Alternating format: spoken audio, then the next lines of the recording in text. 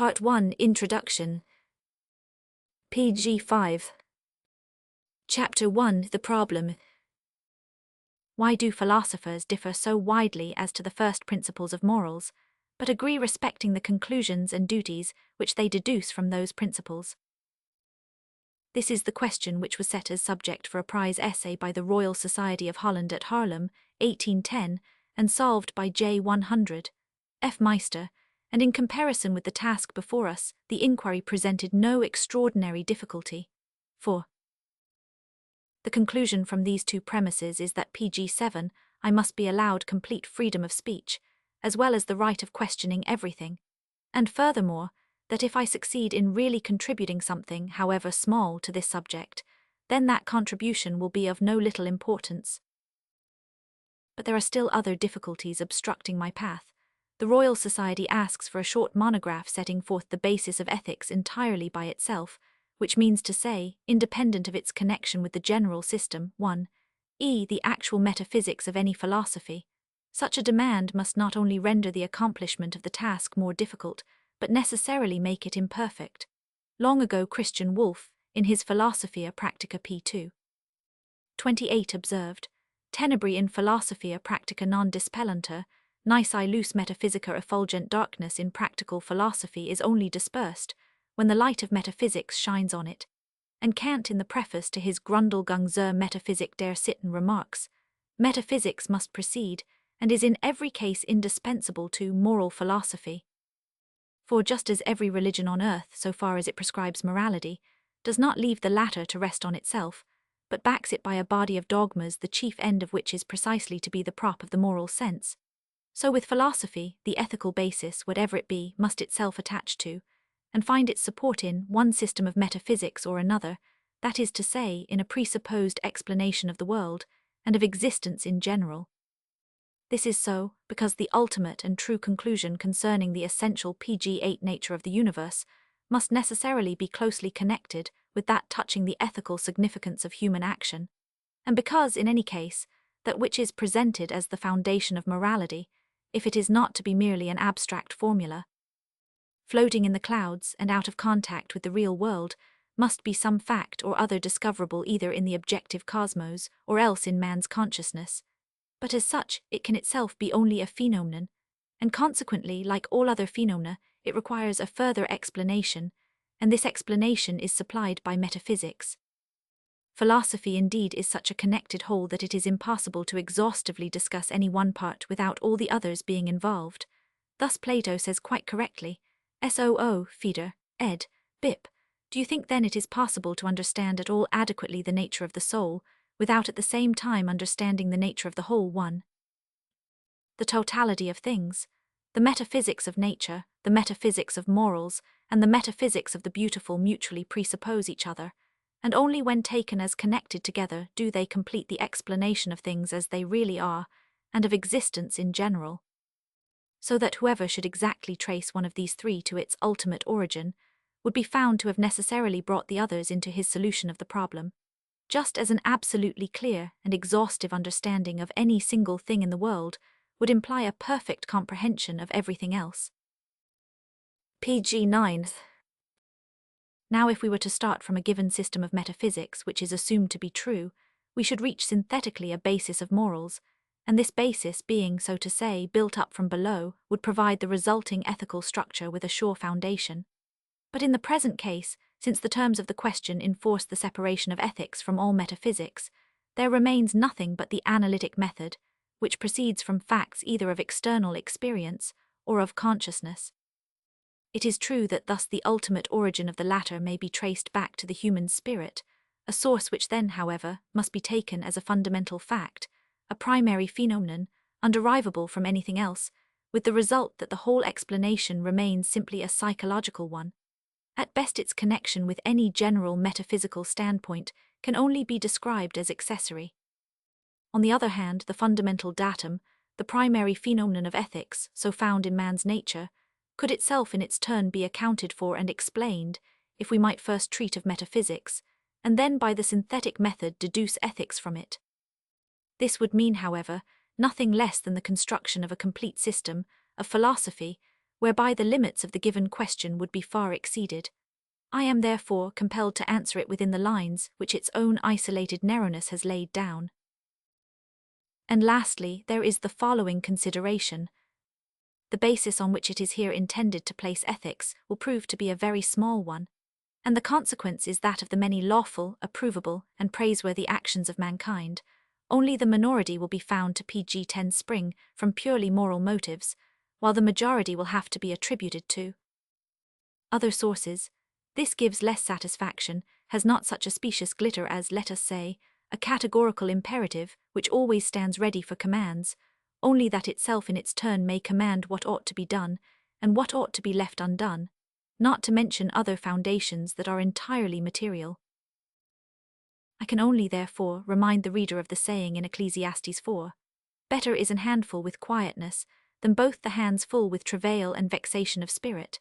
In all knowledge the genuine, proof-resisting, indestructible coefficient is never large, just as in the earth's metallic strata 100 weight of stone hides but a few ounces of gold.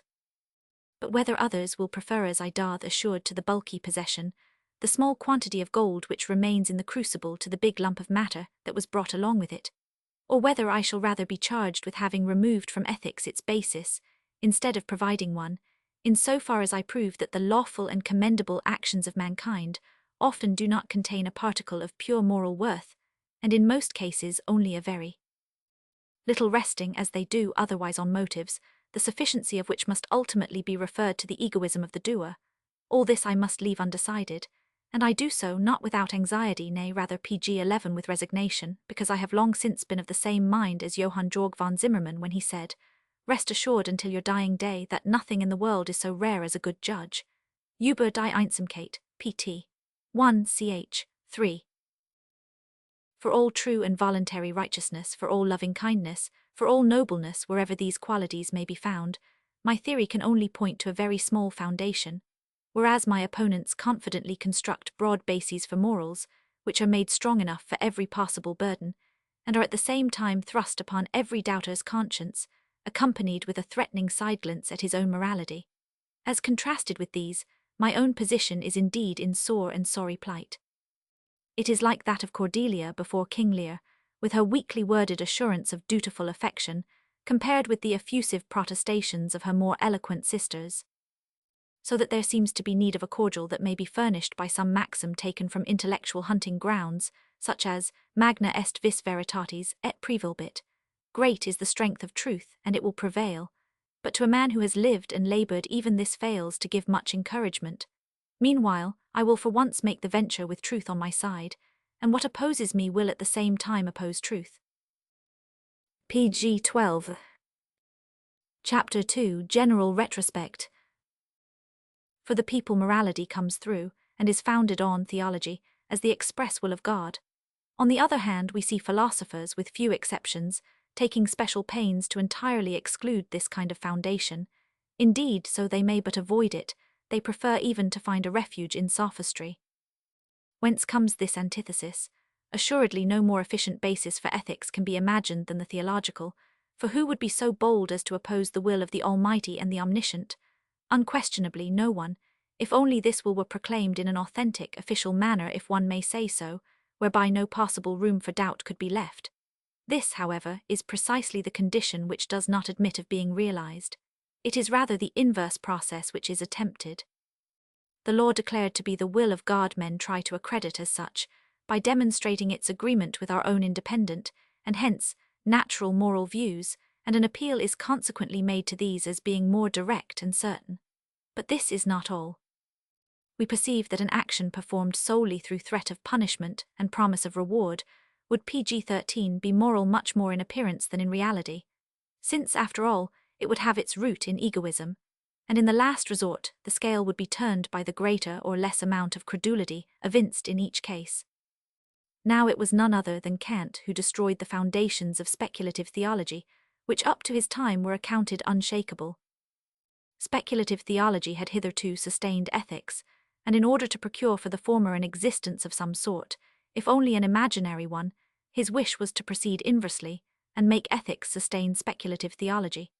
So that it is now more than ever impossible to think of basing ethics on theology, for no one knows any longer which of the two is to be the supporter, and which the supported, and the consequence is a circulus vitiosus.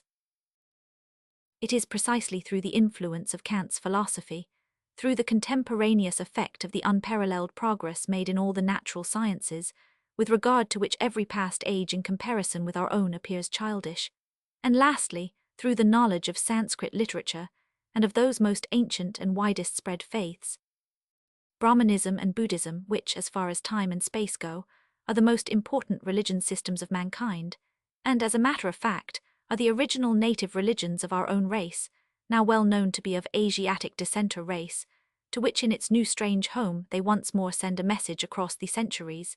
It is because of all this, I say, that the fundamental philosophical convictions of learned Europe have in the course pg 14 of the last 50 years undergone a revolution, which perhaps many only reluctantly admit, but which cannot be denied. The result of this change is that the old supports of ethics have been shown to be rotten, while the assurance remains that ethics itself can never collapse, whence the conviction arises that for it there must exist a groundwork different from any hitherto provided, and adaptable to the advanced views of the age. The need of such is making itself felt more and more, and in it we undoubtedly find the reason that has induced the Royal Society to make the present important question the subject of a prize essay. In every age much good morality has been preached, but the explanation of its raison d'etre has always been encompassed with difficulties.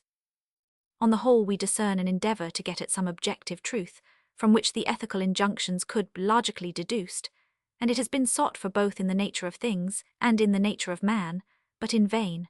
The result was always the same.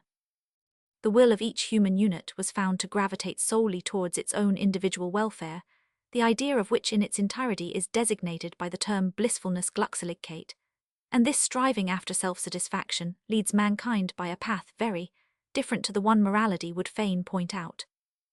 The endeavour was next made now to identify blissfulness with virtue, now to represent it as virtue's consequence and effect.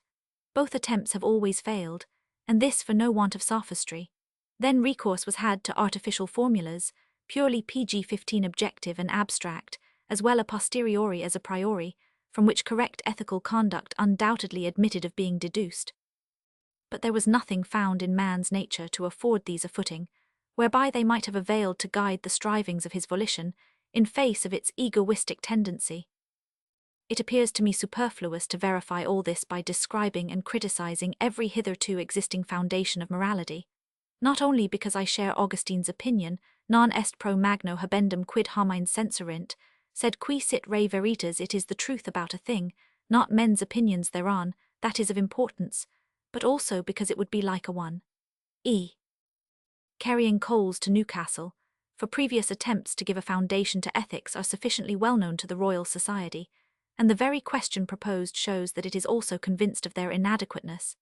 Any reader less well informed will find a careful, if not complete, presentment of the attempts hitherto made, in Garve's Übersicht der vornehmsten Principien der Sittenlehre, and again, in Stadlin's Geschichte der Moral Philosophy. It is of course very disheartening to reflect that ethics, which so directly concerns life, has met with the same unhappy fate as the abstruse science of metaphysics, and that its first principle, though perpetually sought for ever since the time of Socrates, has still to be found. Moreover, we must remember that in ethics, much more than in any other science, what is essential is contained in its fundamental propositions. The deductions are so simple that they come pg-16 of themselves, for all are capable of drawing a conclusion, but few of judging. And this is exactly the reason why lengthy textbooks and dissertations on morals are as superfluous as they are tedious. Meantime, if I may postulate an acquaintance with all the former foundations of ethics, my task will be lightened. Whoever observes how ancient as well as modern philosophers the Church creeds sufficed for the Middle Ages have had recourse to the most diverse and extraordinary arguments, in order to provide for the generally recognized requirements of morality a basis capable of proof, and how notwithstanding they admittedly failed, he will be able to measure the difficulty of the problem, and estimate my contribution accordingly, and he who has learned to know that none of the roads hitherto struck on lead to the goal will be the more willing to tread with me a very different path from Thesia path, which up to now either has not been noticed, or else has been passed over with contempt, perhaps because it was the most natural one. As a matter of fact, my solution of the question will remind many of Columbus' egg. PG 17. It is solely to the latest attempt at giving a basis to ethics I mean the Kantian that a critical examination will be devoted.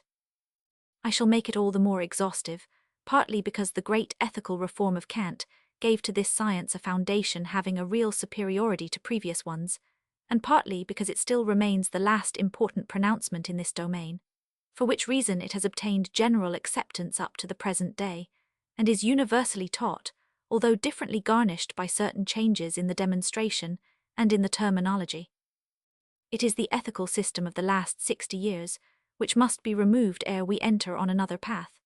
Furthermore, my criticism of the Kantian basis will give me occasion to examine and discuss most of the fundamental conceptions of ethics, and the outcome of this investigation I shall later on be able to postulate.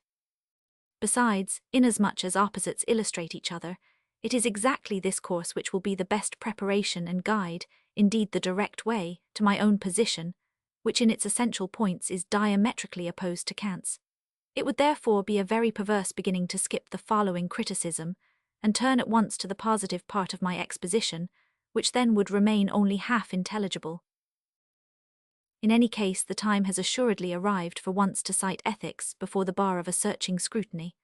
During more than half a century, it has been lying comfortably on the restful cushion, which Kant arranged for it, the cushion of the categorical imperative of practical reason.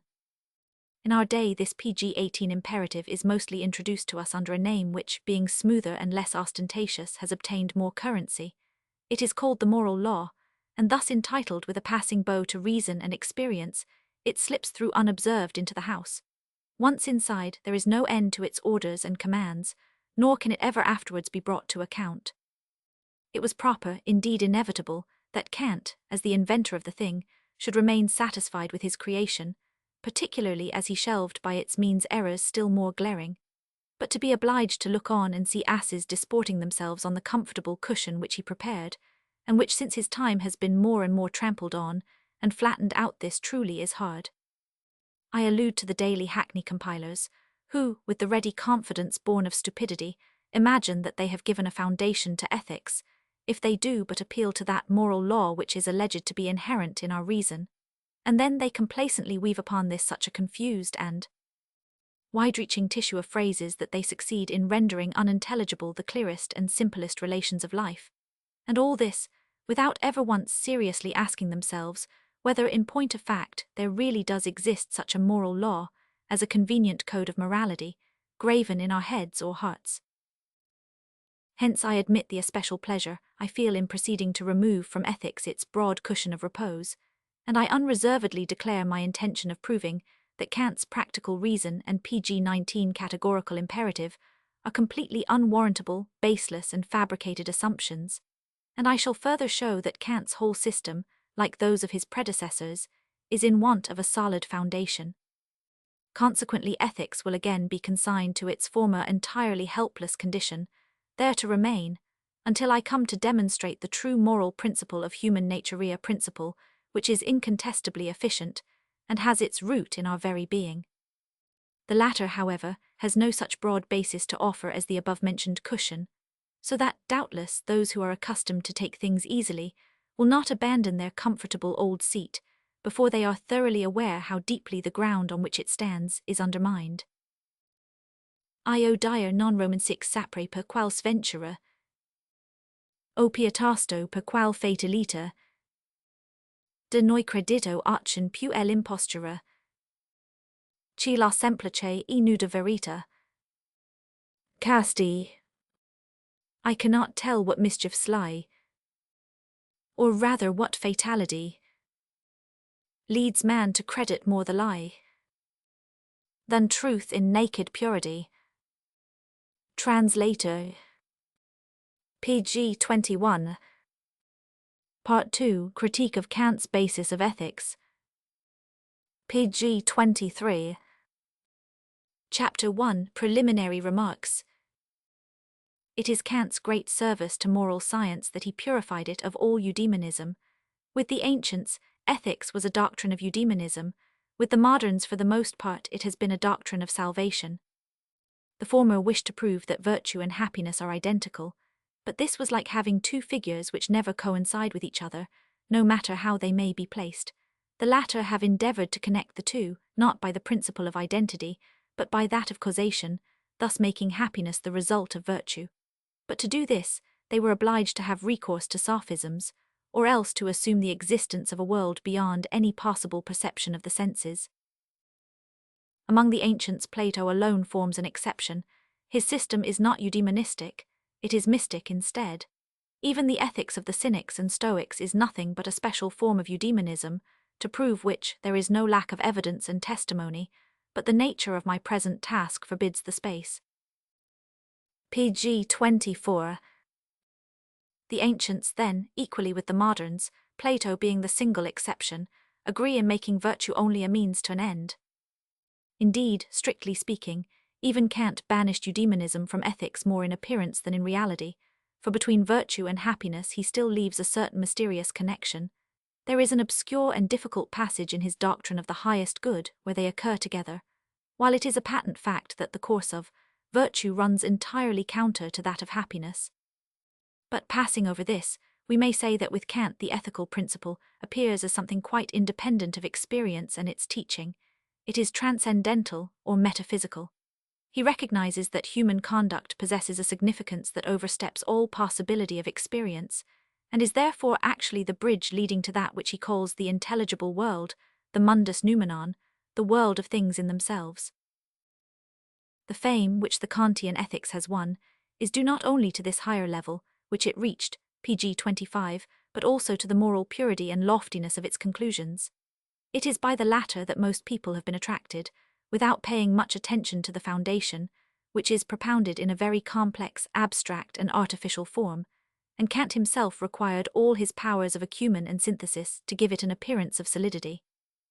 Fortunately, he separated his ethics from the exposition of its basis, devoting to the latter a special work entitled The Grundlegung zur Metaphysik der Sitten, the theme of which will be found to be precisely the same as that of our prize essay. For on page Roman 13 of the preface he says, "The present treatise is nothing else but an attempt to find out and establish the supreme principle of morality. This is an investigation whose scope is complete in itself, and which should be kept apart from all other moral researches. It is in this book that we find the basis, that is to say, the essentials of his ethics set forth with an acute penetration and systematic conciseness, as in no other of his writings. It has, moreover, the great advantage of being the first of Kant's moral works, appearing, as it did, only 4 years later than the Kritik der reinen Vernunft, and consequently it dates from the period when, although he was 61, the detrimental effect of old age on his intellect was not yet perceptible. On the other hand, this is distinctly traceable in the Kritik der praktischen Vernunft, which was published in 1788, or 1 year later than the unhappy remodeling of the Kritik der reinen Vernunft pg 26 in the second edition, whereby the latter, his immortal masterpiece, was obviously marred. An analysis of this question is to be found in the preface to the new edition by Rosenkranz, from which my own investigation makes it impossible for me to dissent. The Kritik der praktischen Vernunft contains in its essentials the same material as the above-mentioned Grundlegung, only the latter has a more concise and rigorous form, while in the former the subject is handled with greater prolixity, interspersed with digressions and even padded with some pieces of moral rhetoric to heighten the impression. When Kant wrote it, he had at last and late in life become deservedly famous, hence being certain of boundless attention, he allowed greater play to the garrulity of old age.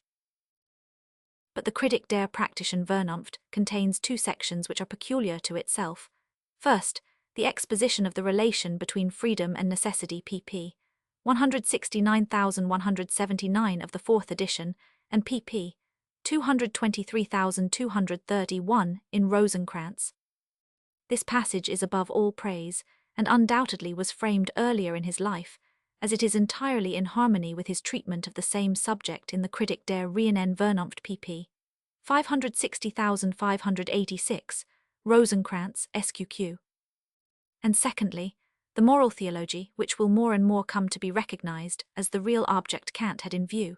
In his Metaphysisch Anfangsgrund der Tugendel this pendant to the deplorable Rechtslehre, written in 1797, the debility of old age is at length fully preponderant. For all these reasons, the present criticism pg 27 will mainly deal with the treatise first mentioned, viz., the Grundlegung zur Metaphysik der Sitten, and the reader will please understand that all the page numbers given by themselves refer to it. Both the other works will only be considered as accessory and secondary. For a proper comprehension of the present criticism, which in probing the Kantian ethics to its depths bears directly and principally on this Grundlegung, it is very desirable that the latter be carefully read through again, so that the mind may have a perfectly clear and fresh presentment of what it contains. It is but a matter of 128 and Roman 14 pages, in Rosenkranz only 100 pages altogether. I shall quote from the third edition of 1792, adding the page number of the new complete publication by Rosenkranz, with an R prefixed. pg 28. Chapter 2, on the imperative form of the Kantian ethics. Kant's first false step lies in his conception of ethics itself, and this is found very clearly expressed on page 62r. In a system of practical philosophy, we are not concerned with adducing reasons for that which takes place, but with formulating laws regarding that which ought to take place, even if it never does take place. This is at once a distinct petitio principii. Who tells you that there are laws to which our conduct ought to be subject? Who tells you that that ought to take place, which in fact never does take place? What justification have you for making this assumption at the outset, and consequently for forcing upon us, as the only possible one, a system of ethics couched in the imperative terms of legislation? I say, in contradistinction to Kant, that the student of ethics, and no less the philosopher in general, must content himself with explaining and interpreting that which is given, in other words, that which really is or takes place, so as to obtain an understanding of it, and I maintain furthermore that there is plenty to do in this direction, much more than has hitherto been done, after the lapse pg 29 of thousands of years. Following the above petitio principii, Kant straightway, without any previous investigation, assumes in the preface, which is entirely devoted to the subject, that purely moral laws exist, and this assumption remains thenceforth undisturbed, and forms the very foundation of his whole system. We, however, prefer first of all to examine the conception denoted by the word law. The true and original meaning of the term is limited to law as between citizens. It is the lex of the Romans and Greeks, a human institution, and depending on human volition. It has a secondary, derived, figurative, metaphorical meaning when applied to nature, whose operations, partly known a priori, partly learnt by experience, and which are always constant, we call natural laws. Only a very small portion of these natural laws can be discerned a priori, and with admirable acuteness Kant set them apart and classed them under the name metaphysics of nature. There is also undoubtedly a law for the human will, in so far as man belongs to nature, and this law is strictly provable, admits of no exception, is inviolable and immovable as the mountains, and does not, like the categorical imperative, imply a quasi-necessity, but rather a complete and absolute one. It is the law of motivation, a form of the law of causation. In other words, it is the causation which is brought about by the medium of the understanding. It is the sole demonstrable law to which the human will as such is subject. It means that every action can only take place in pg 30 consequence of a sufficient motive. Like causality in general, it is a natural law. On the other hand, moral laws, apart from human institution, state ordinance, or religious doctrine, cannot rightly be assumed as existing without proof. Kant, therefore, by taking such laws for granted, is guilty of a petitio principii, which is all the bolder, in that he at once adds page Roman 6 of the preface that a moral law ought to imply absolute necessity. But absolute necessity is everywhere characterized by an inevitable chain of consequence. How, then, can such a conception be attached to these alleged moral laws as an instance of which he adduces "thou shalt not lie"? Every one knows, and he himself admits, that no such consecution for the most part takes place. The reverse indeed is the rule. In scientific ethics, before we admit as controlling the will other laws besides that of motivation laws, which are original and independent of all human ordinantia, must first prove and deduce their existence. That is, provided in things ethical we are concerned not merely with recommending honesty, but with practicing it. Until that proof be furnished, I shall recognize only one source to which is traceable the importation into ethics of the conception law, precept, obligation. It is one which is foreign to philosophy. I mean the Mosaic Decalogue. Indeed, the spelling du salt in the pg 31 above instance of a moral law, the first put forward by Kant, naively betrays this origin. A conception, however, which can point to no other source than this, has no right, without undergoing further scrutiny, thus to force its way into philosophical ethics. It will be rejected until introduced by duly accredited proof. Thus, on the threshold of the subject, Kant makes his first petitio principii, and that no small one. Our philosopher, then, by begging the question in his preface, simply assumes the conception of moral law as given and existing beyond all doubt, and he treats the closely related conception of duty, page 8, exactly in the same way.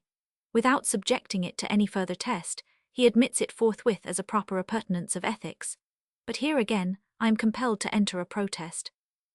This conception, equally with the kindred notions of law, command, obligation, etc., taken thus unconditionally, has its source in theological morals, and it will remain a stranger to philosophical morals, so long as it fails to furnish sufficient credentials drawn either from man's nature or from the objective world.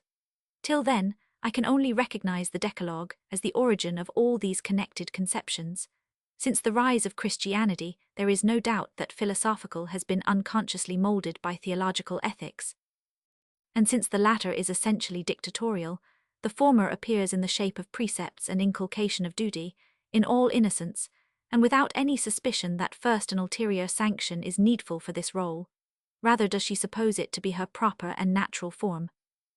It is true that pg 32 all peoples, ages and creeds, and indeed all philosophers with the exception of the materialists proper, have undeniably recognized that the ethical significance of human conduct is a metaphysical one, in other words, that it stretches out beyond this phenomenal existence and reaches to eternity. But it is equally true that the presentment of this fact in terms of command and obedience of law and duty is no part of its essence.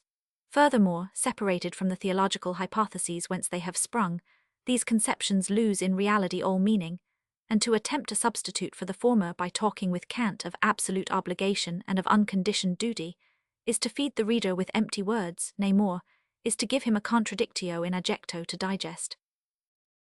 Every obligation derives all sense and meaning, simply and solely from its relation to threatened punishment or promised reward.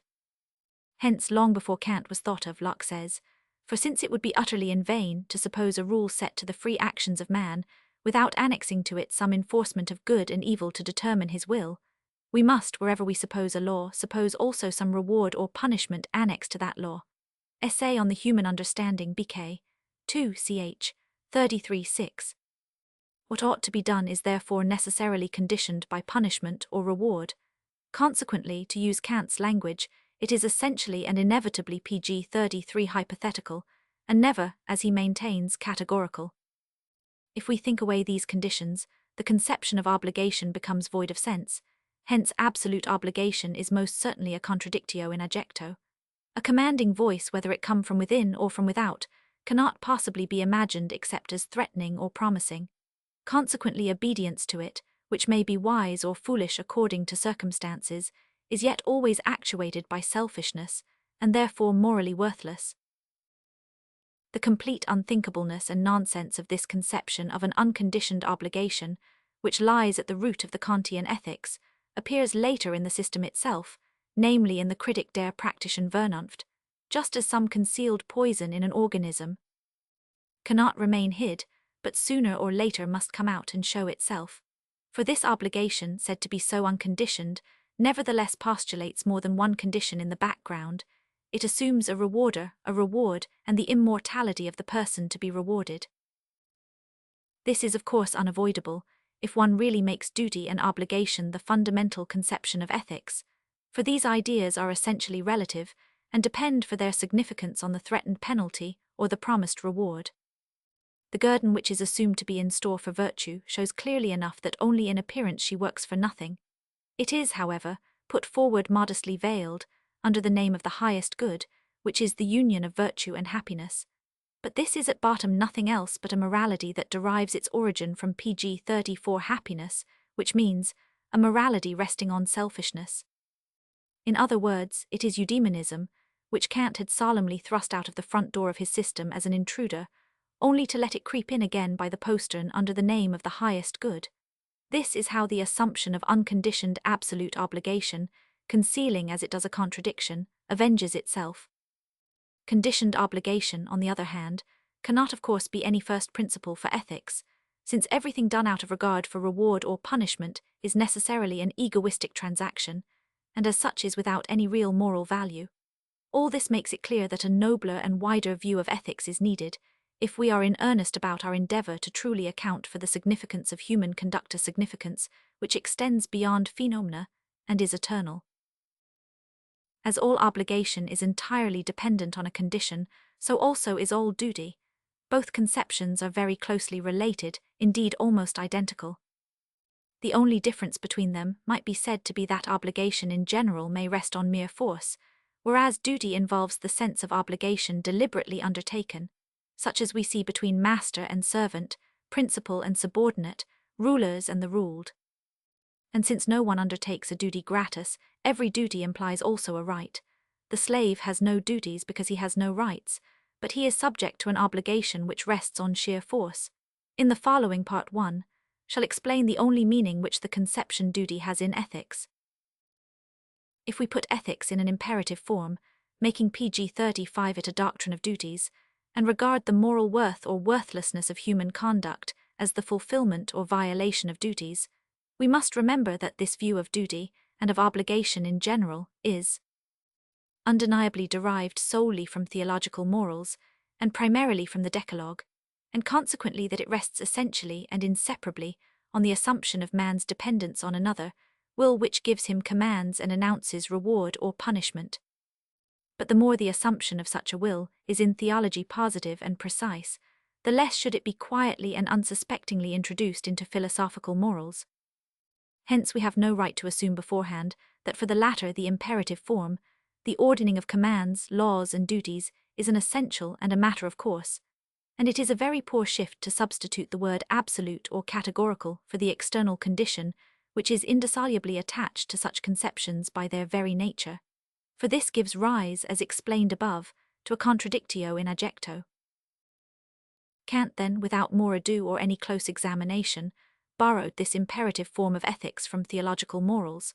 The hypotheses of the latter, in other words, theology, really lie at the root of his system, and as these alone in point of fact lend it any meaning or sense, so they cannot be separated from, indeed are implicitly contained in, it. After this, when he had expounded his position, the task of developing in turn a theology out of his morals, famous moral theologia, was easy enough. For the conceptions which are implicitly pg 36 involved in his imperative, and which lie hidden at the base of his morals, only required to be brought forward and expressed explicitly as postulates of practical reason. And so it was that, to the world's great edification, a theology appeared depending simply on ethics, indeed actually derived therefrom. But this came about because the ethical system itself rests on concealed theological hypotheses. I mean no derisive comparison, but in its form the process is analogous to that whereby a conjurer prepares a surprise for us, when he lets us find something where he had previously employed his art to place it. Described in the abstract, Kant's procedure is this: what ought to have been his first principle, or hypothesis, viz. theology, he made the conclusion, and what ought to have been deduced as the conclusion, viz. the categorical command, he took as his hypothesis. But after he had thus turned the thing upside down, nobody, not even he himself, recognized it as being what it really was, namely the old well-known system of theological morals. How this trick was accomplished we shall consider in the 6th and 7th chapters of the present part. Ethics was of course frequently put in the imperative form, and treated as a doctrine of duties also in pre-Kantian philosophy, but it was always then based upon the will of a God whose existence had been otherwise proved, and so there was no pg 37 in consequence.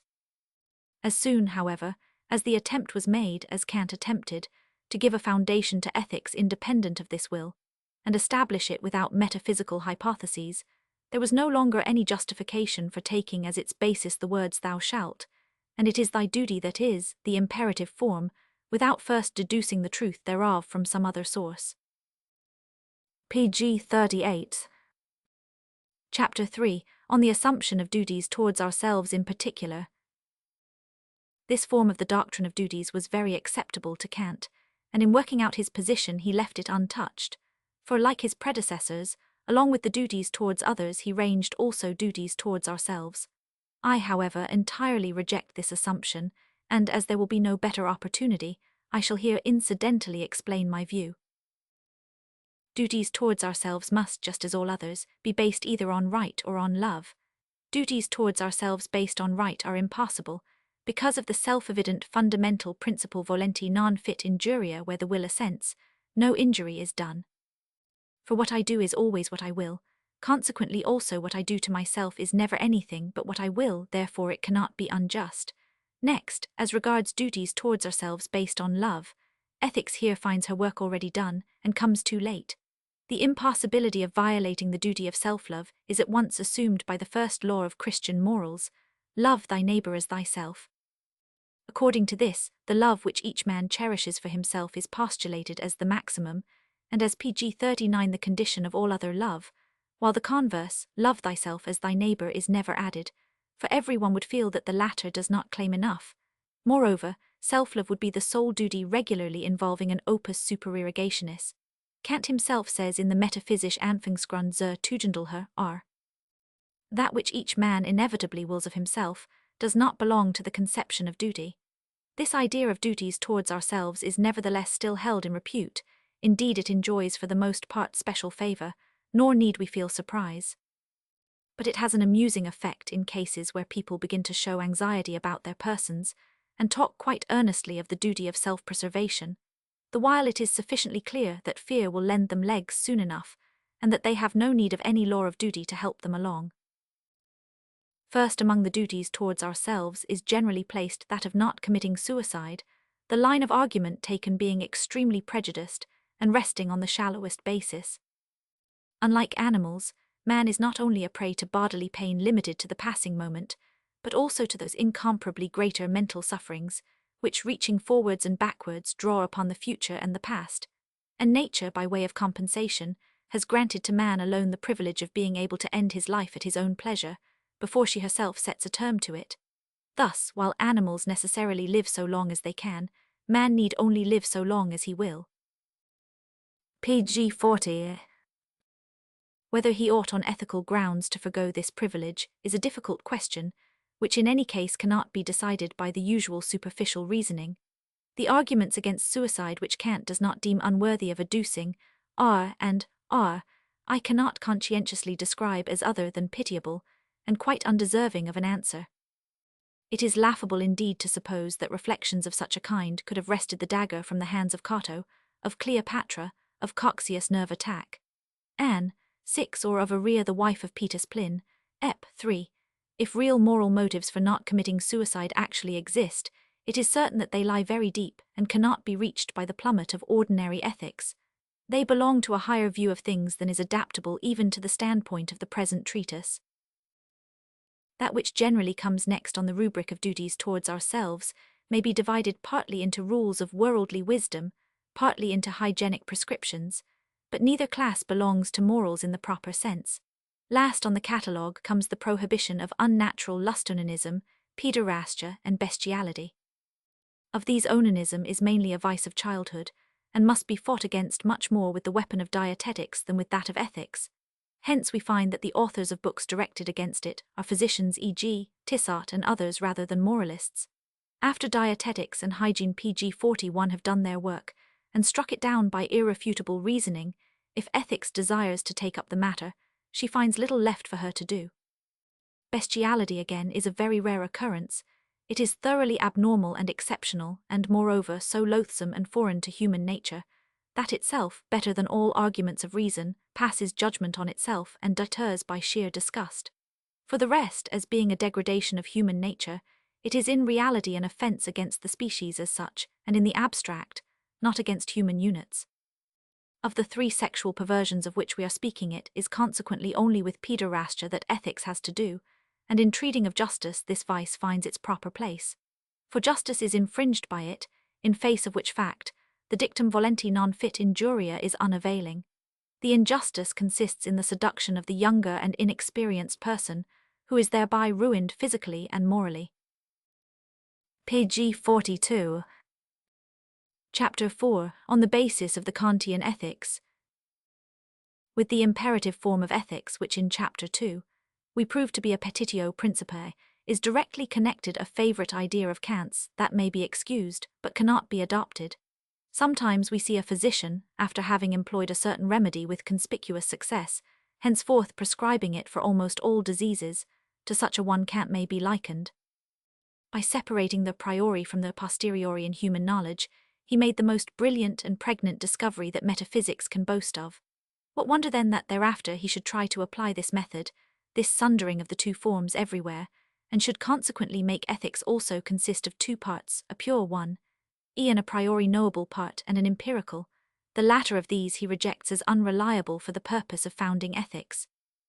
To trace out the former and exhibit it by itself is his purpose in the Grundlegung der Metaphysik der Sitten, which he accordingly represents as a science purely a priori, exactly in the same way as he sets forth the metaphysische Anfangsgrund der Naturwissenschaft.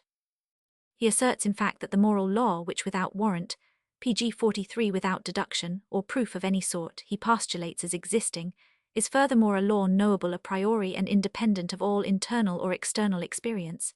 It rests, he says, solely on conceptions of pure reason, and is to be taken as a synthetic proposition a priori critic der praktischen Vernunft, of 4th edition, R. But from this definition the implication immediately follows that such a law can only be formal, like everything else known a priori, and consequently has only to do with the form of actions, not with their essence. Let it be thought what this means. He emphatically adds p. Romans 6 of the preface to the Grundlegung, are that it is useless to look for it either subjectively in man's nature or objectively in the accidents of the external world, and preface of the same, page Romans 7, are that nothing whatever connected with it can be borrowed from knowledge relating to man 1, from anthropology. On page 59r. He repeats that one ought on no account to fall into the mistake of trying to derive one's principle of morality from the special constitution of human nature, and again, on page 60r. He says that everything derived from any natural disposition peculiar to man, or from certain feelings and propensities, or indeed from any special trend attaching solely to human nature, and not necessarily to be taken as the will of every rational being, is incapable of affording a foundation for the moral law. This shows beyond all possibility of contradiction that Kant does not represent the alleged moral law as a fact of consciousness, capable pg 44 of empirical proof, which is how the later would philosophers, both individually and collectively, wish to pass it off.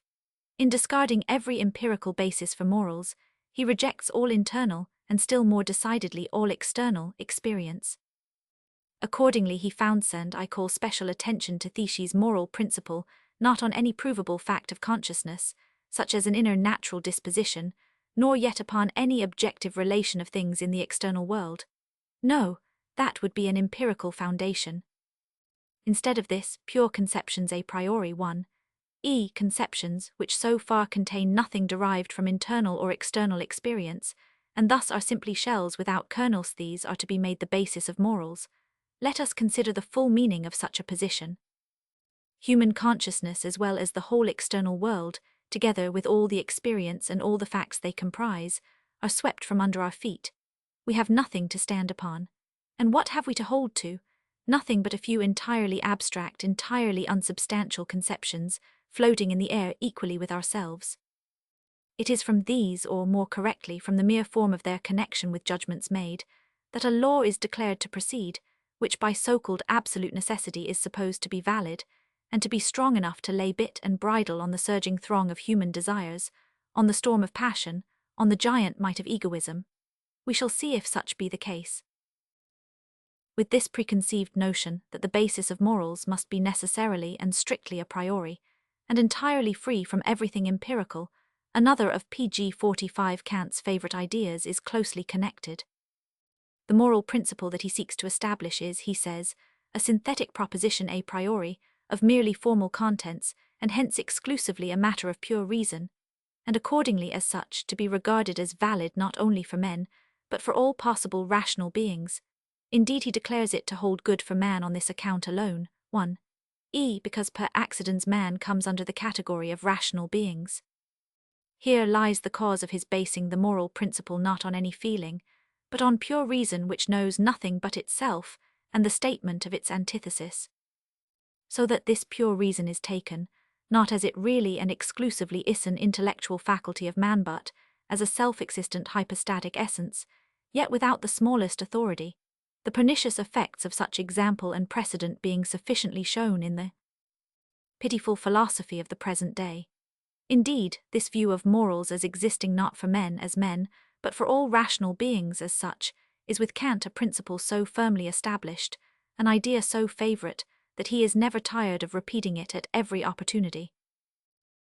I, on the contrary, maintain that we are never entitled to raise into a genus that which we only know of in a single species, for we could bring nothing into our idea of the genus but what we had abstracted from this one species, so that what we should predicate of the genus could after all only be understood of the single species.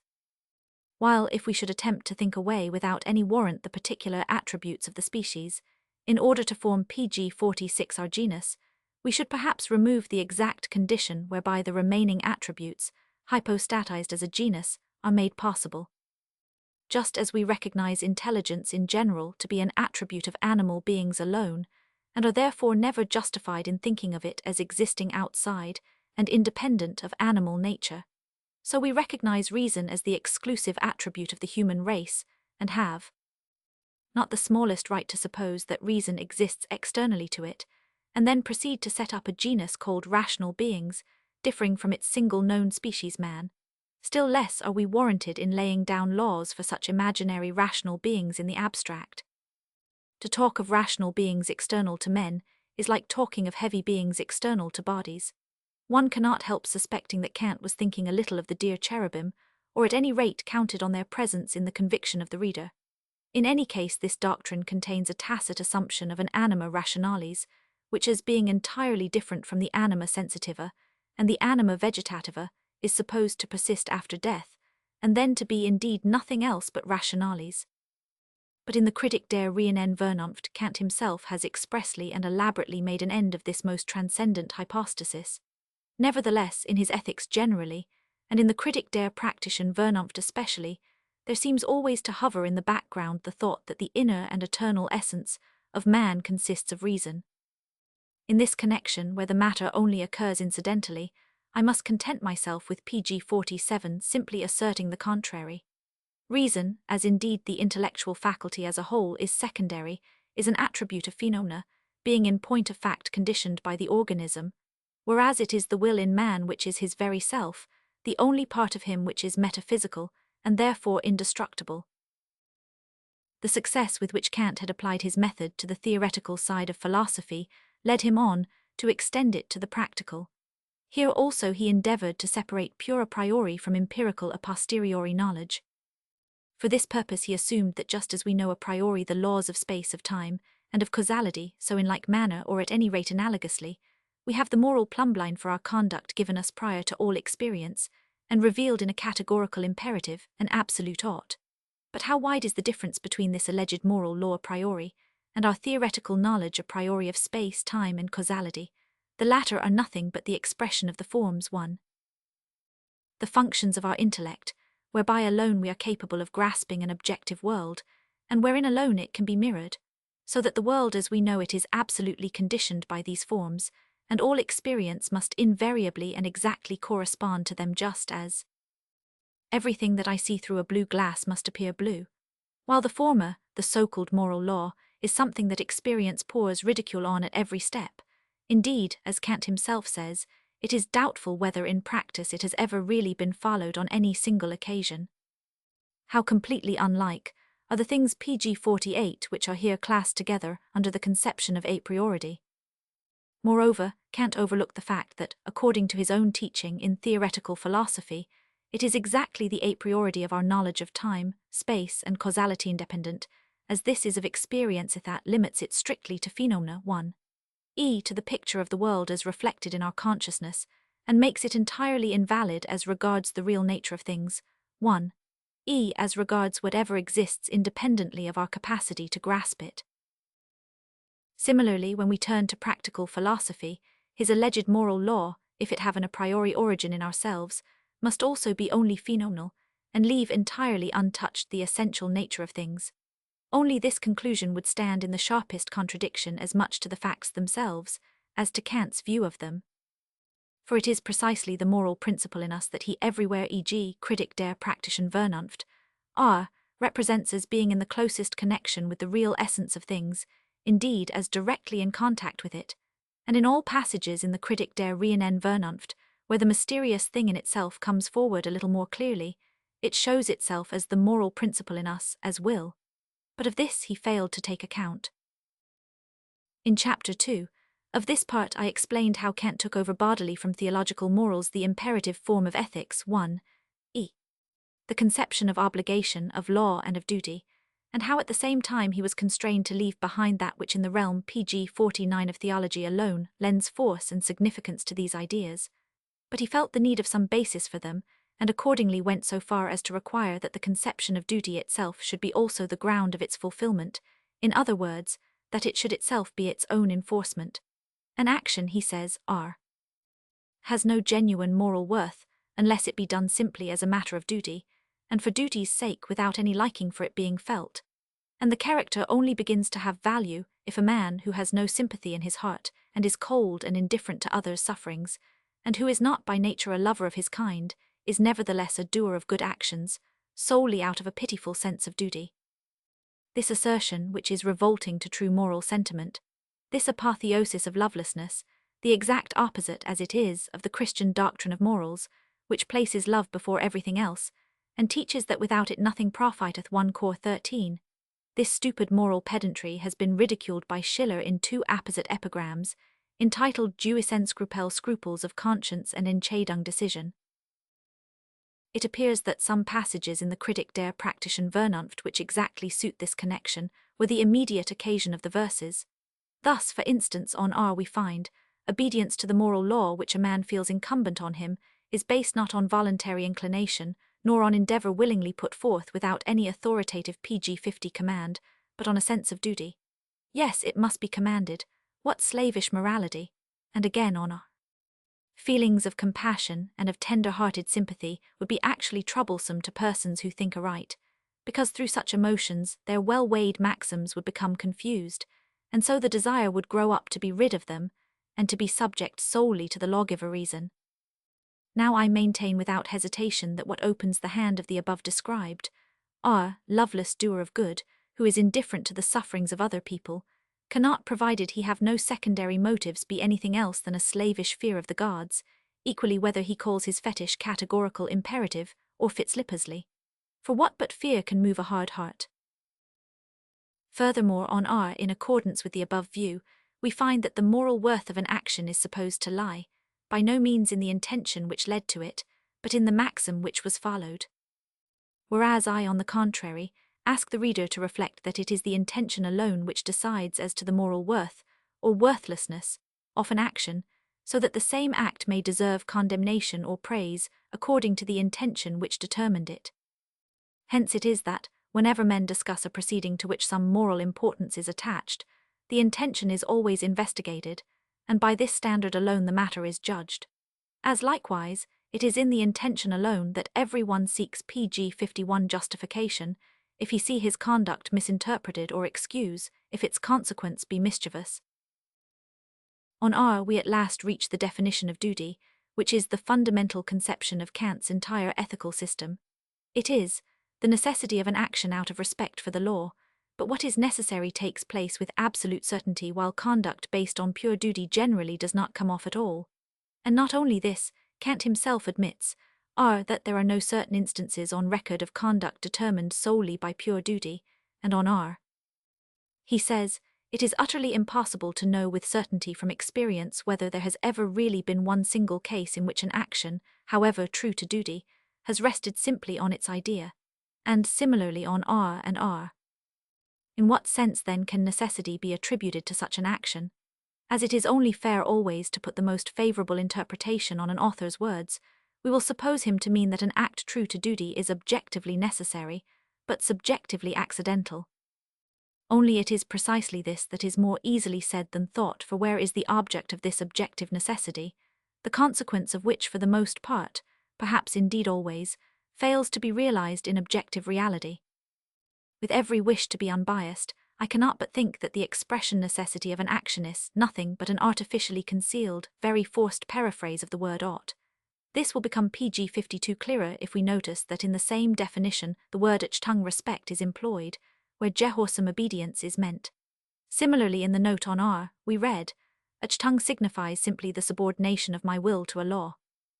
The direct determination of the will by a law, and the consciousness that it is so determined is what is denoted by achtung in what language. In German the proper term is gehorsam, but the word achtung, so unsuitable as it is, cannot without a reason have been put in place of the word gehorsam. It must serve some purpose, and this is obviously none other than to veil the derivation of the imperative form and of the conception of duty from theological morals, just as we saw above that the expression necessity of an action, which is such a forced and awkward substitute for the word shall, was only chosen because shall is the exact language of the Decalogue. The above definition, duty is the necessity of an action out of respect for the law, would therefore read in natural, undisguised plain language, duty signifies an action which ought to be done out of obedience to a law. This is the real form of the poodle. But now as to the law, which is the real foundation stone of the Kantian ethics. What does it contain, and where is it inscribed?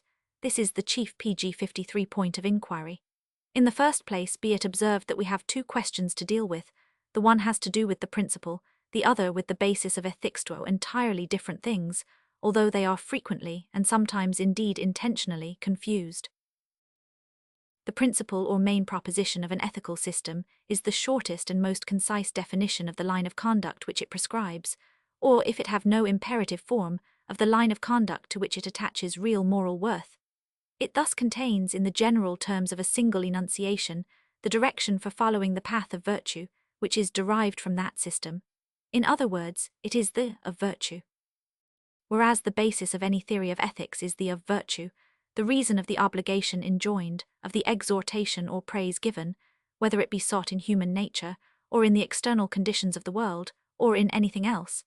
As in all sciences, so also in ethics the must be clearly distinguished from the.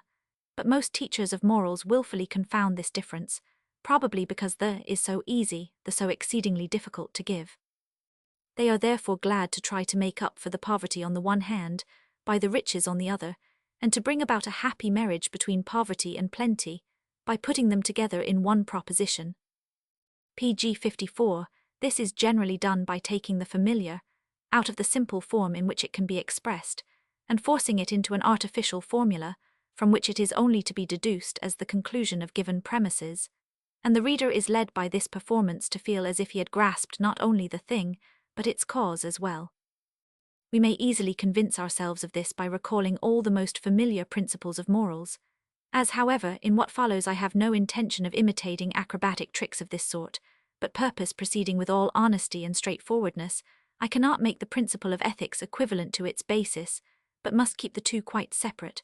Accordingly, this one, the principle, the fundamental proposition as to which in its essence all teachers of morals are really at one, however much they may clothe it in different costumes, I shall at once express in the form which I take to be the simplest and purest possible, viz., neminem lead immo omnes quantum parts juva, do harm to no one, but rather help all people as far as lies in your power. This is in truth the proposition which all ethical writers expend their energies in endeavouring to account for. It is the common result of their manifold and widely differing deductions. It is the for which the is still sought after, the consequence the cause of which is wanting. Hence it is itself nothing, but the pg 55 datum the thing given, in relation to which the quisitum the thing required is the problem of every ethical system, as also of the present prize essay. The solution of this riddle will disclose the real foundation of ethics, which, like the philosopher's stone, has been searched for from time immemorial.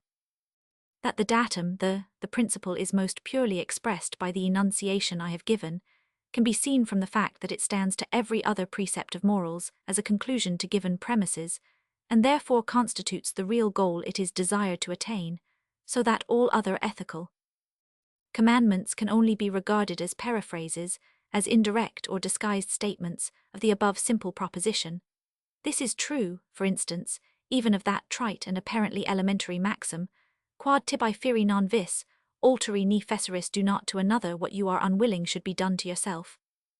The defect here is that the wording only touches the duties imposed by law, not those required by virtue, a thing which can be easily remedied by the omission of non and ni. Thus changed, it really means nothing else than nemanem lead imo omnes quantum parts juva.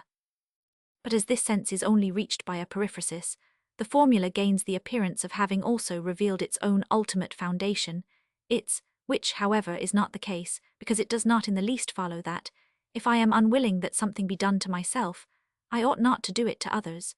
The same is true of every other principle or leading proposition of ethics that has hitherto been put forward. Pg 56.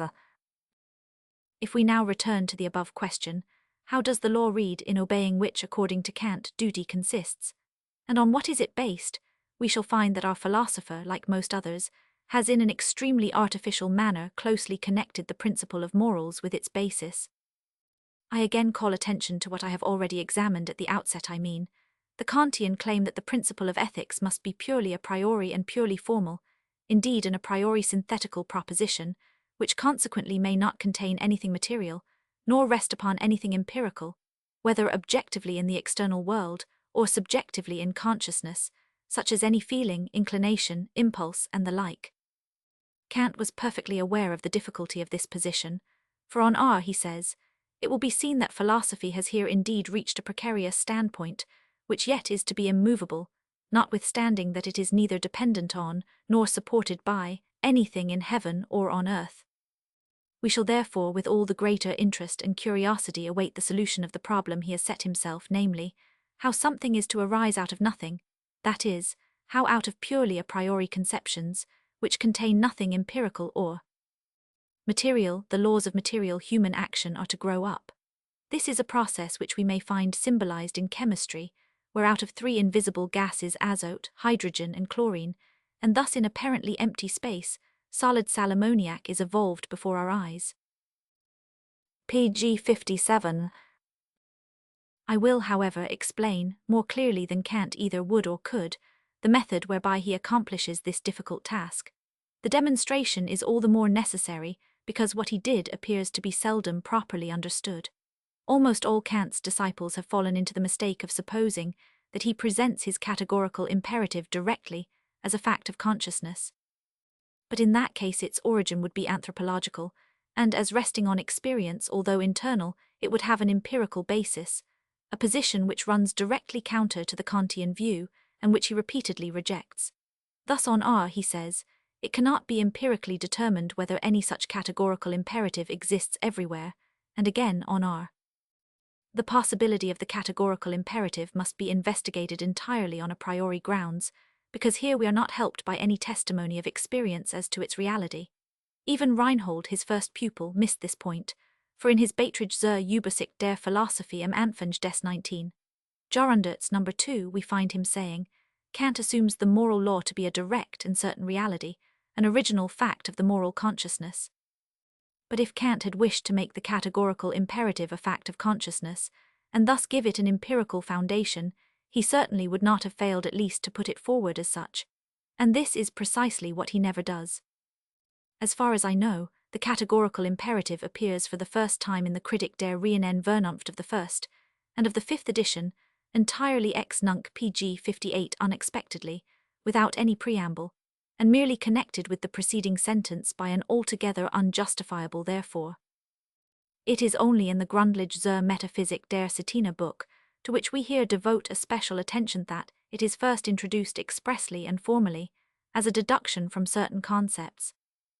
Whereas in Reinhold's Formula Concordii des Criticismus, we actually read on the following sentence, we distinguish moral self-consciousness from the experience with which it, as an original fact transcending all knowledge, is bound up in the human consciousness, and we understand by such self-consciousness the direct consciousness of duty, that is, of the necessity we are under of admitting the legitimacy whether pleasurable, or the reversi of the will, as the stimulus, and as the measure of its own operations. This would of course be a charming thesis, with a very pretty hypothesis to boot. But seriously, into what an outrageous petitio principii do we find Kant's moral law here developed?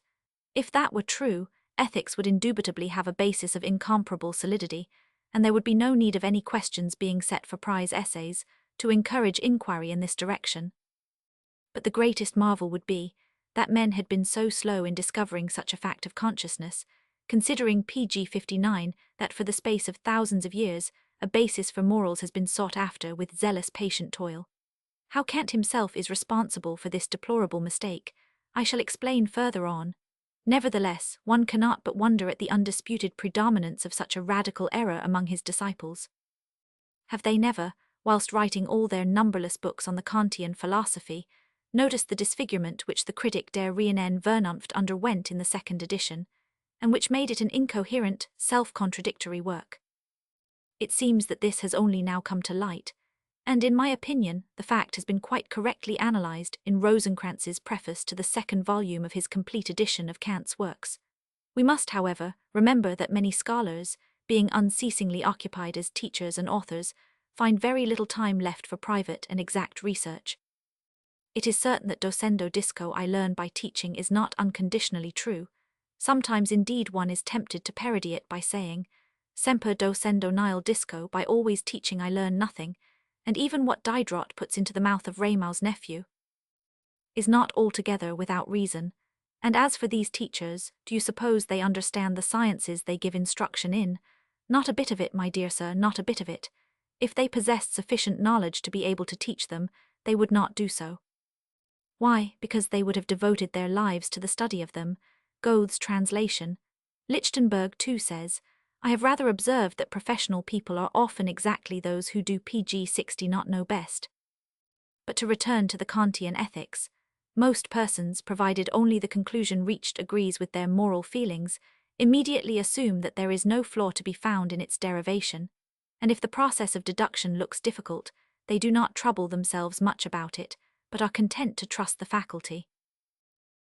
Thus the foundation which Kant gave to his moral law by no means consists in its being proved empirically to be a fact of consciousness. Neither does he base it on an appeal to moral feeling, nor yet on a petitio principii, under its fine modern name of an absolute postulate.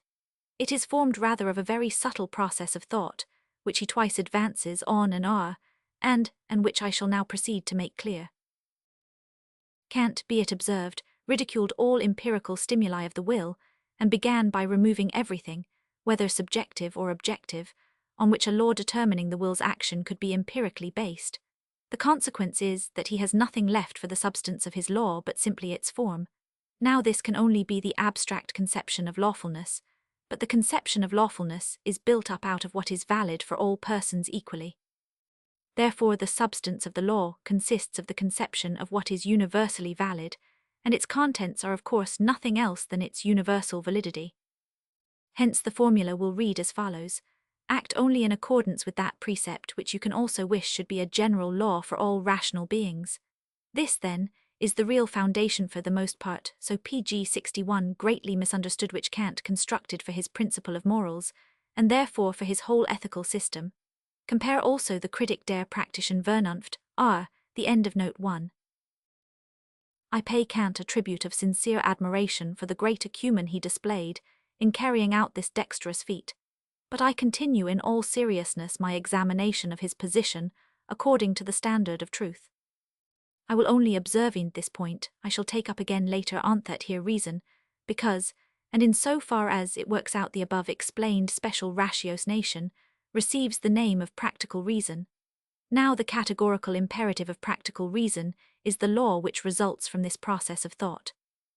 Consequently, practical reason is not in the least what most people, including even Fichte, have regarded it a special faculty that cannot be traced to its source, a qualitas occulta, a sort of moral instinct like Hutcheson's moral sense, but it is as Kant himself in his preface p12 and elsewhere often enough declares one and the same with theoretical reasonis. In fact, theoretical reason itself, in so far as the latter works out the ratiocinative process I have described.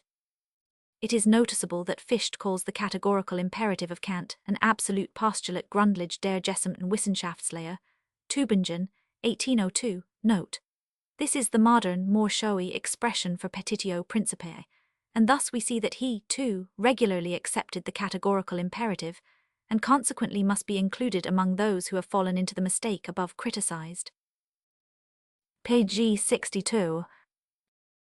The objection to which this Kantian basis of morals is at once and directly exposed lies in the fact that such an origin of a moral law in us is impossible, because of its assumption that man would quite of his own accord hit on the idea of looking about for, and inquiring after, a law to which his will should be subject, and which should shape its actions. This procedure, however, cannot possibly occur to him of itself. At best it could only be after another moral stimulus had supplied the first impulse and motive thereto, and such a stimulus would have to be positively operative and real, and show itself to be such as well as spontaneously influence, indeed force its presence upon, the mind. But anything of this sort would run counter to Kant's assumption, which, according to the chain of reasoning above described, is to be regarded as itself the origin of all moral conceptions, in fact, the punctum saliens of morality.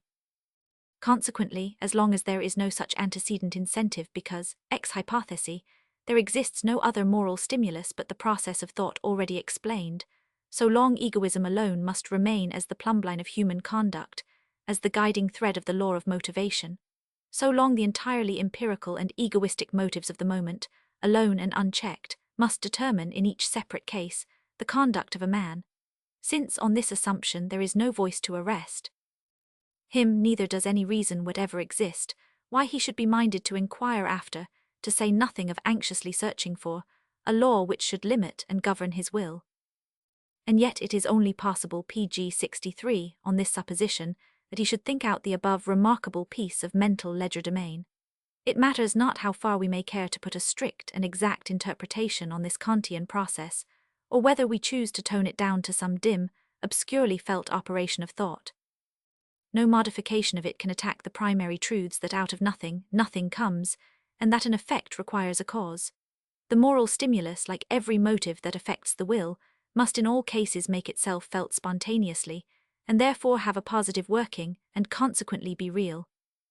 And because for men the only thing which has reality is the empirical, or else that which is supposed to have a possibly empirical existence, therefore it follows that the moral stimulus cannot but be empirical, and show itself as such of its own accord. And without waiting for us to begin our search, it must come and press itself upon us, and this with such force that it may, at least, possibly, overcome the opposing egoistic motives in all their giant strength. For ethics has to do with actual human conduct, and not with the a priori building of card-house performance, which yields results that no man would ever turn to in the stern stress and battle of life, and which, in face of the storm of our passions, would be about as serviceable as a syringe in a great fire. I have already noticed above how Kant considered it a special merit of his moral law that it is founded solely on abstract, pure a priori conceptions, consequently on pure reason, whereby its validity obtains, he says, not only for men, but for all rational beings, pg 64 as such. All the more must we regret that pure abstract conceptions a priori, without real contents, and without any kind of empirical basis, can never move, at any rate men. Of other rational beings I am of course incapable of speaking. The second defect, then, in Kant's ethical basis, is its lack of real substance. So far this has escaped notice, because the real nature of his foundation has in all probability been thoroughly understood only by an exceedingly small number of those who were its enthusiastic propagandists. The second fault, I repeat, is entire want of reality, and hence of possible efficacy. The structure floats in the air, like a web of the subtlest conceptions devoid of all contents. It is based on nothing, and can therefore support nothing and move nothing. And yet Kant loaded it with a burden of enormous weight, namely the hypothesis of the freedom of the will. In spite of his oft-declared conviction that freedom in human action has absolutely no place, that theoretically not even its possibility is thinkable, Kritik der praktischen Vernunft, are, that, if the character of a man and all the motives which work on him were exactly known, his conduct could be calculated as certainly and as precisely as an eclipse of the moon ibidem, are. He nevertheless makes an assumption of freedom, although only idealiter, and as a postulate by his celebrated conclusion, "You can because you ought," and this on the strength of his precious ethical basis, which, as we see, floats in the air incorporeal. But if it has once been clearly recognized, pg 65, that a thing is not, and cannot be, what is the use of all the postulates in the world? It would be much more to the purpose to cast away that on which the postulate is based, because it is an impossible supposition, and this course would be justified by the rule a non posse ad non esse vale consequentia, and by a reductio ad absurdum, which would at the same time be fatal to the categorical imperative, instead of which one false doctrine is built up on the other. The inadmissibility of a basis for morals consisting of a few entirely abstract and empty conceptions must have been apparent to Kant himself in secret.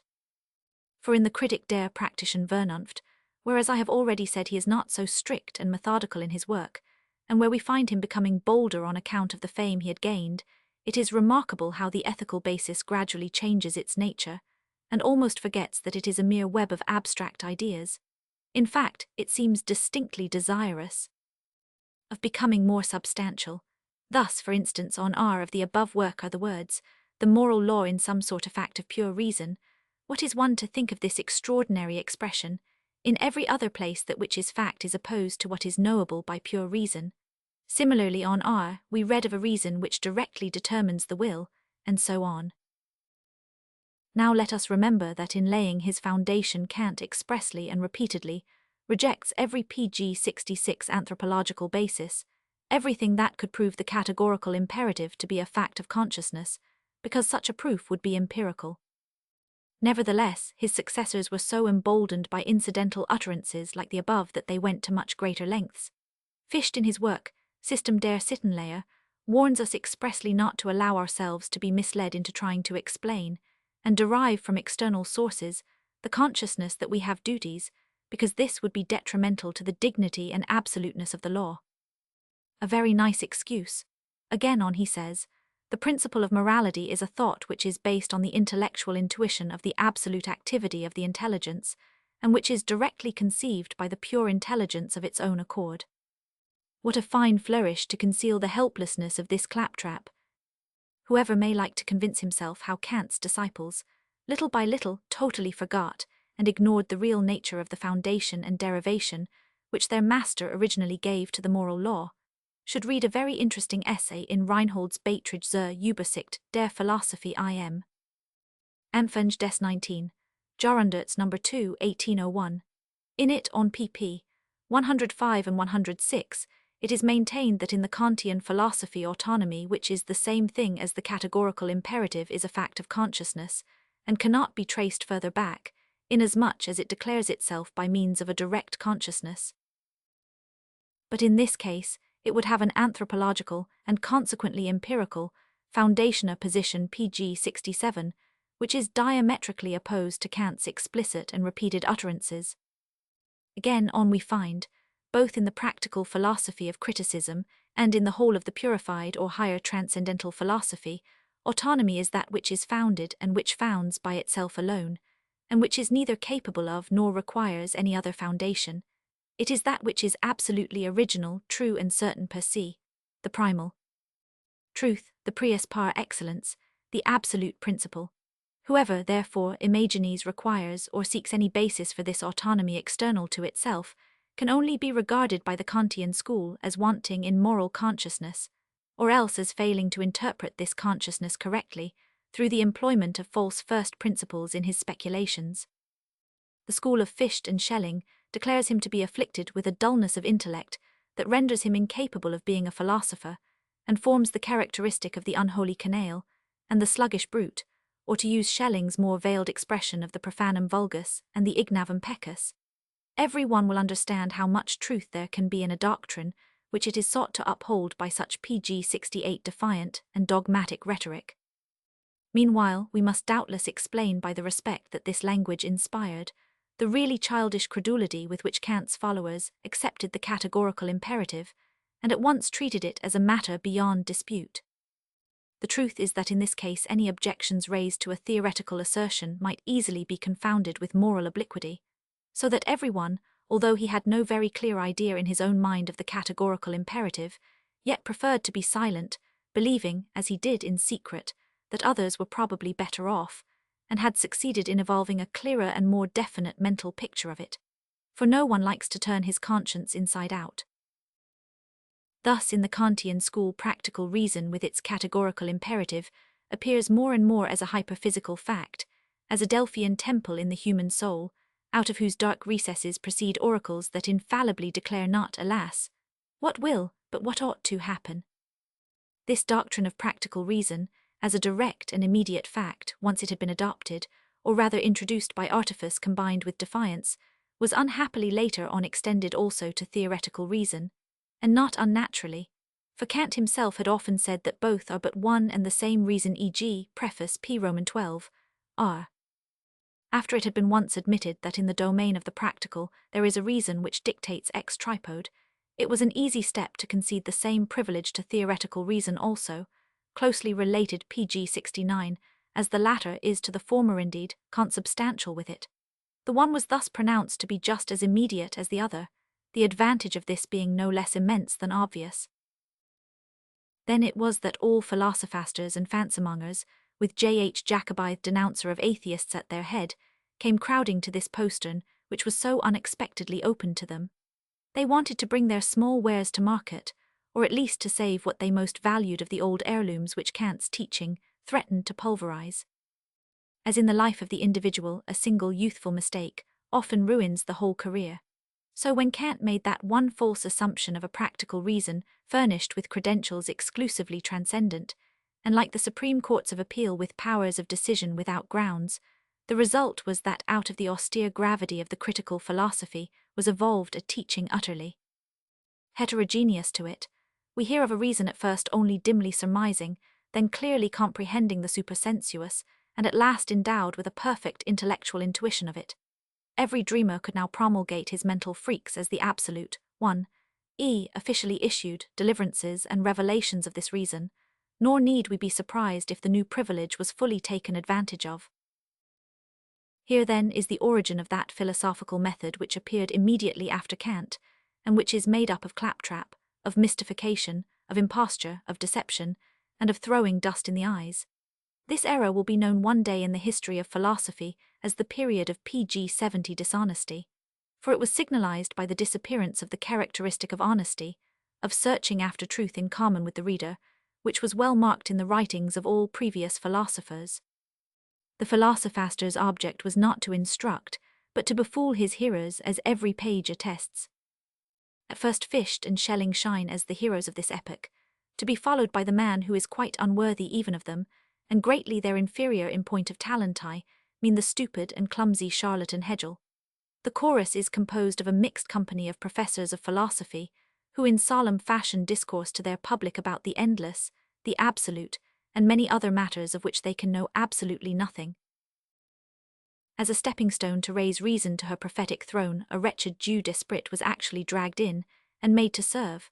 It was asserted that, as the word Vernunft reason comes from vernemen to comprehend, therefore Vernunft means a capacity to comprehend the so-called supersensuous, or Klaukakutan. This pretty notion met with boundless approval, and for the space of 30 years was constantly repeated in Germany with immense satisfaction. Indeed, it was made the foundation of philosophically manuals, and yet it is as clear as noonday that of course Vernunft reason comes from vernemen to comprehend, but only because reason makes man superior to animals, so that he not only hears, but also comprehends vernimmt by no means, pg 71, what is going on in Klaukakutan, but what is said, as by one reasonable person to another, the words spoken being comprehended vernamen by the listener, and this capacity is called reason Vernunft. Such is the interpretation that all peoples, ages, and languages have put on the word reason. It has always been understood to mean the possession of general, abstract, non-intuitive ideas, named concepts, which are denoted and fixed by means of words. This faculty alone it is which in reality gives to men their advantage over animals. For these abstract ideas or concepts, that is, mental impressions formed of the sum of many separate things, are the condition of language and through it of actual thought, through which again they determine the consciousness not only of the present which animals also have, but of the past and the future as such. whence it results that they are the modulus, so to say, of clear recollection, of circumspection, of foresight, and of intention, the constant factor in the evolution of systematic cooperation, of the state, of trades, arts, sciences, religions, and philosophies, in short, of everything that so sharply distinguishes human from animal life. Beasts have only intuitive ideas, and therefore also only intuitive motives. Consequently, the dependence of their volition on motives is manifest. With man, this dependence is no less a fact. He, too, with due allowance for individual character, is affected by motives under the strictest law of necessity. Only these are for the most part not intuitive but abstract ideas, that is, conceptions or thoughts, which nevertheless are the result of previous intuitions, hence pg 72 of external influences. This, however, gives him a relative freedom relative, that is, as compared with an animal. For his action is not determined as it is in all other creatures by the surroundings of the moment as intuitively perceived, but by the thoughts he has derived from experience or gained by instruction. Consequently, the motive by which he, too, is necessarily swayed is not always at once obvious to the looker-on simultaneously with the act. It lies concealed in the brain. It is this that lends to all his movements, as well as to his conduct and work as a whole, a character manifestly different from that observable in the habits of beasts. He seems as though guided by finer, invisible threads, whence all his acts bear the stamp of deliberation and premeditation, thus gaining an appearance of independence, which sufficiently distinguishes them from those of animals. All these great differences, however, spring solely out of the capacity for abstract ideas, concepts. This capacity is therefore the essential part of reason, that is, of the faculty peculiar to man, and it is called ratio la ragione il discorso, reason, discourse of reason. If I were asked what the distinction is between it and Verstand, intellectus, entendment, understanding, I should reply thus: the latter is that capacity for knowledge which animals also possess in varying degrees, and which is seen in us at its highest development. In other words, it is the pg 73 direct consciousness of the law of causality, a consciousness which precedes all experience, being constituted by the very form of the understanding, whose essential nature is, in fact, therein contained. On it depends in the first place the intuitive perception of the external world, for the senses by themselves are only capable of impression, a thing which is very far from being intuitive perception. Indeed, the former is nothing but the material of the latter. The mind sees, the mind hears, everything else is deaf and blind. Intuitive perception is the result of our directly referring the impressions of the sense organs to their cause, which, exactly because of this act of the intelligence, presents itself as an external object under the mode of intuition proper to us 1. In space. This is a proof that the law of causality is known to us a priori, and does not arise from experience, since experience itself, inasmuch as it presupposes intuitive perception, is only possible through the same law. All the higher qualities of the intellect, all cleverness, sagacity, penetration, acumen, are directly proportional to the exactness and fullness with which the workings of causality in all its relations are grasped. For all knowledge of the connection of things, in the widest sense of the word, is based on the comprehension of this law, and the clearness and accuracy with which it is understood is the measure of one man's superiority to another in understanding, shrewdness, cunning. On the other hand, the epithet reasonable has at all times been applied to the man who does pg 74 not allow himself to be guided by intuitive impressions, but by thoughts and conceptions, and who therefore always sets to work logically after due reflection and forethought. Conduct of this sort is everywhere known as reasonable. Not that this by any means implies uprightness and love for one's fellows. On the contrary, it is quite possible to act in the most reasonable way, that is, according to conclusions scientifically deduced and weighed with the nicest exactitude, and yet to follow the most selfish, unjust, and even iniquitous maxims. So that never before Kant did it occur to anyone to identify just, virtuous, and noble conduct with reasonable. The two lines of behavior have always been completely separated and kept apart. The one depends on the kind of motivation, the other on the difference in fundamental principles. Only after Kant, because he taught that virtue has its source in pure reason, did the virtuous and the reasonable become one and the same thing, despite the usage of these words, which all languages have adopted a usage which is not fortuitous, but the work of universal, and therefore uniform, human judgment. Reasonable and vicious are terms that go very well together. Indeed, great, far-reaching crimes are only possible from their union. Similarly, unreasonable and noble-minded are often found associated. E.g., if I give today to the needy man what I shall myself require tomorrow more urgently than he, or if I am so far affected as to hand over to one in distress the sum which my creditor is waiting for, and such cases could be multiplied indefinitely.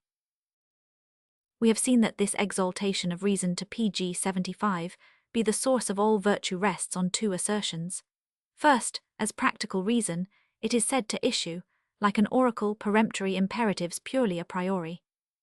Secondly, taken in connection with the false explanation of theoretical reason, as given in the Critic der reinen Vernunft, it is presented as a certain faculty essentially concerned with the unconditioned, as manifested in three alleged ideas, the impossibility of which the intellect at the same time recognizes a priori.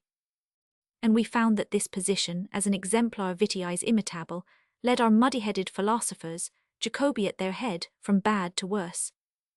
They talked of reason Vernunft as directly comprehending vernamen the supersensuous, and absurdly declared that it is a certain mental property which has to do essentially with things transcending all experience with metaphysics, and that it perceives directly and intuitively the ultimate causes of all things, and of all being the supersensuous, the absolute, the divine, etc. Now, had it been wished to use reason instead of deifying it, such assertions as these must long ago have been met by the simple remark that, if man, by virtue of a special organ, furnished by his reason, for solving the riddle of the world, possessed an innate metaphysics that only required development, in that pg 76 case there would have to be just as complete agreement on metaphysical matters as on the truths of arithmetic and geometry, and this would make it totally impossible that there should exist on the earth a large number of radically different religions, and a still larger number of radically different systems of philosophy. Indeed, we may rather suppose that, if anyone were found to differ from the rest in his religious or philosophical views, he would be at once regarded as a subject for mental pathology. Nor would the following plain reflection have failed to present itself. If we discovered a species of apes which intentionally prepared instruments for fighting or building or for any other purpose, we should immediately admit that it was endowed with reason. On the other hand, if we meet with savages destitute of all metaphysics or of all religion, and there are such, it does not occur to us to deny them reason on that account.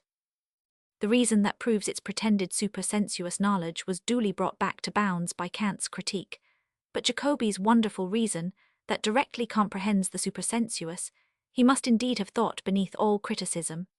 Meanwhile, a certain imperious and oracular reason of the same kind is still, at the universities, fastened on the shoulders of our innocent youth. Note: if we wish to reach the real origin of this hypothesis of practical reason, we must trace its descent a little further back. We shall find that it is derived pg 77 from a doctrine, which Kant totally confuted, but which nevertheless in this connection lies secretly, indeed he himself is not aware of it, at the root of his assumption of a practical reason with its imperatives, and its autonomy a reminiscence of a former mode of thought.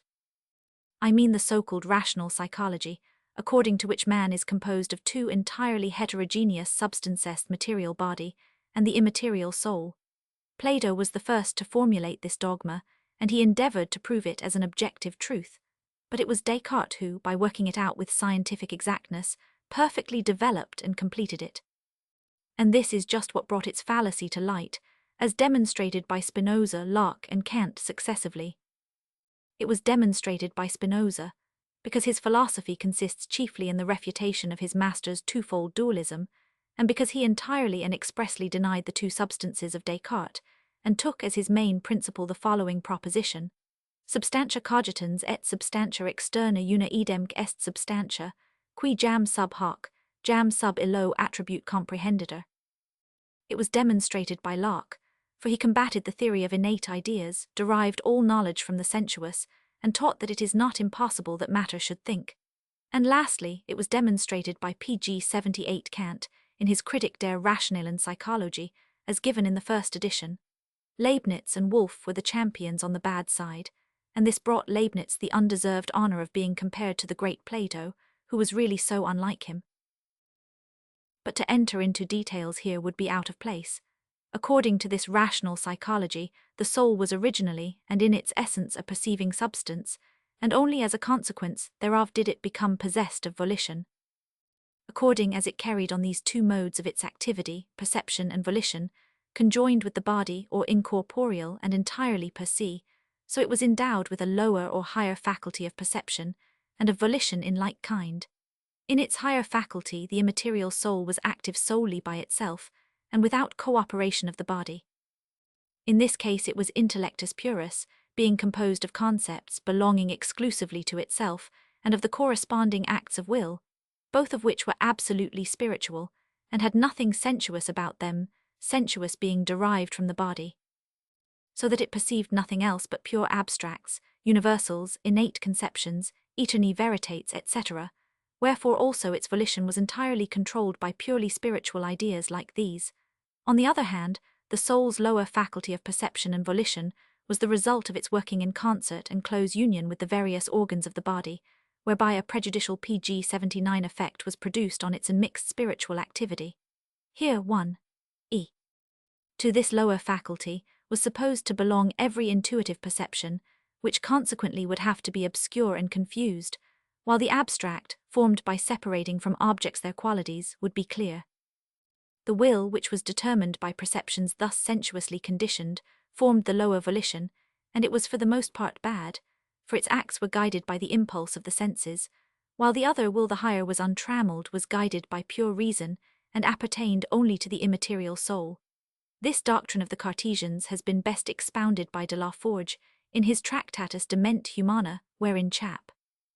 23 we read, Non nisi idem voluntas est, qui appellator appetitus sensitivus, quando excitator per judicia, qui formentor consequentur ad perceptions sensuum, et qui appetitus rationalis nominator, cum pg ad mens judicia format de propriis sues idies, independentur a cogitationibus sensuum confusis, qui inclinationem ejus sunt causi id, quad occasionum dedit, ut. Dui isti diversi voluntatis propensions pro duobus diversis appetitibus sumerenter, est, quad sipisime unius alteri opinator, quia propositum, quad mens superredificat propriis sues perceptionibus, non semper consentit cum cogitationibus, qui mentia corporis disposition suggerunter, per quam sip obligator ad aliquid volendum, dum ratio ejus aliud opter facit. Out of the dim reminiscence of such views there finally arose Kant's doctrine of the autonomy of the will, which, as the mouthpiece of pure, practical reason, lays down the law for all rational beings as such, and recognizes nothing but formal motives, as opposed to material, the latter determining only the lower faculty of desires, to which the higher is hostile. For the rest, this whole theory, which was not really systematically set forth till the time of Descartes, is nevertheless to be found as far back as Aristotle. In his De Anima 1 it is sufficiently clearly stated, while Plato in the Phaedo pp. 188 and 189 edit. Bipont had already paved the way with no uncertain hints. After being elaborated to great perfection by the Cartesian doctrine, we find it 100 years later waxed bold and strong, and occupying the foremost place, but precisely for this reason forced to reveal its true nature. An excellent resume of the view which then prevailed is presented in Muratori's Della Forza della Fantasia, chaps. 14 and 13. In this work the imagination is pg 81 regarded as a purely material, corporeal organ of the brain, the lower faculty of perception, its function being to intuitively apprehend the external world on the data of the senses, and not remains for the immaterial soul, but thinking, reflecting and determining. It must have been felt how obviously this position involves the whole subject in doubt, for if matter is capable of the intuitive apprehension of the world in all its complexity, it is inconceivable that it should not also be capable of abstracting this intuition, wherefrom everything else would follow. Abstraction is of course nothing else than an elimination of the qualities attaching to things which are not necessary for general purposes, in other words, the individual and special differences. For instance, if I disregard or abstract that which is peculiar to the sheep, ox, stag, camel, etc., I reach the conception of ruminants.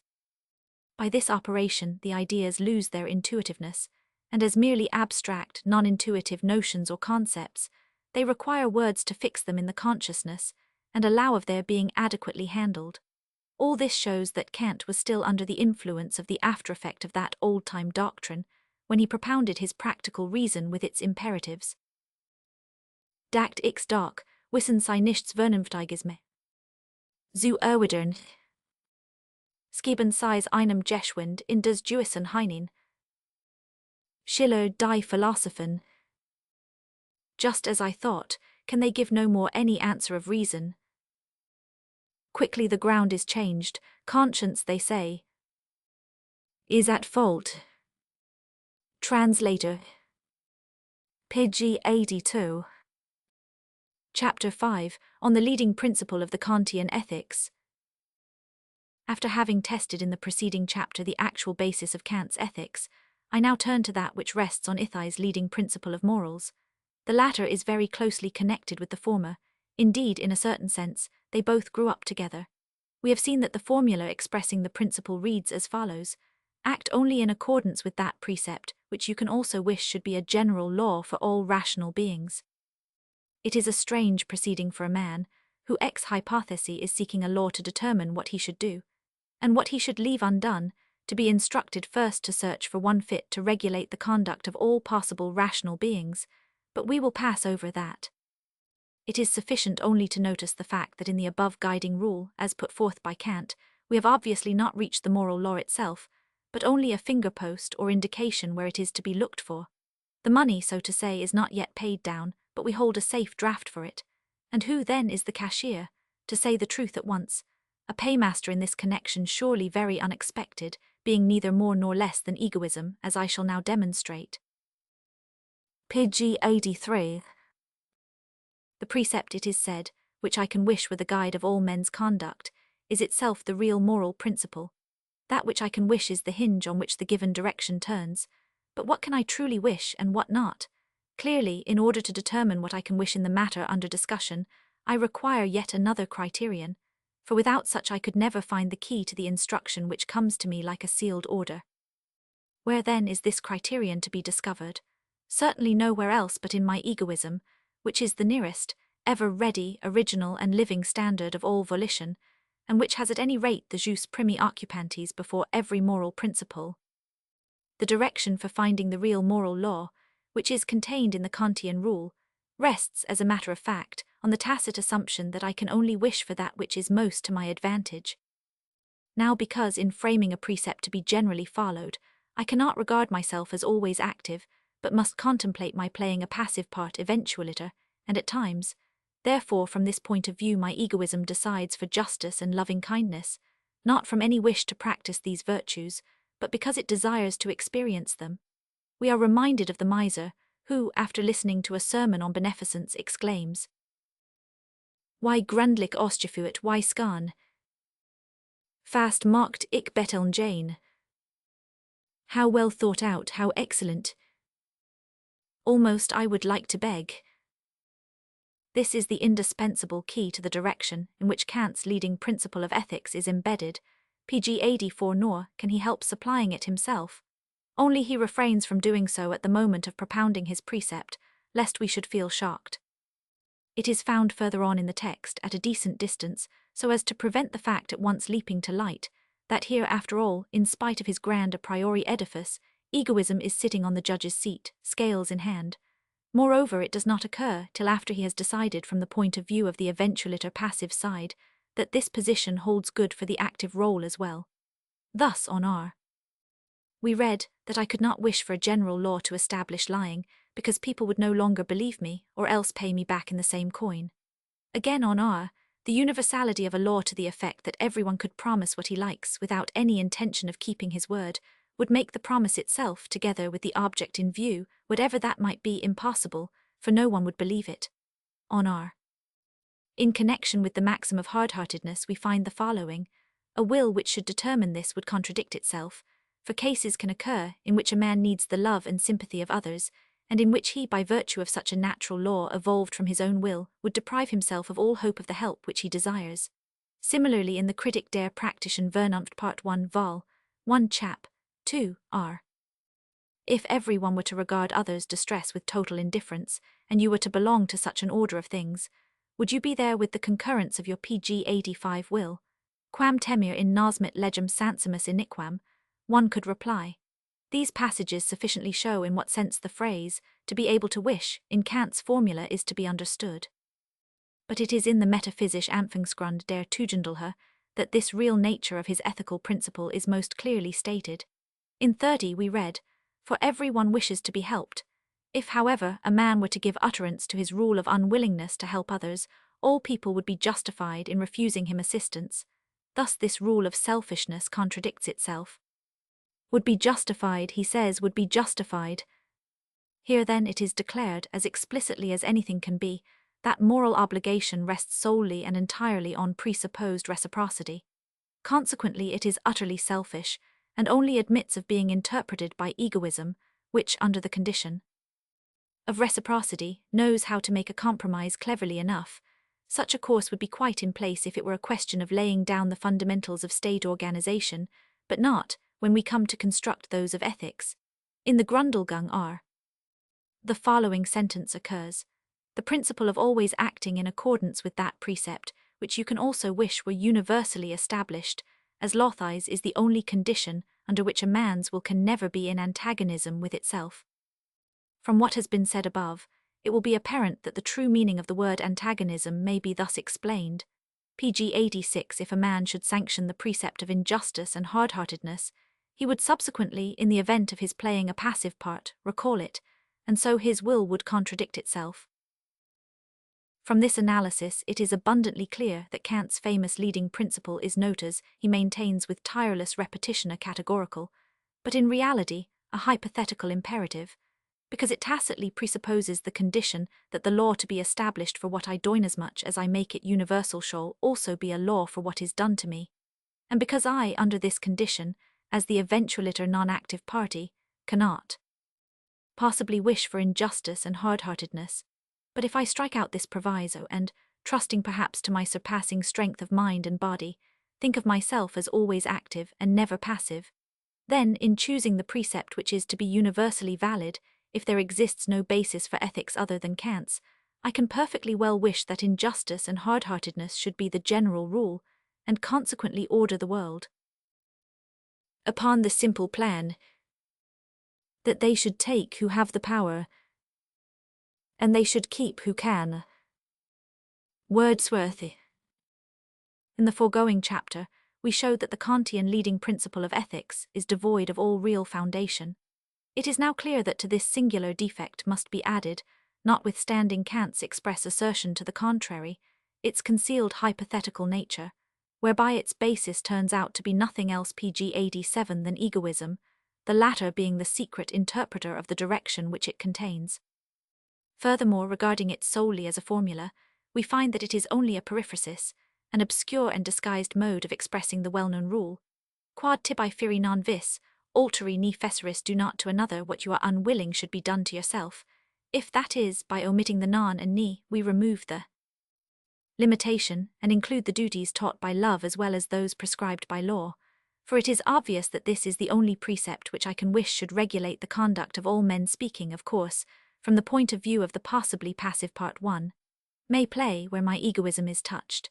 This rule, quod tibi feri, etc., is, however, in its turn, merely a circumlocution for, or, if it be preferred, a premise of the proposition which I have laid down as the simplest and purest definition of the conduct required by the common consent of all ethical systems, namely, neminem lead imo omnes quantum parts, juva do harm to no one, but rather help all people, as far as lies in your power. The true and real substance of morals is this, and never can be anything else. But on what is it based? What is it that lends force to this command? This is the old and difficult problem with which man is still today confronted. For on the other side we hear egoism crying with a loud voice, neminem juva imo omnes si forte conducit, lead help nobody, but rather injure all people if it brings you any advantage. Nay more, malice gives us the variant, imo omnes quantum parts, lead but rather injure all people as far as you can. To bring into the Pg 88 lists a combatant equal, or rather superior to egoism and malice combined. This is the task of all ethics. Haec rodus, haec salta. The division of human duty into two classes has long been recognized, and no doubt owes its origin to the nature of morality itself. We have the duties ordained by law otherwise called the perfect, obligatory, narrower duties, and those prescribed by virtue otherwise called imperfect, wider, meritorious, or, preferably, the duties taught by love. On R, we find Kant desiring to give a further confirmation to the moral principle, which he propounded, by undertaking to derive this classification from it. But the attempt turns out to be so forced, and so obviously bad, that it only testifies in the strongest way against the soundness of his position. For according to him, the duties laid down by statutes rest on a precept, the contrary of which, taken as a general natural law, is declared to be quite unthinkable without contradiction. While pg 89 the duties inculcated by virtue are made to depend on a maxim, the opposite of which can, he says, be conceived as a general natural law, but cannot possibly be wished for. I beg the reader to reflect that the rule of injustice, the reign of might instead of right, which in the Kantian view is not even thinkable as a natural law, is in reality, and in point of fact, the dominant order of things not only in the animal kingdom, but among men as well. It is true that an attempt has been made among civilized peoples to obviate its injurious effects by means of all the machinery of state government, but as soon as this wherever, or of whatever kind it be, is suspended or eluded, the natural law immediately resumes its sway. Indeed, between nation and nation it never ceases to prevail. The customary jargon about justice is well known to be nothing but diplomacy's official style. The real arbiter is brute force. On the other hand, genuine voluntary acts of justice do occur beyond all doubt, but always only as exceptions to the rule. Furthermore, wishing to give instances by way of introducing the above-mentioned classification, Kant establishes the duties prescribed by law first, are. Through the so-called duty towards oneself, the duty of not ending one's life voluntarily, if the pain outweigh the pleasure. Accordingly, the rule of suicide is held to be not even thinkable as a general natural law. I, on the contrary, maintain that, since here there can be no intervention of state control, it is exactly this rule which is proved to be an actually existing, unchecked natural law. pg 94 It is absolutely certain, as daily experience attests, that men in the vast majority of cases turn to self-destruction directly. The gigantic strength of the innate instinct of self-preservation is distinctly overpowered by great suffering. To suppose that there is any thought whatever that can have a deferring effect, after the fear of death, which is so strong and so closely bound up with the nature of every living thing, has shown itself powerless. In other words, to suppose that there is a thought still mightier than this fear is a daring assumption, all the more so when we see that it is one which is so difficult to discover that the moralists are not yet able to determine it with precision. In any case, it is certain that arguments against suicide of the sort put forward by Kant in this connection are have never hitherto restrained any one tired of life even for a moment. Thus a natural law, which incontestably exists and is operative every day, is declared by Kant to be simply unthinkable without contradiction, and all for the sake of making his moral principle the basis of the classification of duties. At this point it is, I confess, not without satisfaction that I look forward to the groundwork which I shall give to ethics in the sequel. From it the division of duty into what is prescribed by law, and what is taught by love, or, better, into justice and loving-kindness, results quite naturally, though, a principle of separation which arises from the nature of the subject, and which entirely of itself draws a sharp line of demarcation, so that the pg 91 foundation of morals which I shall present has in fact ready to hand that confirmation, to which Kant, with a view to support his own position, lays a completely groundless claim. pg 92. Chapter 6, on the derived forms of the leading principle of the Kantian ethics. It is well known that Kant put the leading principle of his ethics into another quite different shape, in which it is expressed directly, the first being indirect, indeed nothing more than an indication as to how the principle is to be sought for. Beginning at R, he prepares the way for his second formula by means of very strange, ambiguous, not to say distorted, definitions of the conceptions end and means, which may be much more simply and correctly denoted thus. An end is the direct motive of an act of the will, a means the indirect. Simplex sigillum veri simplicity is the seal of truth. Kant, however, slips through his wonderful enunciations to the statement, man, indeed every rational being, exists as an end in himself. On this I must remark that to exist as an end in oneself is an unthinkable expression, a contradictio in adjecto. To be an PG93 end means to be an object of volition. Every end can only exist in relation to a will, whose end, 1. E. As above stated, whose direct motive it is. Only thus can the idea end have any sense, which is lost as soon as such connection is broken. But this relation, which is essential to the thing, necessarily excludes every in itself. End in oneself is exactly like saying, friend in oneself, enemy in oneself, uncle in oneself, north or east in itself, above or below in itself, and so on. At bottom, the end in itself is in the same case as the absolute ought. The same thought that theological secretly, indeed, unconsciously lies at the root of each as its condition. Nor is the absolute worth, which is supposed to be attached to this alleged, though unthinkable, end in itself at all better circumstanced. It also must be characterized without pity as a contradictio in adjecto. Every worth is a valuation by comparison, and its bearing is necessarily twofold.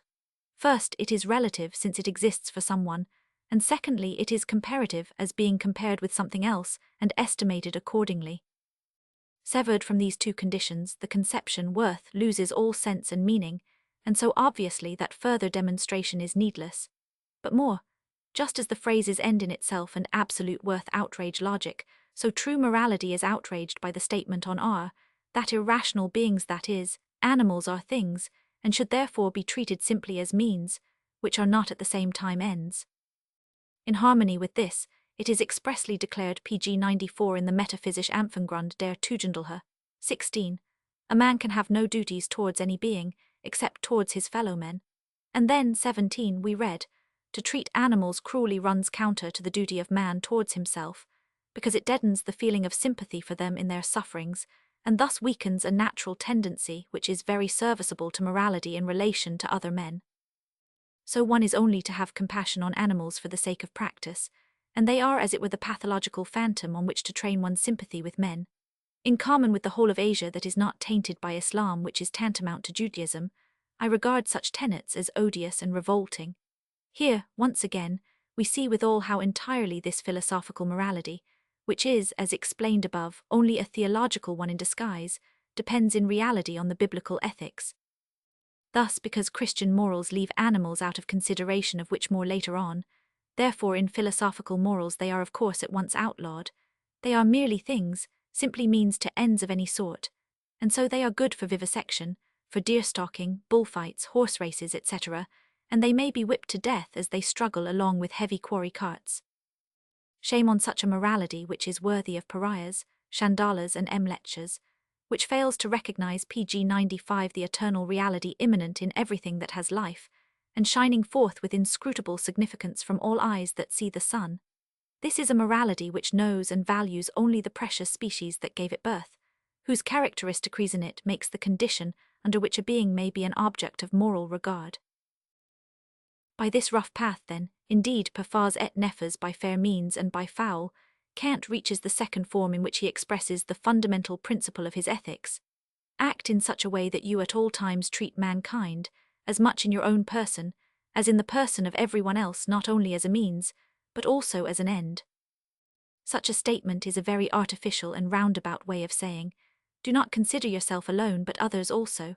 This in turn is a paraphrase for, quod tibi feri non vis, alteri ni feceris, do not to another what you are unwilling should be done to yourself.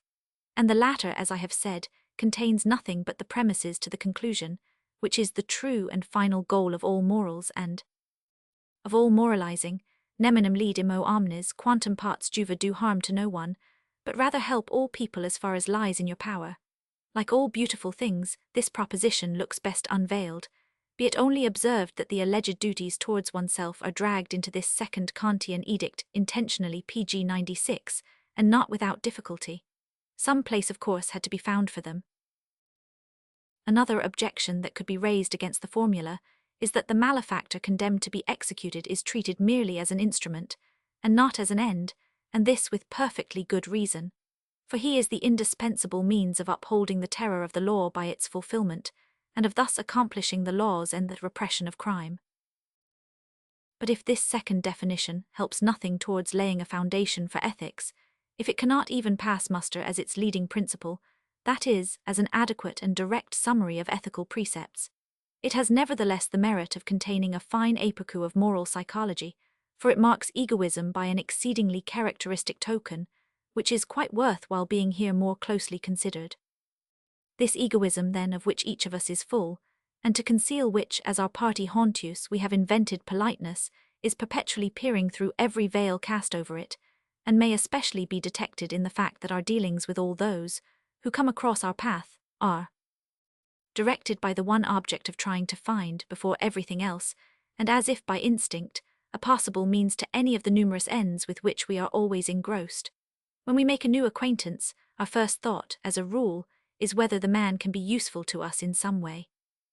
If he can do nothing for our benefit, then as soon as we are convinced of this, he himself generally becomes PG 97 nothing to us. To seek in all other people a possible means to our ends, in other words, to make them our instruments, is almost part of the very nature of human eyes, and whether the instrument will have to suffer more or less in the using, is a thought which comes much later, sometimes. Not at all. That we assume others to be similarly disposed is shown in many ways, e.g., by the fact that, when we ask anyone for information or advice, we lose all confidence in his words directly we discover that he may have some interest in the matter, however small or remote. For then we immediately take for granted that he will make us a means to his ends, and hence give his advice not in accordance with his discernment, but with his desire, and this, no matter how exact the former may be, or how little the latter seem involved, since we know only too well that a cubic inch of desire weighs much more than a cubic yard of discernment. Conversely, when we ask in such cases, "What ought I to do?" as a rule nothing else will occur to our counsellor, but how we should shape our action to suit his own ends, and to this effect he will give his reply immediately, and as it were mechanically, without so much as bestowing a thought on our ends, because it is his will that directly dictates the answer, or ever the question can come before the bar of his real judgment. Hence he tries to mould our conduct to his own benefit, without even being conscious of it, and while he supposes that he is speaking out of the abundance of his discernment, in reality he is nothing but the mouthpiece of his own desire. Indeed, such PG 98 self-deception may lead him so far as to utter lies, without being aware of it. So greatly does the influence of the will preponderate that of the intelligence. Consequently, it is not the testimony of our own consciousness, but rather, for the most part, that of our interest, which avails to determine whether our language be in accordance with what we discern, or what we desire. To take another case. Let us suppose that a man pursued by enemies and in danger of life meets a peddler and inquires for some byway of escape. It may happen that the latter will answer him by the question, "Do you need any of my wares?" It is not of course meant that matters are always like this. On the contrary, many a man is found to show a direct and real participation in another's weal and woe, or in Kant's language to regard him as an end and not as a means.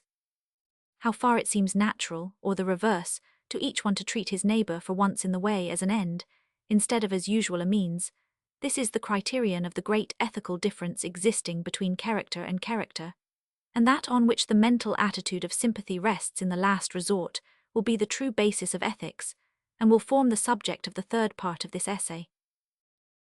Thus, in his second formula, Kant distinguishes egoism and its opposite by a very characteristic trait, and this point of merit I have all the more gladly brought out into strong light and illustrated, because in other respects there is little in the groundwork of his ethics that I can admit. The third and last form in which Kant put forward PG 99 his moral principle is the autonomy of the will. The will of every rational being is universally legislative for all rational beings. This of course follows from the first form. As a consequence of the third, however, we are asked to believe c.r. that the specific characteristic of the categorical imperative lies in the renunciation of all interest by the will when acting from a sense of duty. All previous moral principles had thus, he says, broken down, because the latter invariably attributed to human actions at bottom a certain interest, whether originating in compulsion, or in pleasurable attraction and interest which might be one's own, or another's, another's, let this be particularly noticed, whereas a universally legislative will must prescribe actions which are not based on any interest at all, but solely on a feeling of duty. I beg the reader to think what this really means. As a matter of fact, nothing less than volition without motive, in other words, effect without cause. Interest and motive are interchangeable ideas. What is interest but quod me interest, that which is of importance to me? And is not this, in one word, whatever stirs and sets in motion my will? Consequently, what is an interest other than the working of a motive upon the will? Therefore, where a motive moves the will, there the latter has an interest. But where the will is affected by no motive, there in truth it can be as little active, as a stone is able to leave its place without being pushed or pulled. No educated person will require any demonstration of this. It follows that every pg 100 action, inasmuch as it necessarily must have a motive, necessarily also presupposes an interest.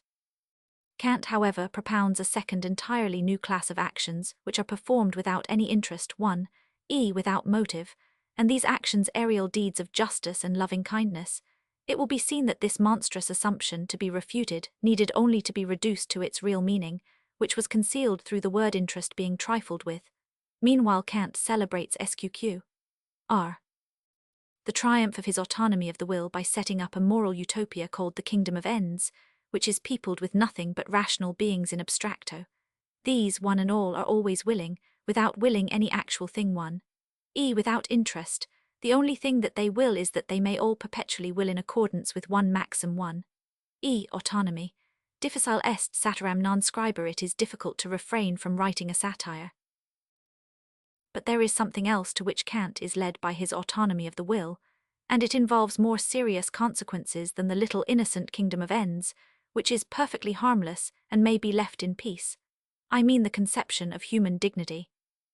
Now this dignity is made to rest solely on man's autonomy, and to lie in the fact that the law which he ought to obey is his own work, his relation to it thus being the same as that of the subjects of a constitutional government to their statutes. As an ornamental finish to the Kantian system of morals pg 101, such a theory might after all be passed over. Only this expression human dignity, once it was uttered by Kant, became the shibboleth of all perplexed and empty-headed moralists. For behind that imposing formula they concealed their lack, not to say, of a real ethical basis, but of any basis at all which was possessed of an intelligible meaning, supposing cleverly enough that their readers would be so pleased to see themselves invested with such a dignity that they would be quite satisfied. Let us, however, look at this conception a little more carefully, and submit it to the test of reality. Kant, R., defines dignity as an unconditioned, incomparable value. This is an explanation which makes such an effect by its magnificent sound that one does not readily summon up courage to examine it at close quarters. Else we should find that it too is nothing but a hollow hyperbole, within which there lurks like a gnawing worm, the contradictio in adjecto. Every value is the estimation of one thing compared with another. It is thus a conception of comparison, and consequently relative, and this relativity is precisely that which forms the essence of the idea, according to Diogenes Laertius Book 7 chap. 106. This was already correctly taught by the Stoics. He says, NPG 102, an incomparable, unconditioned, absolute value, such as dignity is declared by Kant to be, is thus, like so much else in philosophy, the statement in words of a thought which is really unthinkable, just as much as the highest number or the greatest space. Dark eben wo Begriff fehlen. Stellt ein Wort zu Richter Zeit sich ein. But where conceptions fail, just there a word comes in to fill the blank. So it was with this expression, human dignity. A most acceptable phrase was brought into currency. Thereon every system of morals that was spun out through all classes of duty and all forms of casuistry found a broad basis, from which serene elevation it could comfortably go on preaching. At the end of his exposition, Kant says, but how it is that pure reason without other motives, that may have their derivation elsewhere, can by itself be practical. That is, how, without there being any object for the will to take an antecedent interest in, the simple principle of the universal validity of all the precepts of pure reason as laws, can of itself provide a motive and bring about an interest which may be called purely moral. Or, in other words, how it is that pure reason can pg 103 be practical. To explain this problem, all human reason is inadequate and all trouble and work spent on it are vain. Now it should be remembered that, if anyone asserts the existence of a thing which cannot even be conceived as possible, it is incumbent on him to prove that it is an actual reality, whereas the categorical imperative of practical reason is expressly not put forward. as a fact of consciousness nor otherwise founded on experience. Rather are we frequently cautioned not to attempt to explain it by having recourse to empirical anthropology. Cf. e.g. p6 of the preface, r. and pp 59-60, r. Moreover, we are repeatedly e.g. r. assured that no instance can show, and consequently there can be no empirical proof, that an imperative of this sort exists everywhere. And further on r. we read that the reality of the categorical imperative is not a fact of experience. Now if we put all this together, we can hardly avoid the suspicion that Kant is jesting at his readers' expense. But although this practice may be allowed by the present philosophical public of Germany, and seem good in their eyes, yet in Kant's time it was not so much in vogue. And besides, ethics then, as always, was precisely the subject that least of all could lend itself to jokes. Hence we must continue to hold the conviction that what can neither be conceived as possible, nor proved as actual, is destitute of all credentials to attest its existence. And if, by a strong effort of the imagination, we try to picture to ourselves a man, possessed, as it were, by a demon in the form of an absolute ought, pg 104, that speaks only in categorical imperatives, and, confronting his wishes and inclinations, claims to be the perpetual controller of his actions, in this figure we see no true portrait of human nature or of our inner life. What we do discern is an artificial substitute for theological morals, to which it stands in the same relation as a wooden leg to a living one. Our conclusion, therefore, is that the Kantian ethics, like all anterior systems, is devoid of any sure foundation. As I showed at the outset, in my examination of its imperative form, the structure is at bottom nothing but an inversion of theological morals, cloaked in very abstract formulae of an apparently a priori origin. That this disguise was most artificial and unrecognizable is the more certain, from the fact that Kant, in all good faith, was actually himself deceived by it, and really believed that he could establish, independently of all theology, and on the basis of pure intelligence a priori, those conceptions of the law and of the hests of duty, which obviously have no meaning except in theological ethics, whereas I have sufficiently proved that with him they are destitute of all real foundation, and float loosely in mid-air. However, the mask at length falls away in his own workshop, and theological ethics stands forth unveiled, as witness his doctrine of the highest good, the postulates of practical reason, and lastly his moral theology. But this revelation freed neither Kant nor the public from their illusion as to the real state of things. On the contrary, both he and they rejoiced to see all those precepts, which hitherto had been sanctioned pg 105 by faith, now ratified and established by ethics, although only idealiter, and for practical purposes. The truth is that they in all sincerity put the effect for the cause, and the cause for the effect, inasmuch as they failed to perceive that at the root of this system of morals there lay, as absolutely necessary assumptions, however tacit and concealed, all the alleged consequences that had been drawn from it. At the end of this severe investigation, which must also have been tiring to my readers, perhaps I may be allowed by way of diversion to make a jesting, indeed frivolous comparison. I would liken Kant in his self-mystification to a man who at a ball has been flirting the whole evening with a masked beauty, in hopes of making a conquest, till at last, throwing off her disguise, she reveals herself as his wife. pg 106. Chapter 7, Kant's Doctrine of Conscience. The alleged practical reason with its categorical imperative is manifestly very closely connected with conscience, although essentially different from it in two respects.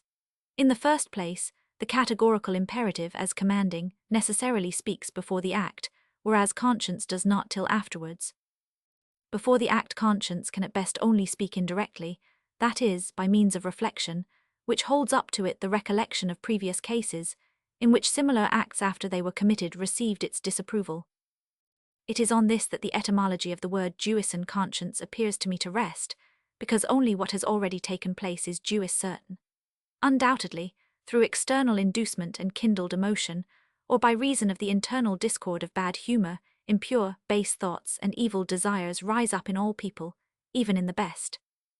But for these a man is not morally responsible, and need not load his conscience with them, since they only show what the genus homo, not what the individual who thinks them, would be pg 107 capable of doing. Other motives, if not simultaneously, yet almost immediately, come into his consciousness, and confronting the unworthy inclinations prevent them from ever being crystallized into deeds, thus causing them to resemble the outvoted minority of an acting committee. By deeds alone each person gains an empirical knowledge no less of himself than of others, just as it is deeds alone that burden the conscience.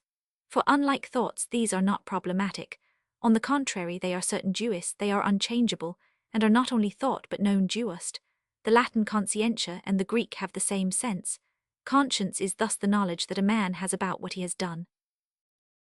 The second point of difference between the alleged categorical imperative and conscience is that the latter always draws its material from experience, which the former cannot do, since it is purely a priori.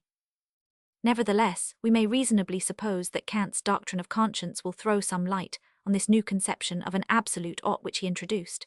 His theory is most completely set forth in the Metaphysische Anfangsgrund zur Tugendlehre, 13, and in the following criticism, I shall assume that the few pages which contain it are lying before the reader.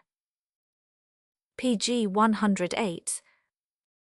The Kantian interpretation of conscience makes an exceedingly imposing effect, before which one used to stand with reverential awe, and all the less confidence was felt in demurring to it, because there lay heavy on the mind the ever-present fear of having theoretical objections construed as practical, and, if the correctness of Kant's view were denied, of being regarded as devoid of conscience. I, however, cannot be led astray in this manner, since the question here is of theory, not of practice, and I am not concerned with the preaching of morals, but with the exact investigation of the ultimate ethical basis. We notice at once that Kant employs exclusively Latin legal terminology, which, however, would seem little adapted to reflect the most secret stirrings of the human heart.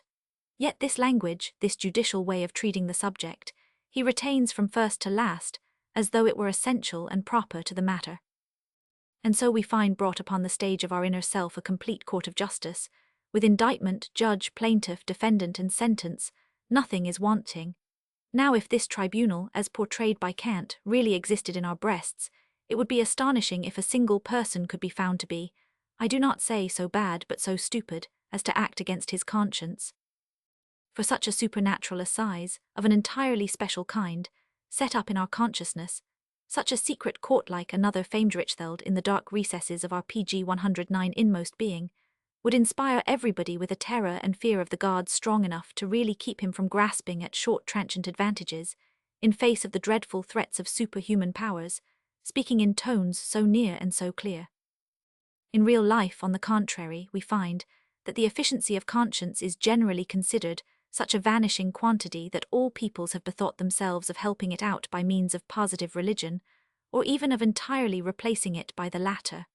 Moreover, if conscience were indeed of this peculiar nature, the Royal Society could never have thought of the question put for the present prize essay. But if we look more closely at Kant's exposition, we shall find that its imposing effect is mainly produced by the fact that he attributes to the moral verdict passed on ourselves, as its peculiar and essential characteristic, a form which in fact is not so at all.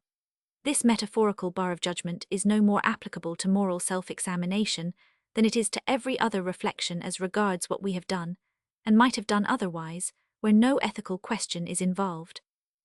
For it is not only true that the same procedure of indictment, defense, and sentence is occasionally assumed by that obviously spurious and artificial conscience which is based on mere superstition, as, for instance, when a Hindu reproaches himself with having been the murderer of pg 110 a cow, or when a Jew remembers that he has smoked his pipe at home on the Sabbath. But even the self-questioning which springs from no ethical source, being indeed rather unmoral than moral, often appears in a shape of this sort, as the following case may exemplify. Suppose I, good-naturedly but thoughtlessly, have made myself surety for a friend, and suppose there comes with evening the clear perception of the heavy responsibility I have taken on myself, a responsibility that may easily involve me in serious trouble, as the wise old saying predicts, then at once there rise up within me the accuser and the counsel for the defense, ready to confront each other. The latter endeavors to palliate my rashness in giving bail so hastily, by pointing out the stress of circumstance or of obligation, or, it may be, the simple straightforwardness of the transaction. Perhaps he even seeks excuse by commending my kind heart. Last of all comes the judge who inexorably passes the sentence, a fool's piece of work, and I am overwhelmed with confusion so much for this judicial form of which Kant is so fond. His other modes of expression are, for the most part, open to the same criticism. For instance, that which he attributes to conscience at the beginning of the paragraph as its peculiar property applies equally to all other scruples of an entirely different sort. He says, conscience follows him like his shadow, try though he may to escape. By pleasures and pg 111 distractions he may be stupefied and billed to sleep, but he cannot avoid occasionally waking up and coming to himself, and then he is immediately aware of the terrible voice, etc. Obviously, this may be just as well understood, word for word, of the secret consciousness of some person of private means, who feels that his expenses far exceed his income, and that thus his capital is being affected, and will gradually melt away. We have seen that Kant represents the use of legal terms as essential to the subject, and that he keeps to them from beginning to end. Let it now be noted how he employs the same style for the following finely devised sophism.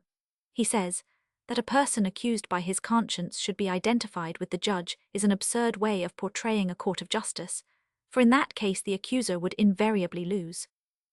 And he adds, by way of elucidating this statement, a very ambiguous and obscure note. His conclusion is that, if we would avoid falling into a contradiction, we must think of the judge in the judicial consciencedrama that is enacted in our breasts as different from us, in fact, as another person. Nay more, as one that is an omniscient knower of hearts, whose hests are obligatory on all, and who is almighty for every purpose of executive authority. He thus passes by a pg 112 perfectly smooth path from conscience to superstition, making the latter a necessary consequence of the former, while he is secretly sure that he will be all the more willingly followed, because the reader's earliest training will have certainly rendered him familiar with such ideas, if not have made them his. Second nature. Here then Kant finds an easy task, a thing he ought rather to have despised, for he should have concerned himself not only with preaching, but also with practicing truthfulness. I entirely reject the above-quoted sentence, and all the conclusions consequent thereon, and I declare it to be nothing but a shuffling trick. It is not true that the accuser must always lose, when the accused is the same person as the judge, at least not in the court of judgment in our hearts. In the instance I gave of one man going surety for another, did the accuser lose? Or must we in this case also, if we wish to avoid a contradiction, really assume a personification after Kant's fashion, and be driven to view objectively as another person that voice whose deliverance would have been those terrible words, a fool's piece of work, a sort of Mercury forsooth in living flesh, or perhaps a prosopopeia of the cunning recommended by Homer 49:23, SQQ, but thus we should only be landed as before on the broad path of superstition, and pagan superstition too. It is in this passage that Kant indicates his moral theology, briefly indeed, yet not without all its vital points. The fact that he takes care not to attribute pg 113 to it any objective validity, but rather to present it merely as a form subjectively unavoidable, does not free him from the arbitrariness with which he constructs it, even though he only claims its necessity for human consciousness. His fabric rests, as we have seen, on a tissue of baseless assumptions. So much, then, is certain. The entire imagery that of a judicial drama by Kant depicts conscience is wholly unessential and in no way peculiar to it, although he keeps this figure as if it were proper to the subject, right through to the end, in order finally to deduce certain conclusions from it. As a matter of fact, it is a sufficiently common form, which our thoughts easily take when we consider any circumstance of real life. It is due for the most part to the conflict of opposing motives which usually spring up, and which are successively weighed and tested by our reflecting reason. And no difference is made whether these motives are moral or egoistic in their nature, nor whether our deliberations are concerned with some action in the past or in the future. Now if we strip from Kant's exposition its dress of legal metaphor, which is only an optional dramatic appendage, the surrounding nimbus with all its imposing effect immediately disappears as well, and there remains nothing but the fact that sometimes, when we think over our actions, we are seized with a certain self-dissatisfaction, which is marked by a special characteristic. It is with our conduct per se that we are discontented, not with its result, and this feeling does not, as in every other case in which we regret the stupidity of our behavior, rest pg 114 on egoistic grounds. For on these occasions the cause of our dissatisfaction is precisely because we have been too egoistic, because we have taken too much thought for ourselves, and not enough for our neighbour, or perhaps even because, without any resulting advantage, we have made the misery of others an object in itself. That we may be dissatisfied with ourselves, and saddened by reason of sufferings which we have inflicted, not undergone, is a plain fact and impossible to be denied. The connection of this with the only ethical basis that can stand an adequate test we shall examine further on. But Kant, like a clever special pleader, tried by magnifying and embellishing the original datum to make all that he possibly could of it, in order to prepare a very broad foundation for his ethics and moral theology. Pg 115. Chapter 8, Kant's Doctrine of the Intelligible and Empirical Character, Theory of Freedom. The attack I have made in the cause of truth on Kant's system of morals does not, like those of my predecessors, touch the surface only, but penetrates to its deepest roots. It seems, therefore, only just that, before I leave this part of my subject, I should bring to remembrance the brilliant and conspicuous service which he nevertheless rendered to ethical science. I allude to his doctrine of the coexistence of freedom and necessity. We find it first in the Kritik der reinen Vernunft pp. 533,554 of the first, and pp. 561,582 of the fifth edition, but it is still more clearly expounded in the Kritik der praktischen Vernunft fourth edition, pp. 169,179, r. pp. 224,231. The strict and absolute necessity of the acts of will, determined by motives as they arise, was first shown by Hobbes, then by Spinoza and Hume, and also by Dietrich von Holbach in his System de la Nature, and lastly by Priestley it was most completely and precisely demonstrated. This point indeed has been so clearly proved, and placed beyond pg 116 all doubt, that it must be reckoned among the number of perfectly established truths, and only crass ignorance could continue to speak of a freedom, of a liberum arbitrium indifferentiae, free and indifferent choice in the individual acts of men. Nor did Kant, owing to the irrefutable reasoning of his predecessors, hesitate to consider the will as fast bound in the chains of necessity, the matter admitting, as he thought, of no further dispute or doubt. This is proved by all the passages in which he speaks of freedom only from the theoretical standpoint. Nevertheless, it is true that our actions are attended with a consciousness of independence and original initiative, which makes us recognize them as our own work, and every one with ineradicable certainty feels that he is the real author of his conduct, and morally responsible for it. But since responsibility implies the possibility of having acted otherwise, which possibility means freedom in some sort or manner, therefore in the consciousness of responsibility is indirectly involved also the consciousness of freedom. The key to resolve the contradiction that thus arises out of the nature of the case was at last found by Kant through the distinction he drew with profound acumen between phenomena and the thing in itself, das Ding an sich. This distinction is the very core of his whole philosophy and its greatest merit. The individual, with his immutable, innate character strictly determined in all his modes of expression by the law of causality, which, as acting through the medium of the intellect, is here called by the pg 117 name of motivation, the individual so constituted is only the phenomenon Erscheinung. The thing in itself which underlies this phenomenon is outside of time and space, consequently free from all succession and plurality, one, and changeless. Its constitution in itself is the intelligible character, which is equally present in all the acts of the individual, and stamped on every one of them, like the impress of a signet on 1,000 seals. The empirical character of the phenomenonth character which manifests itself in time, and in succession of acts is thus determined by the intelligible character, and consequently the individual as phenomenon in all his modes of expression, which are called forth by motives, must show the invariableness of a natural law. Whence it results that all his actions are governed by strict necessity. Now it used to be commonly maintained that the character of a man may be transformed by moral admonitions and remonstrances appealing to reason.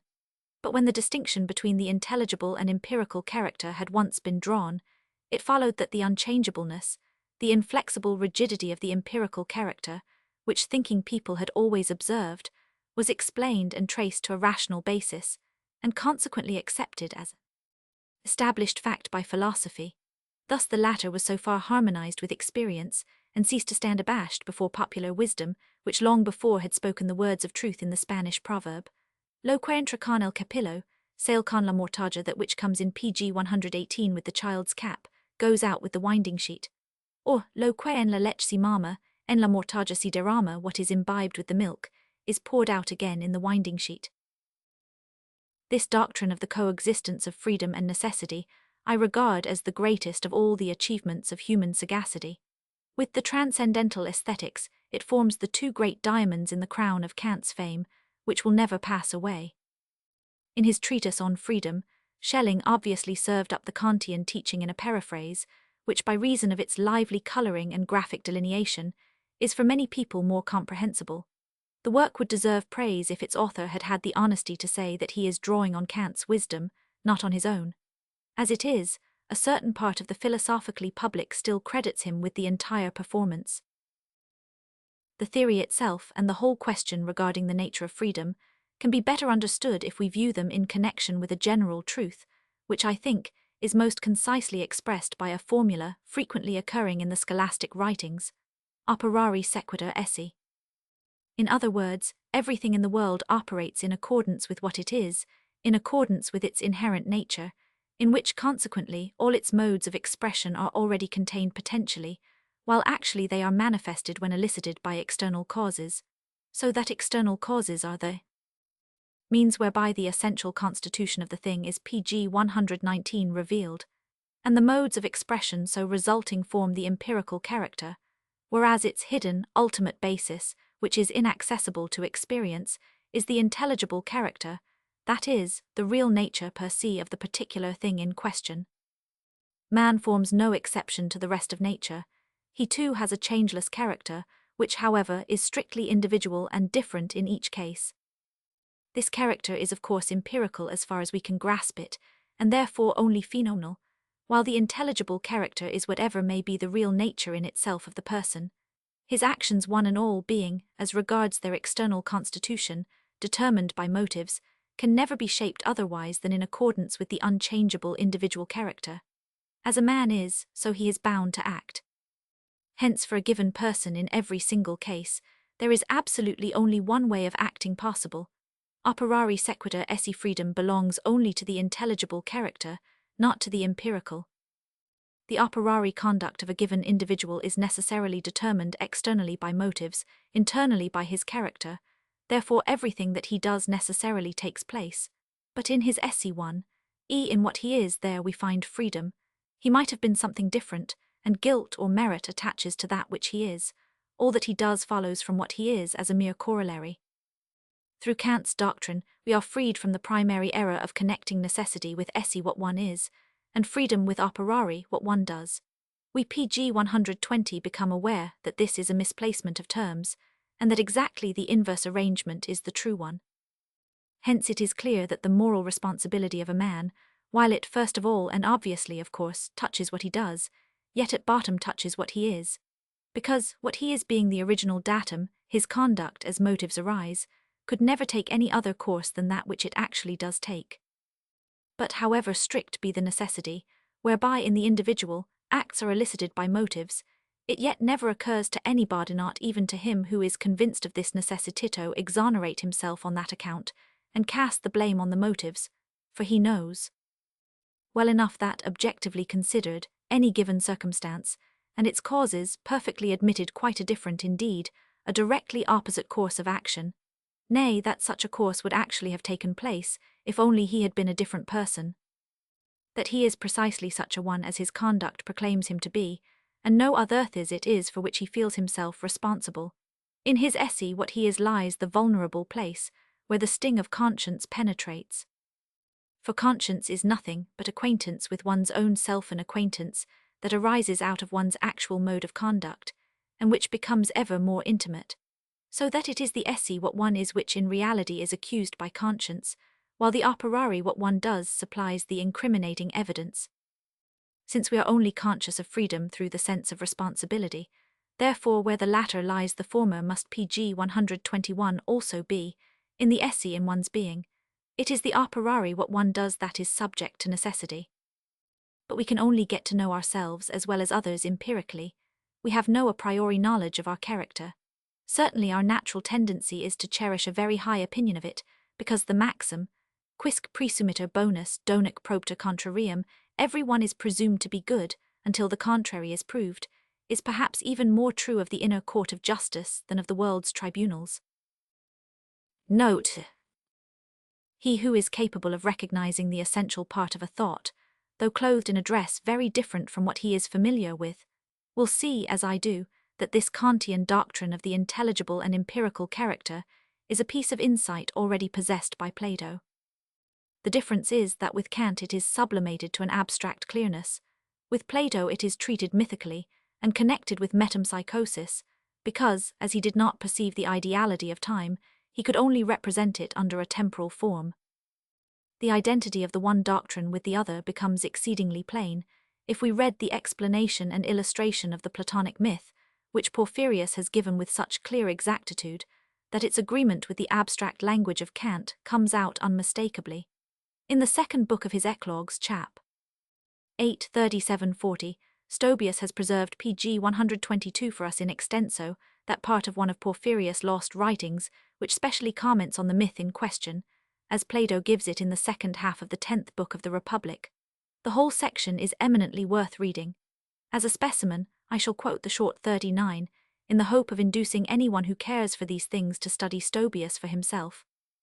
It will then immediately become apparent that this Platonic myth is nothing less than an allegory of the profound truth which Kant stated in its abstract purity, as the doctrine of the intelligible and empirical character, and consequently that the latter had been reached, in its essentials, by Plato thousands of years ago. Indeed, this view seems to go back much further still, for Porphyrius is of opinion that Plato took it from the Egyptians. Certainly we already find the same theory in the Brahmanical doctrine of metempsychosis, and it is from this Indian source that the Egyptian priests, in all probability, derived their wisdom. 39 is as follows. O the AI cake eo, as pg 123 AI eos. pg 124. Chapter 9, Fichte's Ethics as a magnifying glass for the errors of the Kantian. Just as in anatomy and zoology, many things are not so obvious to the pupil in preparations and natural products as in engravings where there is some exaggeration. So if there is anyone who, after the above criticism, is still not entirely satisfied as to the worthlessness of the Kantian foundation of ethics, I would recommend him Fichte's System der Sittenlehre, as a sure means of freeing him from all doubt. In the old German marionettes a fool always accompanied the emperor, or hero, so that he might afterwards give in his own way a highly coloured version of what had been said or done in like manner behind the great Kant. There stands the author of the Wissenschaftslehre, a true Wissenschaftslehre. In order to secure his own and his family's welfare, Fichte formed the idea of creating a sensation by means of subtle mystification. It was a very suitable and reasonable plan, considering pg 125 the nature of the German philosophically public, and he executed it admirably by outdoing Kant in every particular. He appeared as the latter's living superlative, and produced a perfect caricature of his philosophy by magnifying all its salient points. Nor did the ethics escape similar treatment. In his System der Sittenlehre we find the categorical imperative grown into a despotic imperative, while the absolute ought, the logiving reason and the hest of duty have developed into a moral fate, an unfathomable necessity, requiring mankind to act strictly in accordance with certain maxims. To judge pp. 308-309 from the pompous show made, a great deal must depend on these formulae, although one never quite discovers what. So much only seems clear. As in bees there is implanted an instinct to build cells and a hive for life in common, so men it is alleged are endowed with an impulse leading them to play in common a great, strictly moral, world-embracing comedy, their part being merely to figure as puppets, nothing else. But there is this important difference between the bees and men. The hive is really brought to completion, while instead of a moral world comedy, as a matter of fact, an exceedingly immoral one is enacted. Here then we see the imperative form of the Kantian ethics, the moral law, and the absolute ought pushed further and further till a system of ethical fatalism is evolved, which, as it is worked out, lapses at times into the comic. pg 126. If in Kant's doctrine we trace a certain moral pedantry, with Fichte this pedantry reaches the absurd and furnishes abundant material for satire. Let the reader notice, for example, pp. 407,409, how he decides the well-known instance of casuistry, where of two human lives one must be lost. We find indeed all the errors of Kant raised to the superlative. Thus on we read, to act in accordance with pg 127 the dictates of sympathy, of compassion, and of loving kindness is distinctly unmoral. Indeed, this line of conduct as such is contrary to morality. Again on, the impulse that makes us ready to serve others must never be an inconsiderate good nature, but a clearly thought-out purpose, that namely, of furthering as much as possible the causality of reason. However, between these sallies of ridiculous pedantry, Fichte's real philosophically crudeness peeps out clearly enough, as we might only expect in the case of a man whose teaching left no time for learning. He seriously puts forward the liberum arbitrium indifferentiae, a free and indifferent choice, giving as its foundation the most trivial and frivolous reasons. pp. 160, 173, 205, 208, 237, 259, 261. There can be no doubt that a motive, although working through the medium of the intelligence, is nevertheless a cause, and consequently involves the same necessity of effect as all other causes, the corollary being that all human action is a strictly necessary result. Whoever remains unconvinced of this is still, philosophically speaking, barbarous and ignorant of the rudiments of exact knowledge. The perception of the strict necessity governing man's conduct forms the line of demarcation which separates philosophically heads from all others. Arrived at this limit, Fichte clearly showed that he belonged to the others. Moreover, following the footsteps of Kant, he proceeds to make various statements which are in direct contradiction to the above-mentioned passages, but this inconsistency, like many more in his writings, only proves that he, pg 128 being one who was never serious in the search for truth, possessed no strong convictions to build on, as indeed for his purpose they were not in the least necessary. Nothing is more laughable than the fact that this man has received so much posthumous praise for strictly consequential reasoning, his pedantic style full of loud declamation about trifling matters being actually mistaken for such. The most complete development of Fichte's system of moral fatalism is found in his last work, Die Wissenschaftslehre in ihrem allgemeinen Umriss dargestellt, Berlin, 1810. It has the advantage of being only 4 to 6 pages duodecimo long, while it contains his whole philosophy in a nutshell.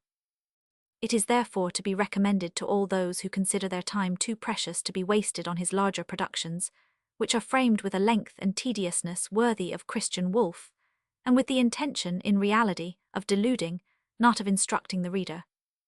In this little treatise we read on, the intuitive perception of a phenomenal world only came about, to the end that in such a world the ego as the absolute ought might be visible to itself. On we actually find the ought one, the moral necessity of the ought's visibility, and on an ought one, a moral necessity of the perception that I ought. This, then, is what we have come to so soon after Kant. His imperative form, with its unproved ought which it secured as a most convenient standpoint, is indeed an exemplar vitiis imitable. For the rest, all that I have said does not pg 129 overthrow the service Fichte rendered. Kant's philosophy, this late masterpiece of human sagacity in the very land where it arose, he obscured, nay, supplanted by empty, bombastic superlatives, by extravagances, and by the nonsense which is found in his Grundlage der gesamten Wissenschaftslehre. Appearing under the disguise of profound penetration, his merit was thus to show the world unmistakably what the capacity of the German philosophical public is, for he made it play the part of a child who is coaxed into giving up a precious gem in exchange for a Nuremberg toy. The fame he obtained in this fashion still lives on credit, and still Fichte is always mentioned in the same breath with Kant as being another such K.E. Indeed, his name is often placed above the latter's. It was, of course, Fichte's example that encouraged his successors in the art of enveloping the German people in philosophically fog. These were animated by the same spirit and crowned with the same prosperity. Every one knows their names, nor is this the place to consider them at length. Needless to say, their different opinions, down to the minutest details, are pg 130 still set forth, and seriously discussed by the professors of philosophy, as if one had really to do with philosophers. We must then thank Fichte for lucid documents now existing, which will have to be revised one day before the tribunal of posterity, that court of appeal from the verdicts of the present, which, like the last judgment looked forward to by the saints at almost all periods, has been left to give to true merit its just award. pg 131. Part 3. The Founding of Ethics. pg 133. Chapter 1. Conditions of the Problem. Thus the foundation which Kant gave to ethics, which for the last 60 years has been regarded as a sure basis, proves to be an inadmissible assumption and merely theological morals in disguise. It sinks therefore before our eyes into the deep gulf of philosophically error, which perhaps will never be filled up. That the previous attempts to lay a foundation are still less satisfactory, I take for granted, as I have already said. They consist for the most part of unproved assertions, drawn from the impalpable world of dreams, and at the same time, like Kant's system, itself full of an artificial subtlety dealing with the finest distinctions, and resting on the most abstract conceptions. We find difficult combinations, rules invented for the purpose, formulae balanced on a needle's point, and stilted maxims from which it is no longer possible to look down and see life as it really is with all its turmoil. Such niceties are doubtless admirably adapted for the lecturer room, if only with a view to sharpening the wits, but they can never be the cause of the impulse to act justly and to do good, which is found in every man, as also they are powerless pg 134 to counterbalance the deep-seated tendency to injustice and hardness of heart. Neither is it possible to fasten the reproaches of conscience upon them. To attribute the former to the breaking of such hair-splitting precepts only serves to make the same ridiculous. In a word, artificial associations of ideas like these cannot possibly, if we take the matter seriously, contain the true incentive to justice and loving kindness. Rather must this be something that requires but little reflection, and still less abstraction and complicated synthesis, something that, independent of the training of the understanding, speaks to everyone, even to the rudest, as something resting simply on intuitive perception, and forcing its way home as a direct emanation from the reality of things. So long as ethics cannot point to a foundation of this sort, she may go on with her discussions and make a great display in the lecturer rooms, but real life will only pour contempt upon her. I must therefore give our moralists the paradoxical advice, first to look about them a little among their fellow-men. pg 135. Chapter 2. Skeptical View. But when we cast a retrospect over the attempts made, and made in vain for more than 2,000 years, to find a sure basis for ethics, ought we not perhaps to think that after all there is no natural morality, independent of human institution? Shall we not conclude that all moral systems are nothing but artificial products, means invented for the better restraint of the selfish and wicked race of men? And further, that, as they have no internal credentials and no natural basis, they would fail in their purpose if without the support of positive religion. The legal code and the police are not sufficient in all cases. There are offences the discovery of which is too difficult, some indeed where punishment is a precarious matter, where in short we are left without public protection. Moreover, the civil law can at most enforce justice, not loving kindness and beneficence, because of course these are qualities as regards which everyone would like to play the passive, and no one the active part. All this has given rise to the hypothesis that morality rests solely on religion, and that both have the same aim, that of being complementary to the necessary pg 136 inadequacy of state machinery and legislation. Consequently there cannot be, it is said, a natural morality, one based simply on the nature of things or of man, and the fruitless search of philosophers for its foundation is explained. This view is not without plausibility, and we find it as far back as the Pyrrhonians. Though it let t sext emp adv math 11 140. Also in modern times, distinguished thinkers have given their adherence to it. A careful examination therefore it deserves, although the easier course would be to shelve it by giving an inquisitorial glance at the consciences of those in whom such a theory could arise. We should fall into a very childish blunder, if we believed all the just and legal actions of mankind to have a moral origin. This is far from being the case. As a rule, between the justice which men practice and genuine singleness of heart, there exists a relation analogous to that between polite expressions and the true love of one's neighbor, which, unlike the former, does not ostensibly overcome egoism, but really does so. That honesty of sentiment, everywhere so carefully exhibited, which PG 137 requires to be regarded as above all suspicion, that deep indignation which is stirred by the smallest sign of a doubt in this direction, and is ready to break out into Furian's anger, to what are we to attribute these symptoms? None but the inexperienced and simple will take them for pure coin, for the working of a fine moral feeling or conscience.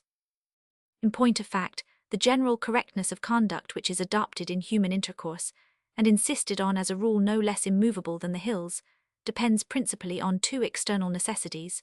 First, on legal ordinance, by virtue of which the rights of every man are protected by public authority. And secondly, on the recognized need of possessing civil honor, in other words, a good name in order to advance in the world.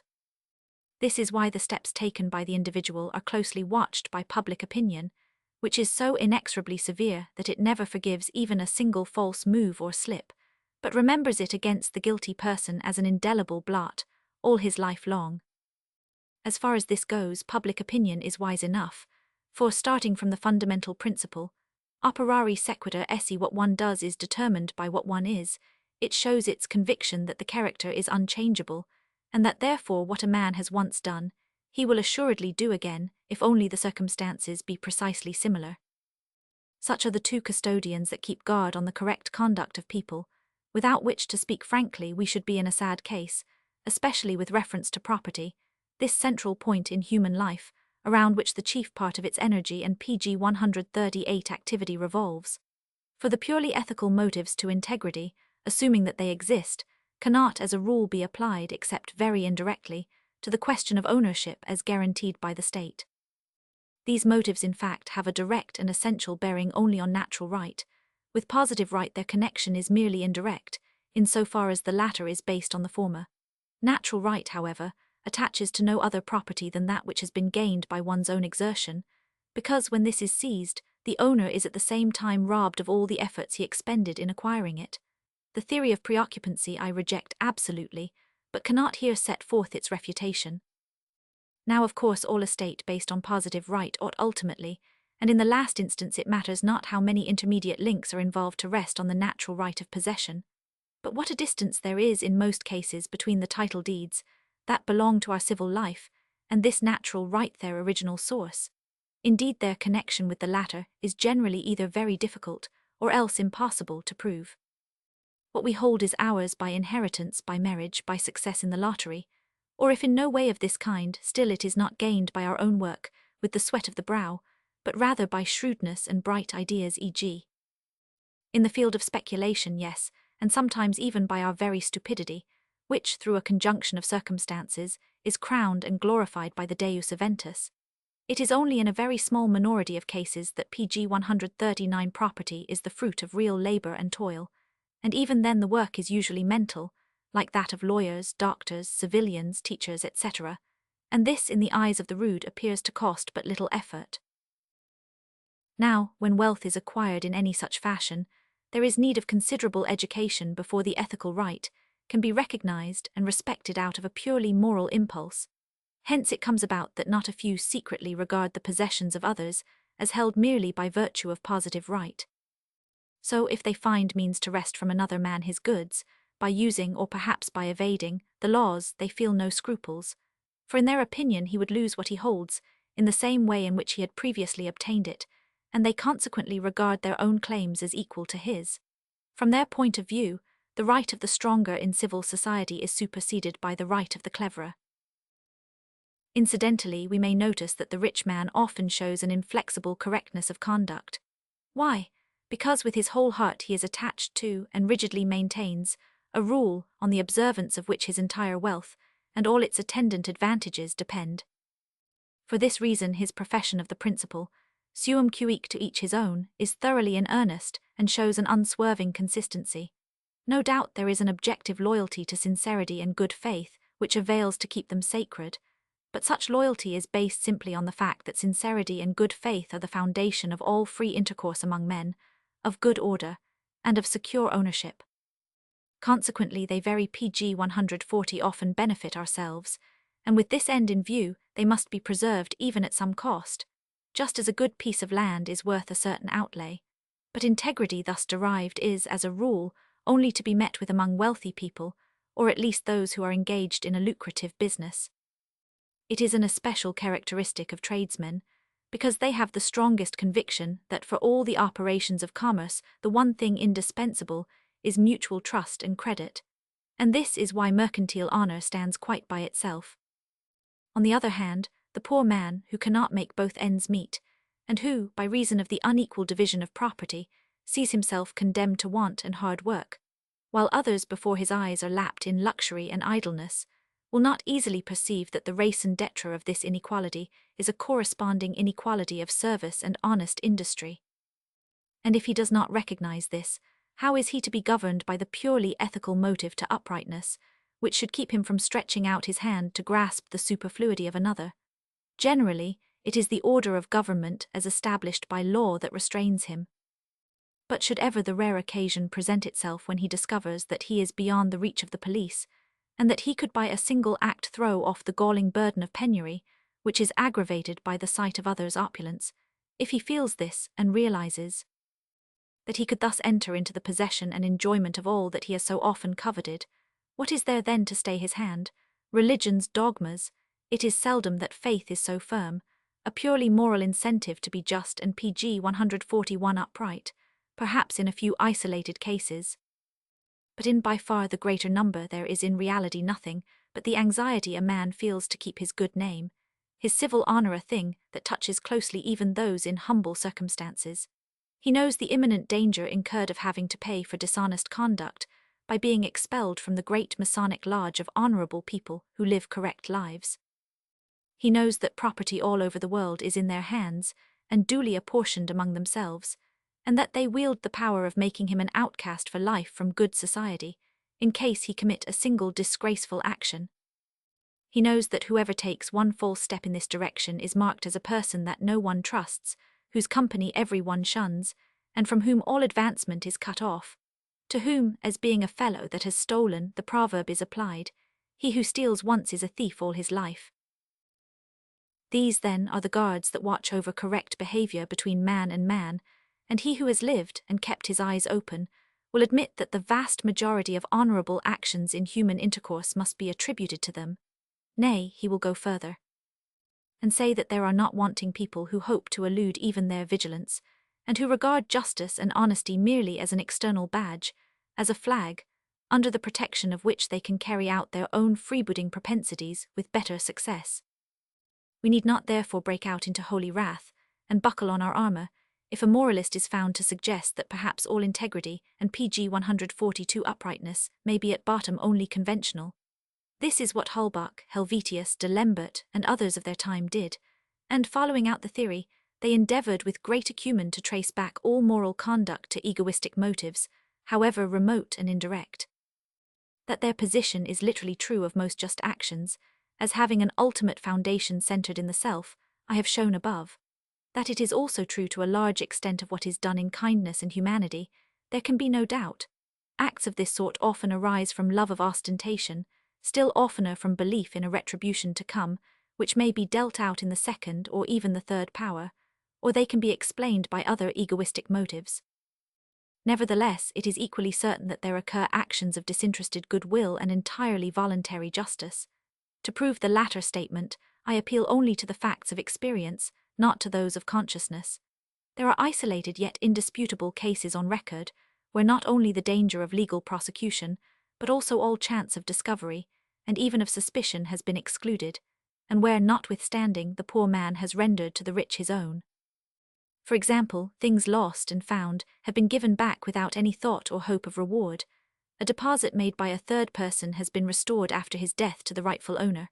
A poor man, secretly entrusted with PG 143, a treasure by fugitive has faithfully kept and then returned it. Instances of this sort can be found, beyond all doubt. Only the surprise, the emotion, and the high respect awakened when we hear of them testify to the fact that they are unexpected and very exceptional. There are in truth really honest people, Like four-leaved clover, their existence is not a fiction, but Hamlet uses no hyperbole when he says, "To be honest, as this world goes, is to be one man picked out of 10,000. If it be objected that, after all, religious dogmas, involving rewards and penalties in another world, are at the root of conduct as above described, cases could probably be adduced where the actors possessed no religion's faith whatever, and this is a thing by no means so infrequent as is generally maintained." Those who combat the skeptical view appeal specially to the testimony of conscience, but conscience itself is impugned, and doubts are raised about its natural origin. Now, as a matter of fact, there is a conscientia spuria false conscience, which is often confounded with the true. The regret and anxiety which many a man feels for what he has done is frequently, at bottom, nothing but fear of the possible consequences. Not a few people, if they break external, voluntary, and even absurd rules, suffer from painful searchings of heart, exactly similar to those inflicted by the real conscience. Thus, for instance, a bigoted Jew, if on Saturday he should smoke a pipe at home, becomes really oppressed with the sense of having disobeyed the command in Exodus 35. "Ye shall kindle no fire throughout your habitations," pg 144, upon the Sabbath day. How often it happens that a nobleman or officer is the victim of self-reproach, because on some occasion or other he has not properly complied with that fool's codex, which is called knightly honour. Nay more, there are many of this class, who, if they see the impossibility of merely doing enough in some quarrel to satisfy the above-named code-toe, say nothing of keeping their pledged word of honour ready to shoot themselves.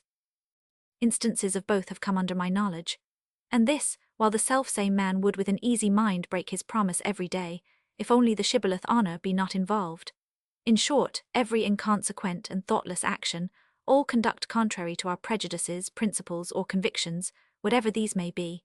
Indeed, every indiscretion, every mistake, every piece of stupidity rankles in us secretly, and leaves its sting behind. The average individual who thinks his conscience such an imposing structure would be surprised, could he see of what it actually consists, probably of about 1/5 fear of men, 1/5 superstition, 1/5 prejudice, 1/5 vanity, and 1/5 habit, so that in reality he is no better than the Englishman who said quite frankly, "I cannot afford to keep a conscience." Religious people of every creed, as a rule, understand by conscience nothing else than the dogmas and injunctions of their religion, and the self-examination based thereon, and it is in this sense that the expressions coercion of conscience and liberty of conscience are used. The same interpretation was always given by the theologians, pg 145 schoolmen, and casuists of the Middle Ages and of later times.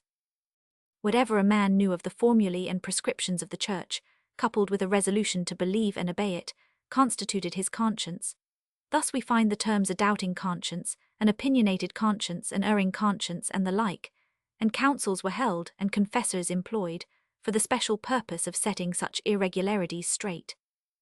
How little the conception of conscience, just as other conceptions, is determined by its own object, how differently it is viewed by different people, how wavering and uncertain it appears in books, all this is briefly but clearly set forth in Staudelin's Geschichte der Lehre vom Gewissen. These facts taken in conjunction are not calculated to establish the reality of the thing, they have rather given rise to the question whether there is in truth a genuine, inborn conscience. I have already had occasion in Part 2, Chapter 8, where the theory of freedom is discussed, to touch on my view of conscience, and I shall return to it below. All these skeptical objections added together do not in the least avail to prove that no true morality exists, however much they may moderate our expectations as to the moral tendency in man and the natural basis of ethics. Undoubtedly a great deal that is ascribed to the ethical sense can be proved to spring from other incentives, and when we contemplate the moral depravity of the world, it is sufficiently clear that the stimulus for good cannot be very powerful, especially as it often does not work even in cases where the opposing motives are pg 146 weak, although then the individual difference of character makes itself fully felt.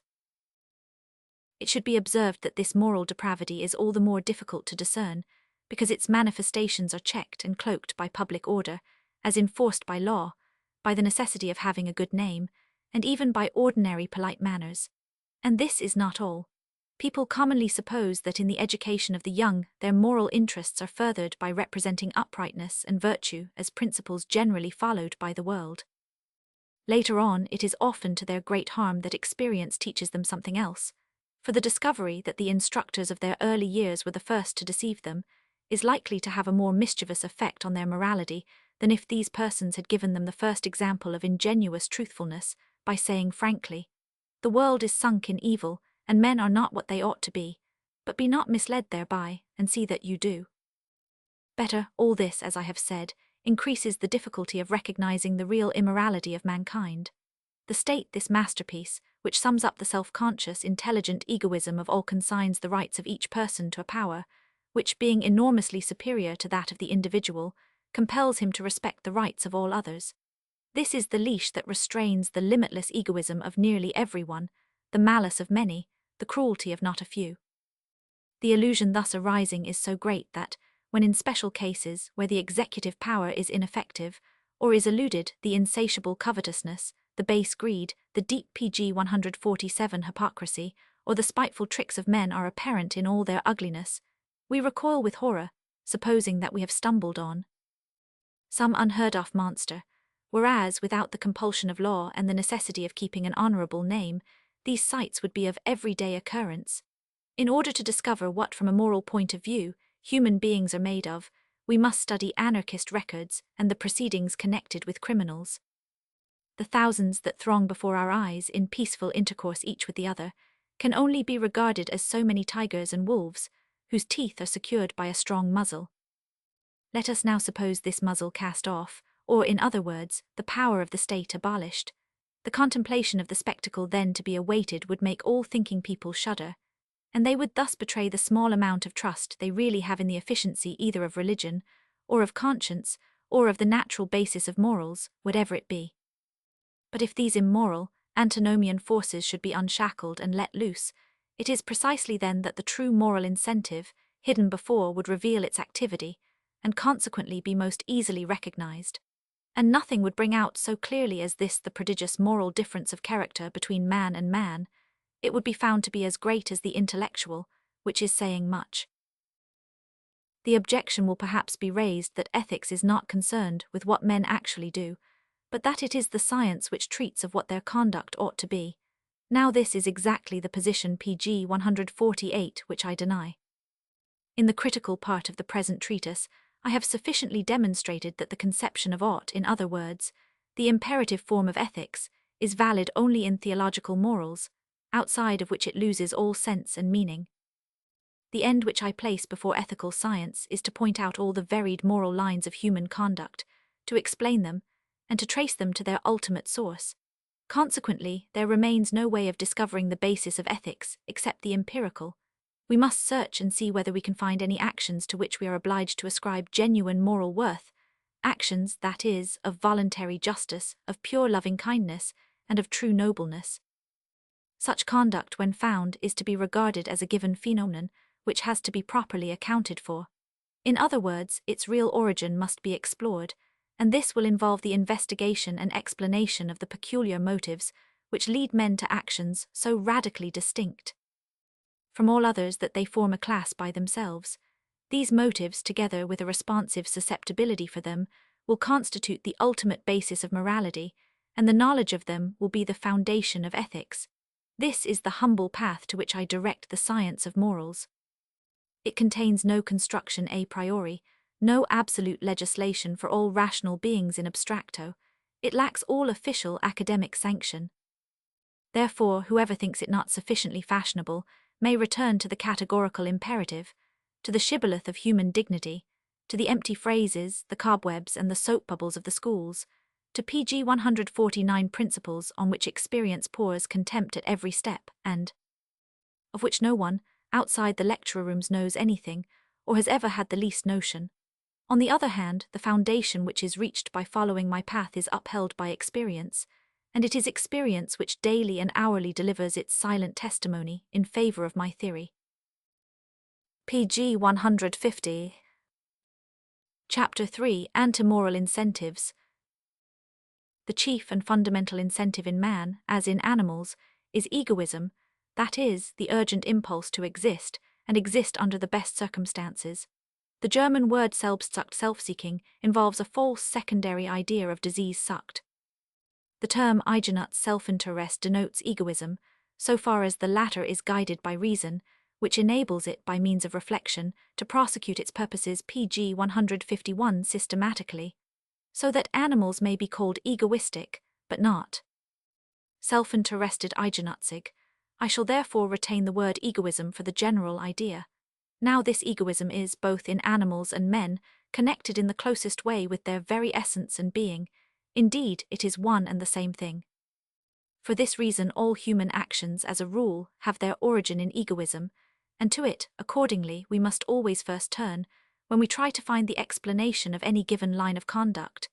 Just as, when the endeavor is made to guide a man in any direction, the means to this end are universally calculated with reference to the same all-powerful motive. Egoism is, from its nature, limitless. The individual is filled with the unqualified desire of preserving his life, and of keeping it free from all pain, under which is included all want and privation. He wishes to have the greatest possible amount of pleasurable existence, and every gratification that he is capable of appreciating. Indeed, he attempts, if possible, to evolve fresh capacities for enjoyment. Everything that opposes the strivings of his egoism awakens his dislike, his anger, his hate. This is the mortal enemy which he tries to annihilate. If it were possible, he would like to possess everything for his own pleasure. As this is impossible, he wishes at least to control everything. All things for me, and nothing for others is his maxim. Egoism is a huge giant overtopping the world. If each person were allowed to choose between his own destruction and that of the rest of mankind, I need not say what the decision would be in most cases. Thus, it is that every human unit pg 152 makes himself the center of the world, which he views exclusively from that standpoint. Whatever occurs, even, for instance, the most sweeping changes in the destinies of nations, he brings into relation first and foremost with his own interests, which, however slightly and indirectly they may be affected, he is sure to think of before anything else. No sharper contrast can be imagined than that between the profound and exclusive attention which each person devotes to his own self, and the indifference with which, as a rule, all other people regard that self, an indifference precisely like that with which he in turn looks upon them. To a certain extent, it is actually comic to see how each individual out of innumerable multitudes considers himself, at least from the practical point of view, as the only real thing, and all others in some sort as mere phantoms. The ultimate reason of this lies in the fact that every one is directly conscious of himself, but of others only indirectly, through his mind's eye, and the direct impression asserts its right. In other words, it is in consequence of the subjectivity which is essential to our consciousness that each person is himself the whole world, for all that is objective exists only indirectly, as simply the mental picture of the subject. Whence it comes about that everything is invariably expressed in terms of self-consciousness. The only world which the individual really grasps, and of which he has certain knowledge, he carries in himself as a mirrored image fashioned by his brain, and he is, therefore, its center. Consequently, he is all in all to himself, and since he pg 153 feels that he contains within his ego all that is real, nothing can be of greater importance to him than his own self. Moreover, this supremely important self, this microcosm, to which the macrocosm stands in relation as its mere modification or accident, this, which is the individual's whole world, he knows perfectly well must be destroyed by death, which is therefore for him equivalent to the destruction of all things. Such then are the elements out of which, on the basis of the will to live, egoism grows up, and like a broad trench it forms a perennial separation between man and man. If on any occasion someone actually jumps across to help another, such an act is regarded as a sort of miracle, which calls forth amazement and wins approval. In Part 2, Chapter 6, where Kant's principle of morals is discussed, I had the opportunity of describing how egoism behaves in everyday life, where it is always peering out of some corner or other, despite ordinary politeness, which, like the traditional fig leaf, is used as a covering. In point of fact, politeness is the conventional and systematic disavowal of egoism in the trifles of daily intercourse, and is, of course, a piece of recognized hypocrisy. Gentle manners are expected and commended, because that which they conceal egoism is so odious that no one wishes to see it, however much it is known to be there, just as people like to have repulsive objects hidden at least by a curtain. Now, unless PG 154 external force under which must be included every source of fear whether of human or superhuman powers, or else the real moral incentive is in effective operation, it is certain that egoism always pursues its purposes with unqualified directness. Hence, without these checks, considering the countless number of egoistic individuals, the bellum omnium contra omnes would be the order of the day, and prove the ruin of all. Thus is explained the early construction by reflecting reason of state government, which, arising, as it does, from a mutual fear of reciprocal violence, obviates the disastrous consequences of the general egoism, as far as it is possible to do by negative procedure. Where, however, the two forces that oppose egoism fail to be operative, the latter is not slow to reveal all its horrible dimensions, nor is the spectacle exactly attractive. In order to express the strength of this antimoral power in a few words, to portray it, so to say, at one stroke, some very emphatic hyperbole is wanted. It may be put thus: many a man would be quite capable of killing another, simply to rub his boots over with the victim's fat. I am only doubtful whether this, after all, is any exaggeration. Egoism, then, is the first and principal, though not the only, power that the moral motive has to contend against.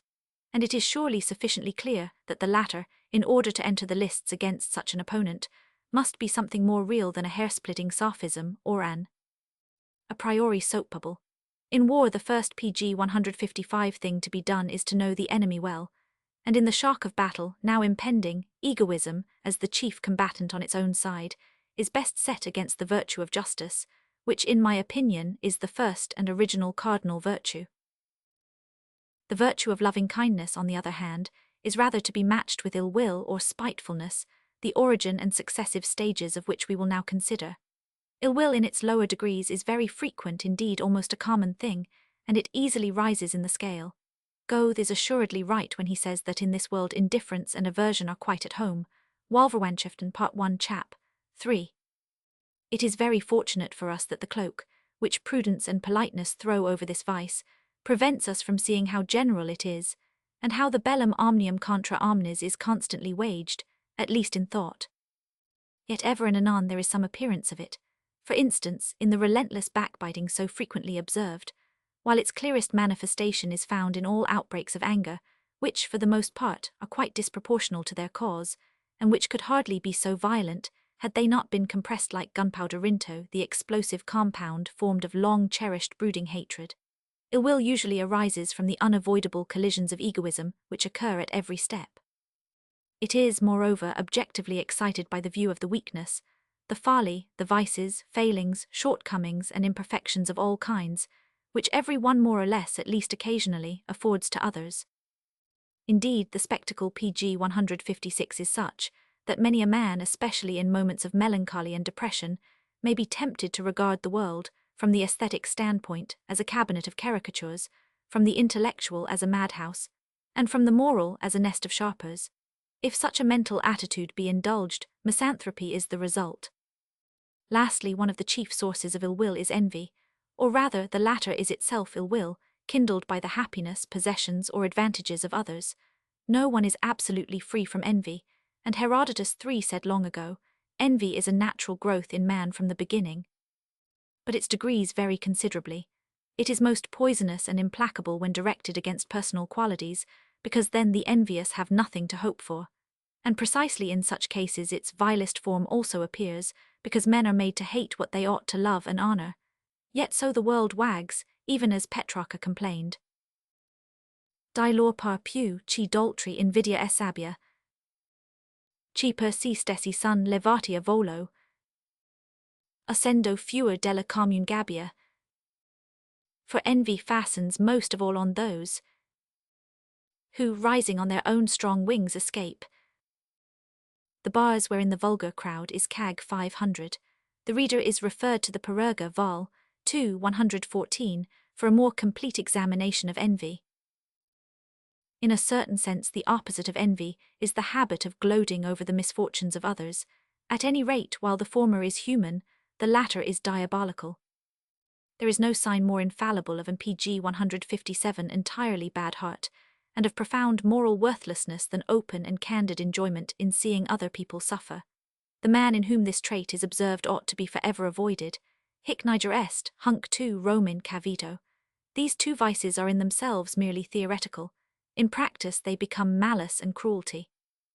It is true that egoism may lead to wickedness and crime of every sort, but the resulting injury and pain to others are simply the means, not the end, and are therefore involved only as an accident. Whereas malice and cruelty make others' misery the end in itself, the realization of which affords distinct pleasure, they therefore constitute a higher degree of moral turpitude. The maxim of egoism at its worst is, neminem juva imo omnes si forte conducit, thus there is always a condition, lead help no body, but rather injure all people, if it brings you any advantage. The guiding rule of malice is, omnes quantum parts, lead injure all people as far as you can. As malicious joy is in fact theoretical cruelty, so conversely cruelty is nothing but malicious joy put into practice, and the latter is sure to show itself in the form of cruelty, directly an opportunity offers. An examination of the special vices that spring from these two primary antimoral forces forms no part of the present treatise. Its proper place would be found in a detailed system of ethics. From egoism we should probably derive greed, gluttony, lust, selfishness, avarice, covetousness, injustice, hardness, pg 158 of heart, pride, arrogance, etc. While to spitefulness might be ascribed disaffection, envy, ill will, malice, pleasure in seeing others suffer, prying curiosity, slander, insolence, petulance, hatred, anger, treachery, fraud, thirst for revenge, cruelty, etc. The first root is more bestial, the second more devilish, and according as either is the stronger, or according as the moral incentive to be described below predominates, so the salient points for the ethical classification of character are determined. No man is entirely free from some traces of all three. Here I bring to an end my review of these terrible powers of evil. It is an array reminding one of the princes of darkness in Milton's Pandemonium. But my plan, which in this respect of course differs from that of all other moralists, required me to consider at the outset this gloomy side of human nature, and, like Dante, to descend first to Tartarus. It will now be fully apparent how difficult our problem is. We have to find a motive capable of making a man take up a line of conduct directly opposed to all those propensities which lie deeply ingrained in his nature. Or, given such conduct as a fact of experience, we must search for a motive capable of supplying an adequate and non-artificial explanation of it. The difficulty, in fact, is so great that, in order to solve it, for the vast majority of mankind, it has been everywhere necessary to have recourse to machinery from another world. Gods have been pointed to, whose will and command the required mode of behavior was said to be, and who were represented as emphasizing this command pg 159 by penalties and rewards either in this, or in another world, to which death would be the gate. Now let us assume that belief in a doctrine of this sort took general root, a thing which is certainly possible through strenuous inculcation at a very early age, and let us also assume that it brought about the intended effect, though this is a much harder matter to admit, and not nearly so well confirmed by experience. We should then no doubt succeed in obtaining strict legality of action, even beyond the limits that justice and the police can reach. But everyone feels that this would not in the least imply what we mean by morality of the heart. For obviously, every act arising from motives like those just mentioned is after all derived simply from pure egoism. How can I talk of unselfishness when I am enticed by a promised guerdon, or deterred by a threatened punishment? A recompense in another world, thoroughly believed in, must be regarded as a bill of exchange, which is perfectly safe, though only payable at a very distant date. It is thus quite possible that the profuse assurances, which beggars so constantly make, that those who relieve them will receive 1,000-fold more for their gifts in the next world, may lead many a miser to generous almsgiving, for such a one complacently views the matter as a good investment of money, being perfectly convinced that he will rise again as a Croesus. For the mass of mankind, it will perhaps be always necessary to continue the appeal to incentives of this nature, and we know that such is the teaching promulgated by the different religions, which are in fact the pg 160 metaphysics of the people. Be it, however, observed in this connection that a man is sometimes just as much in error as to the true motives that govern his own acts, as he is with regard to those of others. Hence it is certain that many persons, while they can only account to themselves for their noblest actions by attributing them to motives of the kind above described, are nevertheless really guided in their conduct by far higher and purer incentives, though the latter may be much more difficult to discover. They are doing, no doubt, out of direct love of their neighbor, that which they can but explain as the command of their God. On the other hand, philosophy, in dealing with this, as with all other problems, endeavors to extract the true and ultimate cause of the given phenomena from the disclosures which the nature itself of man yields, and which, freed as they must be from all mythical interpretation, from all religious dogmas, and transcendent hypostases, she requires to see confirmed by external or internal experience. Now, as our present task is a philosophical one, we must entirely disregard all solutions conditioned by any religion, and I have here touched on them merely in order to throw a stronger light on the magnitude of the difficulty. Pg 161. Chapter 4, Criterion of Actions of Moral Worth. There is first the empirical question to be settled, whether actions of voluntary justice and unselfish loving-kindness, which are capable of rising to nobleness and magnanimity, actually occur in experience.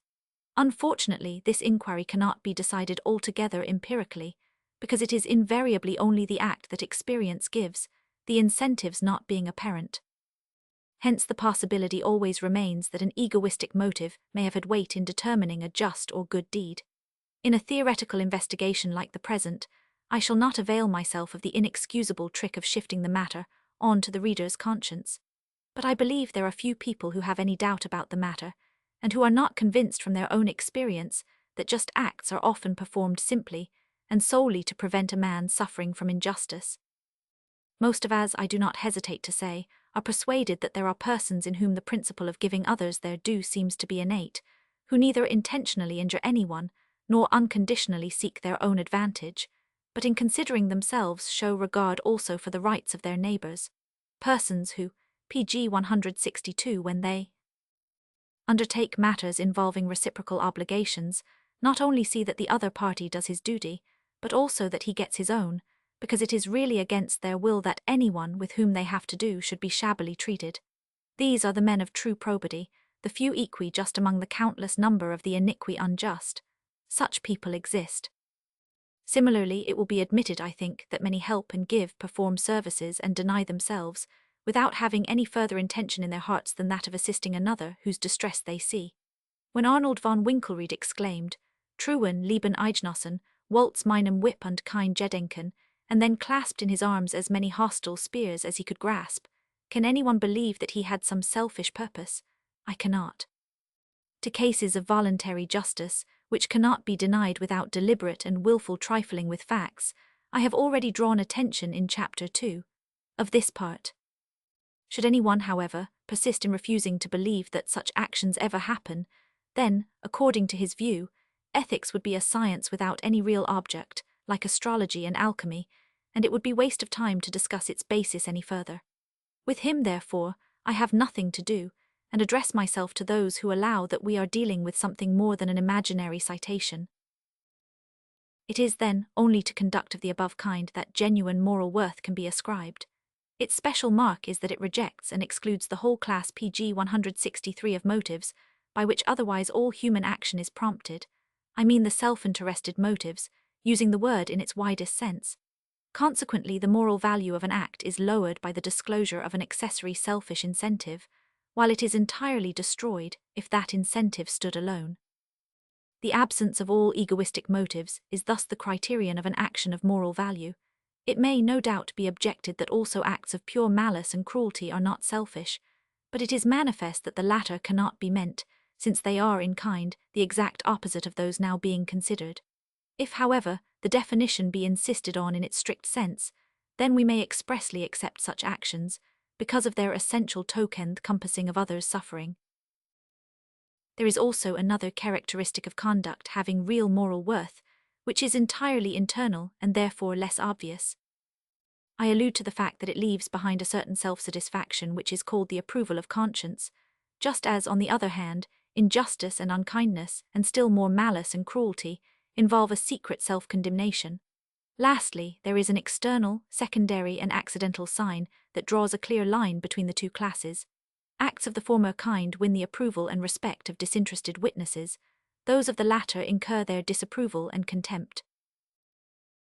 Those actions that bear the stamp of moral value, so determined and admitted to be realities, constitute pg 164 the phenomenon that lies before us, and which we have to explain. We must accordingly search out what it is that moves men to such conduct.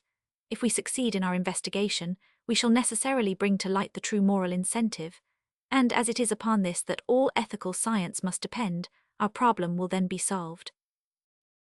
pg 165. Chapter 5, Statement and Proof of the Only True Moral Incentive. The preceding considerations, which were unavoidably necessary in order to clear the ground, now enable me to indicate the true incentive which underlies all acts of real moral worth.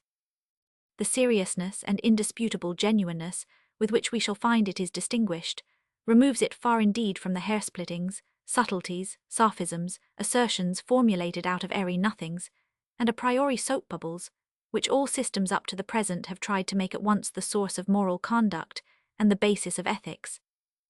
This incentive I shall not put forward as an hypothesis to be accepted or rejected, as one pleases. I shall actually prove that it is the only possible one. But as this demonstration requires several fundamental truths to be borne in mind, the reader's attention is first called to certain propositions which we must presuppose, and which may properly be considered as axioms, except the last two, which result from the analysis contained in the preceding chapter, and in Part 2, Chapter 3. No action can take place without a sufficient pg 166 motive, as little as a stone can move without a sufficient push or pull. pg 167. From these propositions the following conclusion is obvious. The weal and woe, which according to our third axiom must, as its ultimate object, lie at the root of everything done or left undone, is either that of the doer himself or that of some other person, whose role with reference to the action is passive. Conduct in the first case is necessarily egoistic, as it is impelled by an interested motive. And this is not only true when meaners, they nearly always doppelingly shape their acts for their own profit and advantage. It is equally true when from anything done we expect some benefit to ourselves, no matter how remote, whether in this or in another world. Nor is it less the fact when our honour, our good name, or the wish to win the respect of someone, the sympathy of the lookers-on, etc., is the object we have in view, or when our intention is to uphold a rule of conduct which, if generally followed, would occasionally be useful to ourselves, for instance, the principle of justice, of mutual succour and aid, and so forth. Similarly, the proceeding is at bottom egoistic, when a man considers it a prudent step to obey some absolute command issued by an unknown, but evidently supreme power. For in such a case nothing can be the motive but fear of pg 168 the disastrous consequences of disobedience, however generally and indistinctly these may be conceived. Nor is it a whit the less egoism that prompts us when we endeavour to emphasize, by something done or left undone, the high opinion whether distinctly realized or not which we have of ourselves, and of our value or dignity, for the diminution of self-satisfaction, which might otherwise occur, would involve the wounding of our pride. Lastly, it is still egoism that is operative, when a man, following Wolff's principles, seeks by his conduct to work out his own perfection. In short, one may make the ultimate incentive to an action what one pleases. It will always turn out, no matter by how circuitous a path, that in the last resort what affects the actual weal and woe of the agent himself is the real motive. Consequently, what he does is egoistic, and therefore without moral worth. There is only a single case in which this fails to happen, namely when the ultimate incentive for doing something or leaving it undone is precisely and exclusively centered in the weal and woe of someone else who plays a passive part. That is to say, when the person on the active side, by what he does or omits to do, simply and solely regards the weal and woe of another, and has absolutely no other object than to benefit him, by keeping harm from his door, or, it may be, even by affording help, assistance and relief. It is this aim alone that gives to what is done, or left undone, the stamp of moral worth, which is thus seen to depend exclusively on the circumstance that the act is carried out, or omitted, purely for the benefit and advantage pg 169 of another. If and when this is not so, then the question of weal and woe which incites to, or deters from, every action contemplated, can only relate to the agent himself, whence its performance or non-performance is entirely egoistic, and without moral value. But if what I do is to take place solely on account of someone else, then it follows that his weal and woe must directly constitute my motive, just as ordinarily my own weal and woe form it. This narrows the limits of our problem, which may now be stated as follows. How is it possible that another's weal and woe should influence my will directly, that is, exactly in the same way as otherwise my own move it? How can that which affects another for good or bad become my immediate motive, and actually sometimes assume such importance that it more or less supplants my own interests, which are, as a rule, the single source of the incentives that appeal to me? Obviously only because that other person becomes the ultimate object of my will, precisely as usually I myself am that object. In other words, because I directly desire weal, and not woe, for him, just as habitually I do for myself.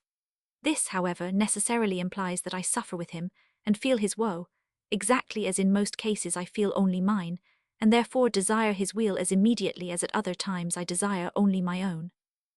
But for this to be possible, I must in some way or other be identified with him. That is, the difference between myself and him, which is the precise raison d'etre of my egoism, must be removed, at least to a certain pg 170 extent. Now, since I do not live in his skin, there remains only the knowledge, that is, the mental picture I have of him, as the possible means whereby I can so far identify myself with him, that my action declares the difference to be practically effaced. The process here analyzed is not a dream, a fancy floating in the air. It is perfectly real and by no means infrequent. It is what we see every day, the phenomenon of compassion, in other words, the direct participation, independent of all ulterior considerations, in the sufferings of another, leading to sympathetic assistance in the effort to prevent or remove them, whereon in the last resort all satisfaction and all well-being and happiness depend. It is this compassion alone which is the real basis of all voluntary justice and all genuine loving-kindness. Only so far as an action springs therefrom has it moral value, and all conduct that proceeds from any other motive whatever has none. When once compassion is stirred within me by another's pain, then his weal and woe go straight to my heart, exactly in the same way, if not always to the same degree, as otherwise I feel only my own. Consequently, the difference between myself and him is no longer an absolute one. No doubt this operation is astonishing, indeed hardly comprehensible.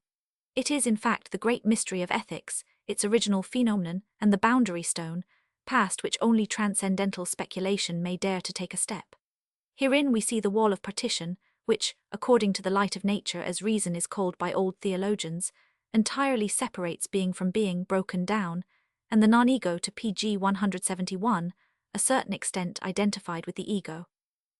I wish for the moment to leave the metaphysical explanation of this enigma untouched, and first to inquire whether all acts of voluntary justice and true loving-kindness really arise from it.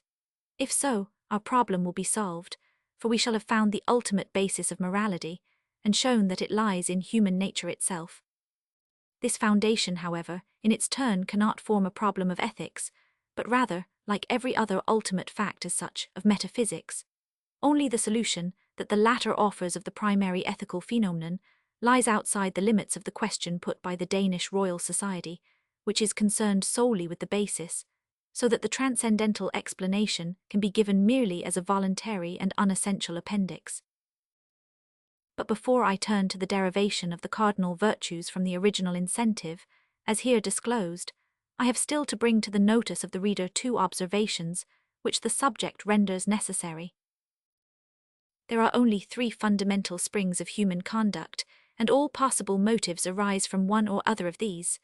They are pg 172, a egoism which desires the weal of the self and is limitless, b malice which desires the woe of others and may develop to the utmost cruelty, c compassion which desires the weal of others and may rise to nobleness and magnanimity. Every human act is referable to one of these springs, although two of them may work together. Now, as we have assumed that actions of moral worth are in point of fact realities, it follows that they also must proceed from one of these primal sources. But by the eighth axiom, they cannot arise from the first, and still less from the second, since all conduct springing from the latter is morally worthless, while the offshoots of the former are in part neither good nor bad in themselves. Hence they must have their origin in the third incentive, and this will be established a posteriori in the sequel. The reason of this is that pain or suffering, which includes all want, privation, need, indeed every wish, is positive, and works directly on the consciousness. Pg 173. Whereas the nature of satisfaction, of enjoyment, of happiness, and the like consists solely in the fact that a hardship is done away with, a pain lulled, whence their effect is negative, we thus see why need or desire is the condition of every pleasure. Plato understood this well enough, and only accepted sweet odours and intellectual enjoyment. De Rep. 9 Sq. Edit. Bipont, and Voltaire says, Il en est pas de vrais plaisirs, quavic de vrais besoins. Pain then is positive and makes itself known by itself. Satisfaction or pleasure is negative, as simply the removal of the former. This principle explains the fact that only the suffering, the want, the danger, the helplessness of another awakens our sympathy directly, and as such, the lucky or contented man as such leaves us indifferent in reality because his state is negative. He is without pain, indigence, or distress. We may of course take pleasure in the success, the well-being, the enjoyment of others, but if we do, it is a secondary pleasure, and caused by our having previously sorrowed over their sufferings and privations. Or else we share the joy and happiness of a man, not as such but because, and in so far as he is our child, father, friend, relation, servant, subject, etc. In a word, the good fortune or pleasure of another, purely as such, does not arouse in us the same direct sympathy as is certainly elicited by his misfortune, privation, or misery, purely as such. If even on our own behalf it is only suffering under which must be reckoned all wants, needs, pg 174 wishes, and even ennui that stirs our activity, and if contentment and prosperity fill us with indolence and lazy repose, why should it not be the same when others are concerned? For as we have seen, our sympathy rests on an identification of ourselves with them. Indeed, the sight of success and enjoyment, purely as such, is very apt to raise the envy, to which every man is prone, and which has its place among the antemoral forces enumerated above. In connection with the exposition of compassion here given, as the coming into play of motives directly occasioned by another's calamity, I take the opportunity of condemning the mistake of Cassina, which has been so often repeated. His view is that compassion arises from a sudden hallucination, which makes us put ourselves in the place of the sufferer, and then imagine that we are undergoing his pain in own person. This is not in the least the case. The conviction never leaves us for a moment that he is the sufferer, not we, and it is precisely in his person, not in ours, that we feel the distress which afflicts us. We suffer with him and therefore in him. We feel his trouble as his, and are not under the delusion that it is ours. Indeed, the happier we are, the greater the contrast between our own state and his, the more we are open to the promptings of compassion. The explanation of the possibility of this extraordinary phenomenon is, however, not so easy, nor is it to be reached by the path of pure psychology, as Cassina supposed. The pg 175 key can be furnished by metaphysics alone, and this I shall attempt to give in the last part of the present treatise. I now turn to consider the derivation of actions of real moral worth from the source which has been indicated.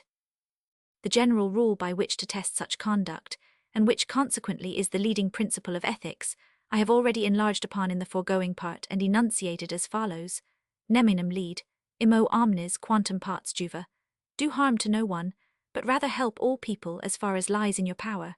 As this formula contains two clauses, so the actions corresponding to it fall naturally into two classes.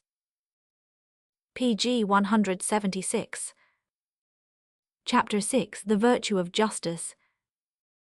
If we look more closely at this process called compassion, which we have shown to be the primary ethical phenomenon, we remark at once that there are two distinct degrees in which another's suffering may become directly my motive, that is, may urge me to do something, or to leave it undone. The first degree of compassion is seen when, by counteracting egoistic and malicious motives, it keeps me from bringing pain on another, and from becoming myself the cause of trouble, which so far does not exist. The other higher degree is manifested when it works positively and incites me to active help. The distinction between the so-called duties of law and duties of virtue, better described as justice and loving-kindness, which was effected by Kant in such a forced and artificial manner, here results entirely of itself, whence the correctness of the principle is attested.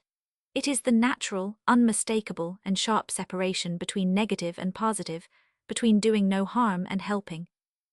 The terms in common use, namely, the duties of law and the duties of virtue, the latter being also called duties of love or imperfect duties, are in the pg 177 first place faulty because they coordinate the genus with the species, for justice is one of the virtues.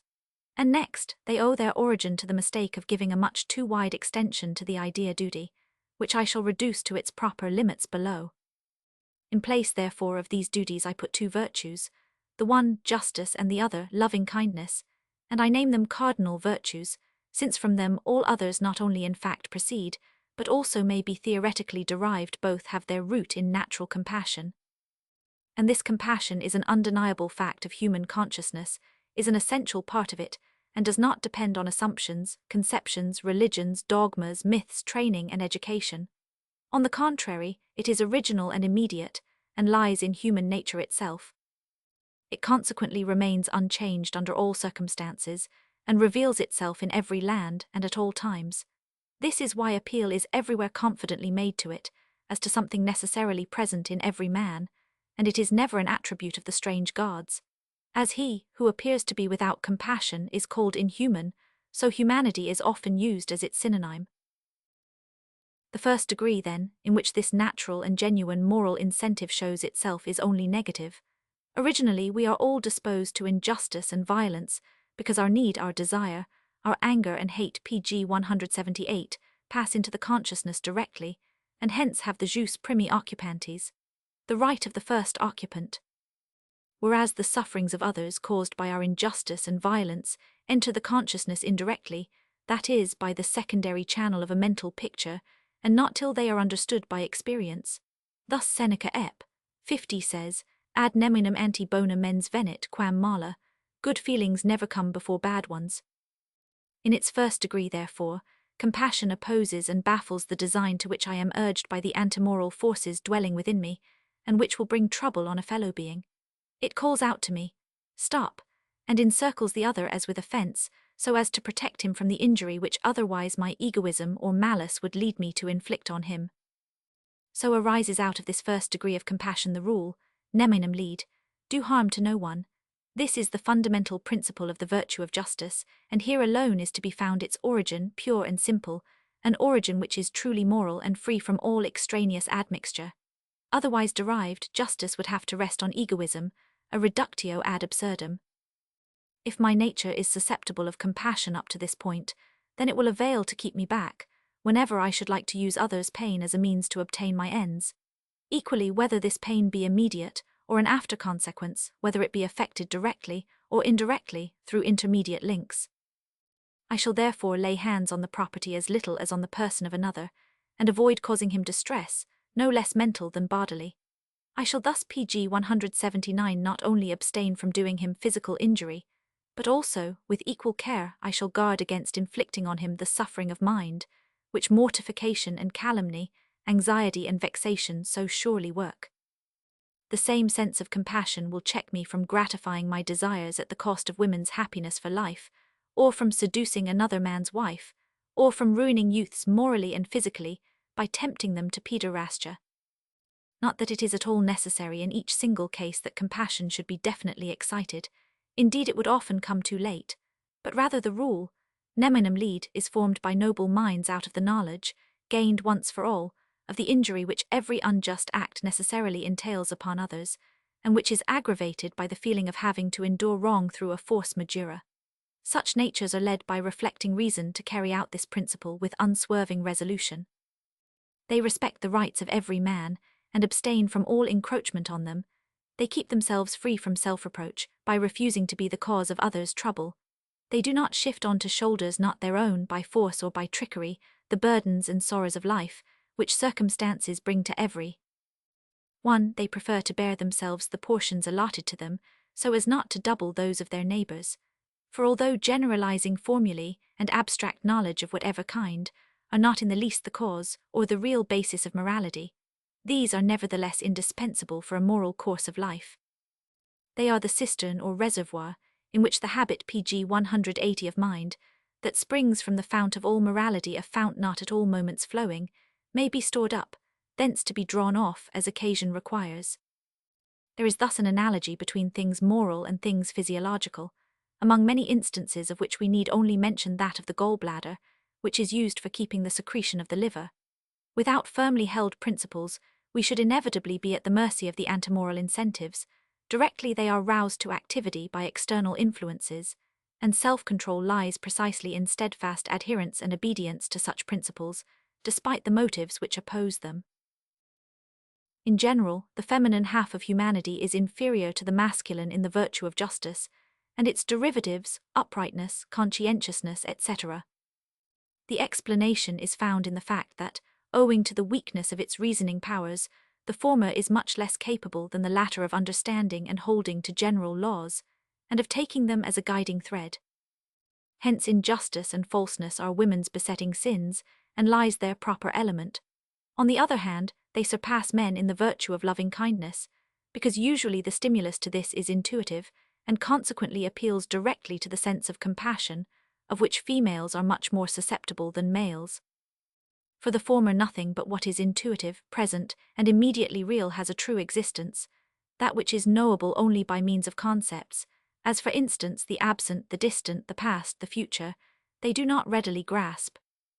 We thus find pg 181 compensation here, as in so much else. Justice is more the masculine, loving kindness more the feminine virtue. The mere idea of seeing women sitting on the judge's bench raises a smile, but the sisters of mercy far excel the brothers of charity. Now animals, as they have no power of gaining knowledge by reason, that is, of forming abstract ideas, are entirely incapable of fixed resolutions, to say nothing of principles. They consequently totally lack self-control, and are helplessly given over to external impressions and internal impulses. This is why they have no conscious morality, although the different species show great contrasts of good and evil in their characters, and as regards the highest races these are traceable even in individuals. From the foregoing considerations, we see that in the single acts of the just man compassion works only indirectly through his formulated principles, and not so much actu as potentia, much in the same way as in statics the greater length of one of the scale beams, owing to its greater power of motion, balances the smaller weight attached to it with the larger on the other side, and works while at rest only potentia not actu, yet with the same efficiency. Nevertheless, compassion is always ready to pass into active operation. Therefore, whenever, in special cases, the established rule shows signs of breaking down, the one incentive, for we exclude of course those based on egoism, which is capable of infusing fresh life into it, is that drawn from the fountainhead itself, compassion. This is true not only where it is a question of personal violence, but also where pg 182 property is concerned. For instance, when anyone feels the desire to keep some valuable object which he has found.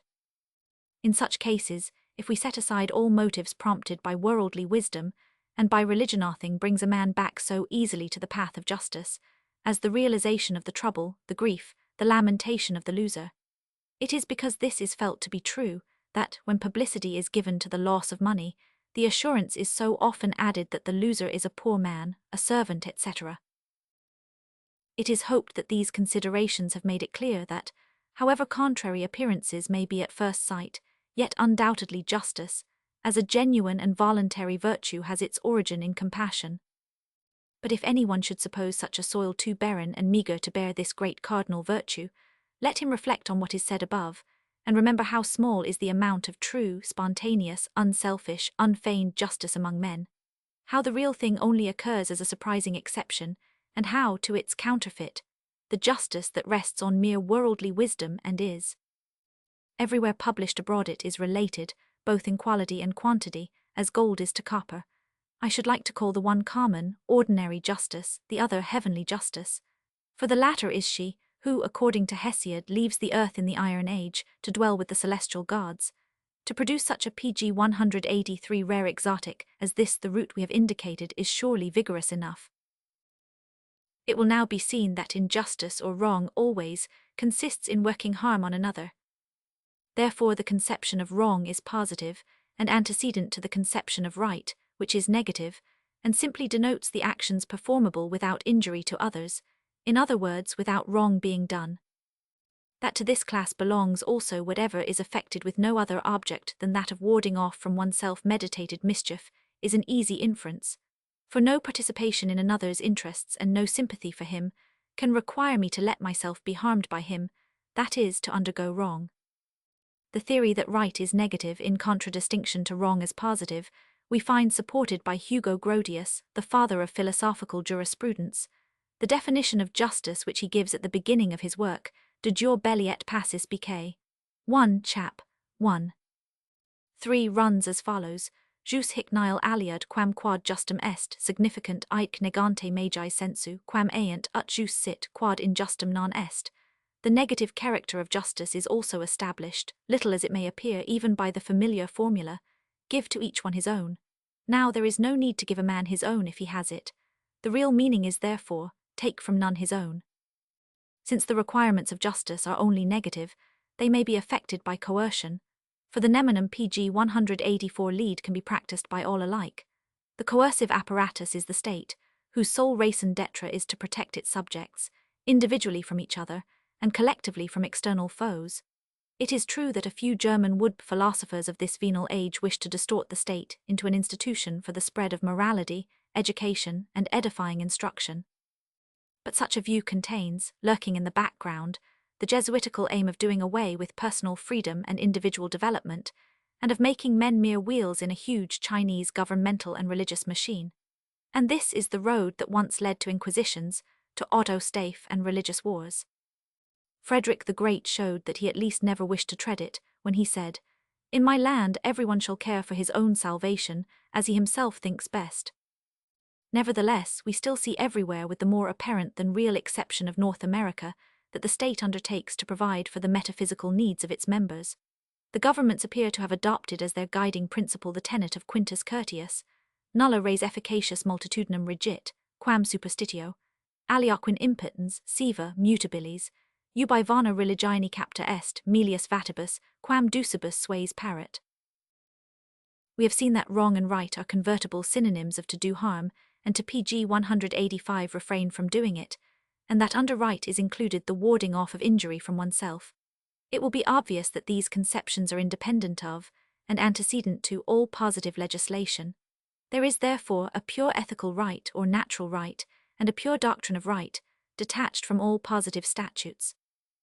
The first principles of this doctrine have no doubt an empirical origin, so far as they arise from the idea of harm done, but per se they rest on the pure understanding, which a priori furnishes ready to hand the axiom, causa causi est causa effectus. The cause of a cause is the cause of the effect. Taken in this connection, the words mean, if anyone desires to injure me, it is not I, but he, that is the cause of whatever I am obliged to do in self-defense, and I can consequently oppose all encroachments on his part without wronging him. Here we have, so to say, a law of moral repercussion. Thus it comes about that the union of the empirical idea of injury, done with the axiom supplied by the pure understanding, gives rise to the fundamental conceptions of wrong and right, which every one grasps a priori, and learns by actual trial to immediately adopt. The empiric who denies this, and refuses to accept anything but the verdict of experience, may be referred to the testimony of the savage races, who all distinguish between wrong and right quite correctly, often indeed with nice precision, as is strikingly manifested when they are engaged in bartering and other transactions with Europeans, or visit their ships. They are bold and self-assured when they are in the right, but uneasy when they pg 186 know they are wrong. In disputes a just settlement satisfies them, whereas unjust procedure drives them to war. The doctrine of 8 is a branch of ethics, whose function is to determine those actions which may not be performed, unless one wishes to injure others, that is, to be guilty of wrongdoing, and here the active part played is kept in view. But legislation applies this chapter of moral science conversely, that is, with reference to the passive side of the question, and declares that the same actions need not be endured, since no one ought to have wrong inflicted on him. To frustrate such conduct, the state constructs the complete edifice of the law as positive right. Its intention is that no one shall suffer wrong. The intention of the doctrine of moral right is that no one shall do wrong. If by unjust action I molest someone, whether in his person, his freedom, his property, or his honor, the wrong as regards quality remains the same. but with respect to quantity it may vary very much. This difference in the amount of wrong affected appears not to have been as yet investigated by moralists, although it is everywhere recognized in real life, because the censure passed is always proportional to the harm inflicted. So also with just actions, the right done is constant in quality, but not in quantity. To explain this better, he who when dying of starvation steals a loaf commits a wrong, but how small is this wrong in comparison with the act of an opulent proprietor, pg 187, who, in whatever way, despoils a poor man of his last penny. Again, the rich person who pays his hired labourer acts justly, but how insignificant is this piece of justice when contrasted with that of a penniless toiler, who voluntarily returns to its wealthy owner a purse of gold which he has found. The measure, however, of this striking difference in the quantity of justice, and in justice the quality being always constant, is not direct and absolute, as on a graduated scale. It is indirect and relative, like the ratio of sines and tangents. I give therefore the following definition. The amount of injustice in my conduct varies as the amount of evil, which I thereby bring on another, divided by the amount of advantage, which I myself gain. And the amount of justice in my conduct varies as the amount of advantage, which injury done to another brings me, divided by the amount of harm which he thereby suffers. We have further to notice a double form of injustice which is specifically different from the simple kind, be it never so great. This variety may be detected by the fact that the amount of indignation shown by disinterested witnesses, which is always proportional to the amount of wrong inflicted, never reaches the maximum except when it is present. We then see how the deed is loathed as something revolting and heinous as an one, abomination before which, as it were, the gods veil their faces. Double injustice occurs when someone, after definitely undertaking the obligation of protecting his friend, master, client, etc., in a special way, not only is guilty of non-fulfillment of that duty which of itself would be injurious to the pg 188 other, and therefore a wrong, but when, in addition, he turns round and attacks the man, and strikes at the very spot which he promised to guard. Instances are the appointed watch or guide who becomes an assassin, the trusted caretaker who becomes a thief, the guardian who robs his ward of her property, the lawyer who prevaricates, the judge who is corruptible, the adviser who deliberately gives some fatal counsel. All such conduct is known by the name of treachery and is viewed with abhorrence by the whole world. Hence Dante puts traitors in the lowest circle of hell, where Satan himself is found inferno. Zi 6160. As we have here had occasion to mention the word obligation, this is the place to determine the conception of duty, which is so often spoken of both in ethics and in real life, but with too wide an extension of meaning. We have seen that wrong always signifies injury done to another, whether it be in his person, his freedom, his property, or his honor. The consequence appears to be that every wrong must imply a positive aggression, and so a definite act. Only there are actions, the simple omission of which constitutes a wrong, and these are duties. This is the true philosophically definition of the conception duty, a term which loses its characteristic note, and hence becomes valueless, if it is used as hitherto it has been in moral science to designate all praiseworthy conduct. It is forgotten that duty necessarily means a pg 189 debt which is owing, being thus an action, by the simple omission of which another suffers harm, that is, a wrong comes about. Clearly in this case the injury only takes place through the person, who neglects the duty, having distinctly pledged or bound himself to it. Consequently all duties depend on an obligation which has been entered into. This, as a rule, takes the form of a definite, if sometimes tacit, agreement between two parties, as for instance between prince and people, government and its servants, master and man, lawyer and client, physician and patient, in a word between any and every one who undertakes to perform some task, and his employer in the widest sense of the word. Hence every duty involves a right, since no one undertakes an obligation without a motive, which means, in this case, without seeing some advantage for himself. There is only one obligation that I know of which is not subject to an agreement, but arises directly and solely through an act. This is because one of the persons with whom it has to do was not in existence when it was contracted. I refer to the duty of parents towards their children. Whoever brings a child into the world has incumbent on him the duty of supporting his offspring until the latter is able to maintain himself, and should this time never come, owing to incapacity from blindness, deformity, cretinism, and the like, neither does the duty ever come to an end. It is clear that merely by failing to provide for the needs of his son, that is, by a simple omission, the father would injure him, indeed jeopardize his life. Children's duty towards their parents is pg 190 not so direct and imperative. It rests on the fact that, as every duty involves a right, parents also must have some just claim on their issue. This is the foundation of the duty of filial obedience, which, however, in course of time ceases simultaneously with the right out of which it sprang. It is replaced by gratitude for that which was done by father and mother over and above their strict duty. Nevertheless, although ingratitude is a hateful, often indeed a revolting vice, gratitude cannot be called a duty, because its omission inflicts no injury on the other side, and is therefore no wrong. Otherwise we should have to suppose that in his heart of hearts the benefactor aims at making a good bargain. It should be noticed that reparation made for harm done may also be regarded as a duty arising directly through an action. This, however, is something purely negative, as it is nothing but an attempt to remove and blot out the consequences of an unjust deed, as a thing that ought never to have taken place. Be it also observed that equity is the foe of justice, and often comes into harsh collision with it, so that the former ought only to be admitted within certain limits. The German is a friend of equity, while the Englishman holds to justice. The law of motivation is just as strict as that of physical causality, and hence involves the same pg 191 irresistible necessity. Consequently, wrong may be compassed not only by violence, but also by cunning.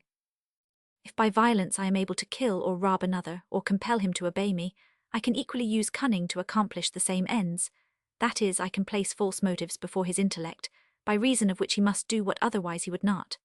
These false motives are affected by lies.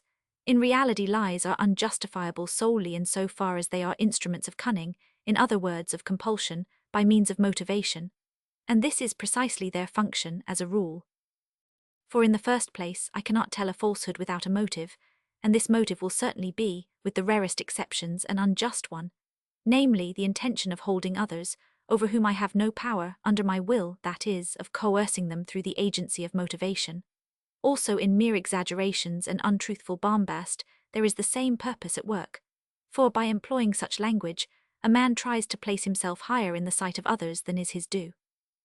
The binding force of a promise or a compact is contained in the fact that, if it be not observed, it is a deliberate lie, pronounced in the most solemn manner.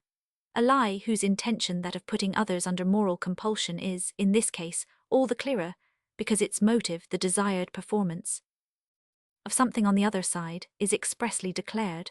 The contemptible part of the pg 192 fraud is that hypocrisy is used to disarm the victim before he is attacked. The highest point of villainy is reached in treachery, which, as we have seen, is a double injustice, and is always regarded with loathing.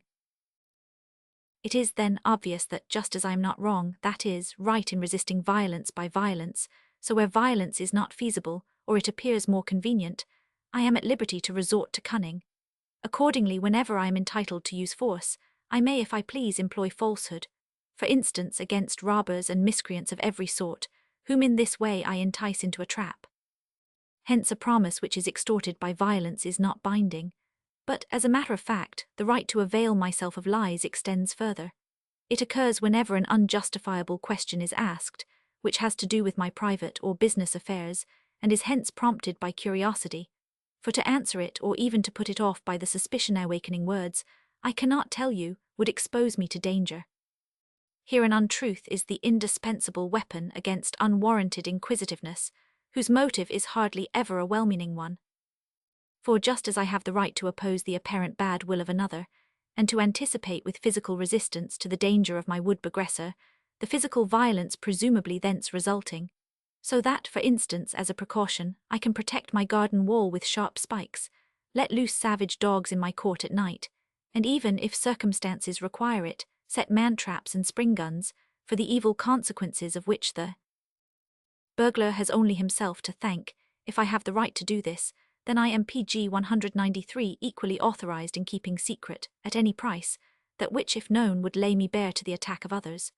And I have good reason for acting thus, because in moral no less than in physical relations, I am driven to assume that the bad will of others is very possible, and must therefore take all necessary preventive measures beforehand.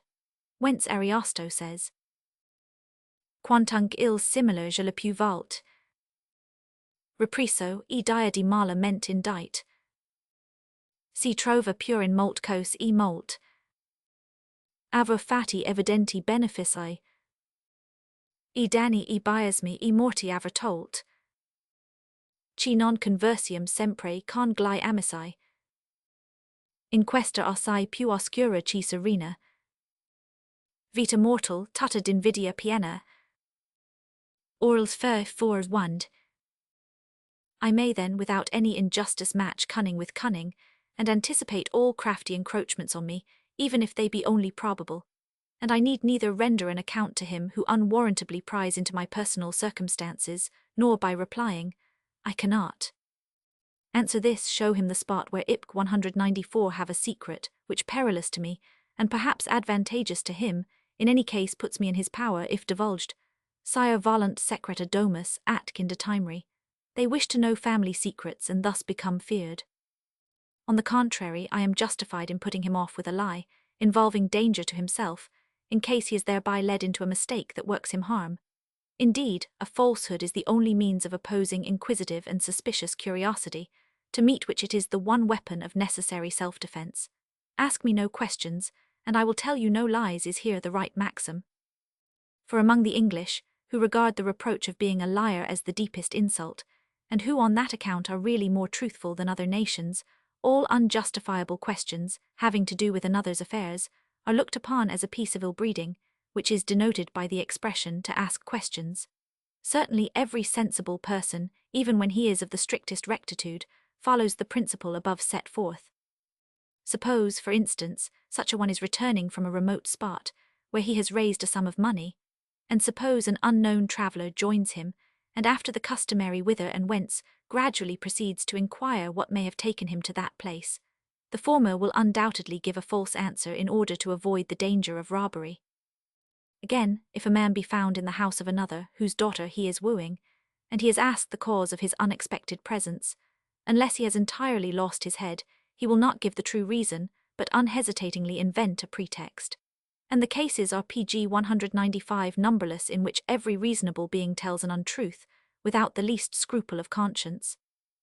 It is this view of the matter alone that removes the crying contradiction between the morality which is taught, and that which is daily practiced, even by the best and most upright of men. At the same time, the restriction of a falsehood to the single purpose of self-defense must be rigidly observed, for otherwise this doctrine would admit of terrible abuse, a lie being in itself a very dangerous instrument. But just as, even in time of public peace, the law allows everyone to carry weapons and to use them, when required for self-defense, so ethics permits lies to be employed for the same purpose, and bit observed for this one purpose only. Every mendacious word is a wrong, excepting only when the occasion arises of defending oneself against violence or cunning. Hence justice requires truthfulness towards all men, but the entirely unconditional and unreserved condemnation of lies, as properly involved in their nature, is sufficiently refuted by well-known facts. Thus there are cases where a falsehood is a duty, especially for doctors, and there are magnanimous lies, as for instance that of the Marquis Poser in Don Carlos, or that in the Jerusalem Liberata 2:22. They occur indeed whenever a man wills to take on himself the guilt of another. And lastly, Jesus Christ himself is reported John pg 196:7, cf. ver. 10 on one occasion to have intentionally told an untruth. The reader will remember that Campanella, in his Posi philosophisch delia bellezza, Matter 9, does not hesitate to say, bello e il mentir, si a fair gran ben si trova. On the other hand, the current teaching as regards necessary falsehoods is a wretched patch on the dress of a poverty-stricken morality. Kant is responsible for the theory found in many textbooks, which derives the unjustifiableness of lies from man's faculty of speech. But the arguments are so tame, childish and absurd that one might well be tempted, if only to pour contempt on them, to join sides with the devil, and say with Talleyrand, Elham a recula parole pour pouvoir cacher sa pensée. The unqualified and boundless horror shown by Kant for falsehoods, whenever he has the opportunity, is due either to affectation or to prejudice. In the chapter of his Tugendalher dealing with lies, he loads them with every kind of defamatory epithet, but does not adduce a single adequate reason for their condemnation, which would have been more to the point. Declamation is easier than demonstration, and to moralize less difficult than to be sincere. Kant would have done better to open the vials of his wrath on that vice which takes pleasure in seeing others suffer. It is the latter, and not a falsehood, which is truly fiendish.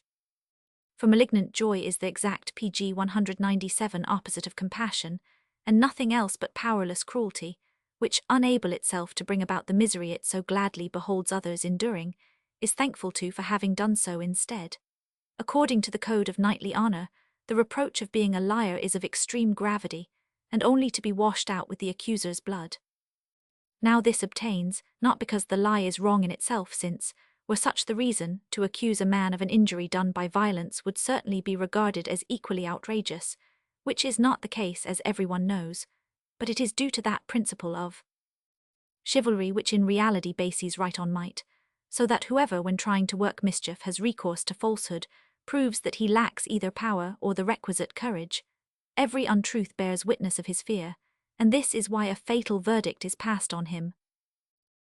However much we are will not to blame a lie, as index of a mind estranged from right, yet times unnumbered it hath shapt results of good most evident disgrace and loss. It changed, e'en death it cheated, for with friends, alas, not always in this mortal life, where envy fills all hearts and gloom prevails, much more than light are we in converse join 500, translator. Magnanima mensogna, or quando e il vero. Si hello ci si passera ti propora. Cf. also the Horatian splendid Mendax, Carm, 3:11-35 translator. pg 198. Chapter 7, The Virtue of Loving Kindness. Thus justice is the primary and essentially cardinal virtue. Ancient philosophers recognized it as such, but made it coordinate with three others unsuitably chosen. Loving kindness, caritas, was not as yet ranked as a virtue. Plato himself, who rises highest in moral science, reaches only so far as voluntary, disinterested justice.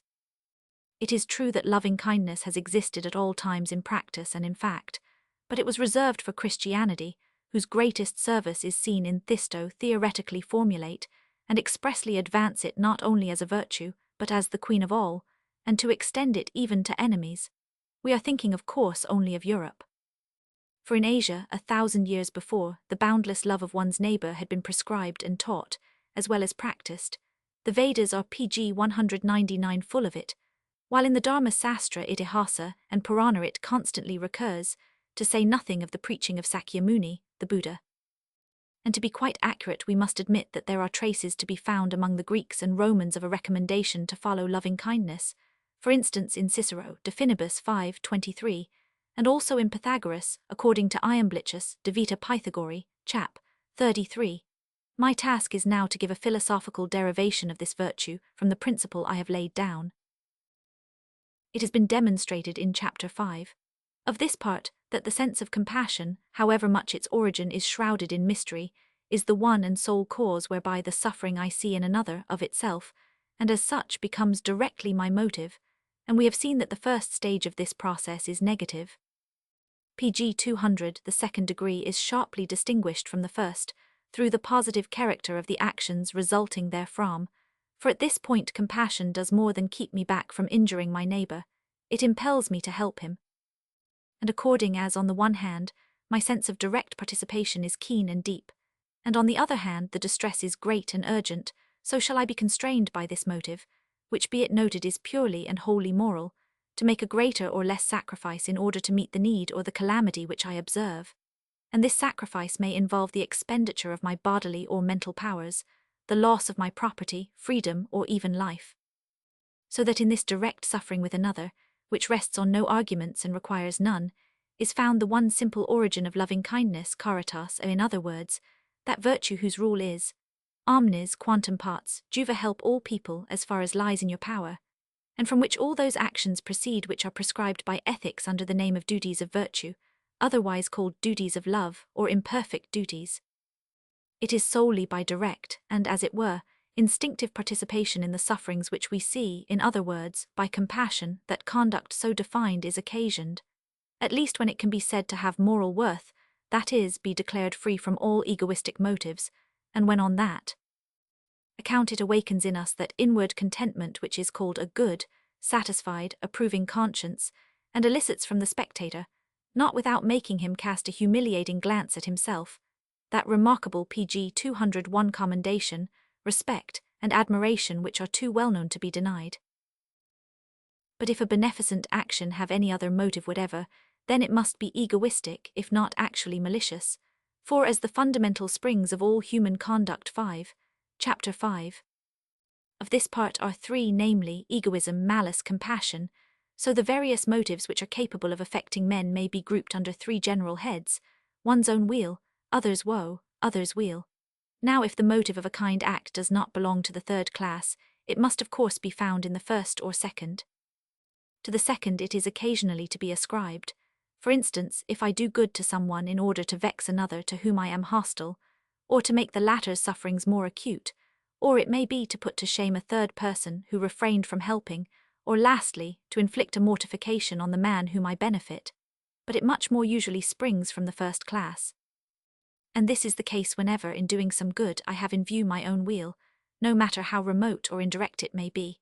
That is, whenever I am influenced by the thought of reward whether in this, or in another, world, or by the hope of winning high esteem, and of gaining a reputation for nobleness of character, or again, when I reflect that the person whom I now aid may one day be able to assist me in return, or otherwise be of some service and benefit, or when lastly I am guided by the consideration that I must keep the rules of magnanimity and beneficence, because I too may on some occasion profit thereby.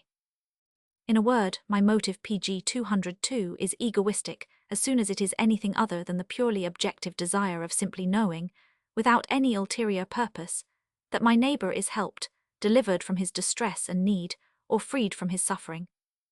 If such an aim shorn as it is, of all subjectivity really mine, then, and then only, have I given proof of that loving kindness, caritas, which it is the great and distinguishing merit of Christianity to have preached. It should be observed in this connection that the injunctions which the gospel adds to its commandment of love, e.g., let not thy left hand know what thy right hand doeth, and the like, are in point of fact based on a consciousness of the conclusion I have here reached, namely, that another's distress of itself alone, without any further consideration, must be my motive, if what I do is to be of moral value. And in the same place Math. 6. We find it stated with perfect truth that ostentation's almsgivers get in fullexhaust their reward, although in this respect too the Vedas shed on us the light of a higher teaching. They repeatedly declare that he who desires any sort of recompense for his work is still wandering in the path of darkness, and not yet ripe for deliverance. If anyone should ask me what he gets from a charitable act, my answer in all sincerity would be this, that the lot of the poor man you relieve is just so much the lighter, otherwise absolutely nothing. If you are not satisfied and feel that such is not a sufficient end, then your wish was not to give alms, pg 203, but to make a purchase, and you have effected a bad bargain. But if the one thing you are concerned with is that he should feel the pressure of poverty less, then you have gained your object, you have diminished his suffering, and you see exactly how far your gift is requited. Now how is it possible that trouble which is not mine, and by which I am untouched, should become as direct a motive to me as if it were my own, and incite me to action? As already explained, only through the fact that, although it comes before me merely as something outside myself, by means of the external medium of sight or hearing, I am nevertheless sensible of it with the sufferer.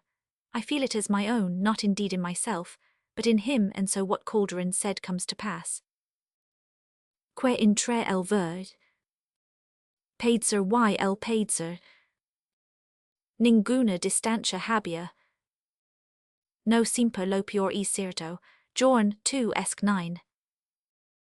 This, however, presupposes that to a certain extent I have become identified with the other, and consequently that the barrier between the ego and the non-ego is, for the moment, broken down.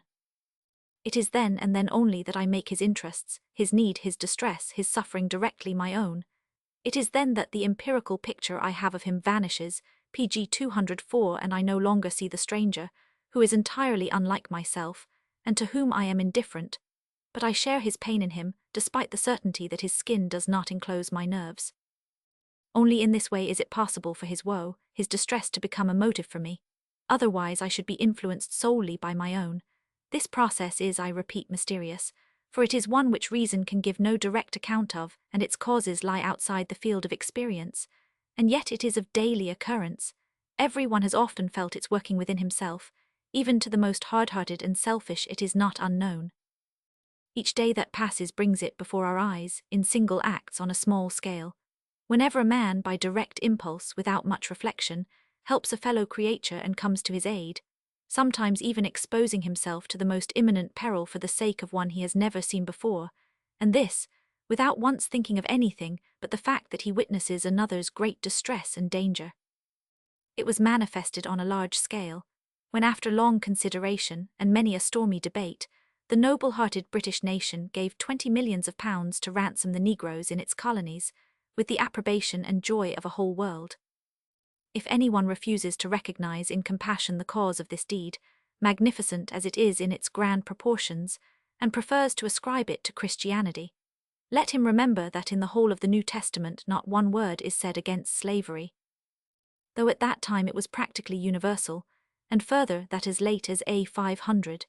In North America, when the PG 205 question was being discussed, a man was found who thought to strengthen his case by appealing to the fact that Abraham and Jacob kept slaves. What will be in each separate case, the practical effect of this mysterious inner process may be left to ethics to analyze, in chapters and paragraphs entitled Duties of Virtue, Duties of Love, Imperfect Duties, or whatever other name be used.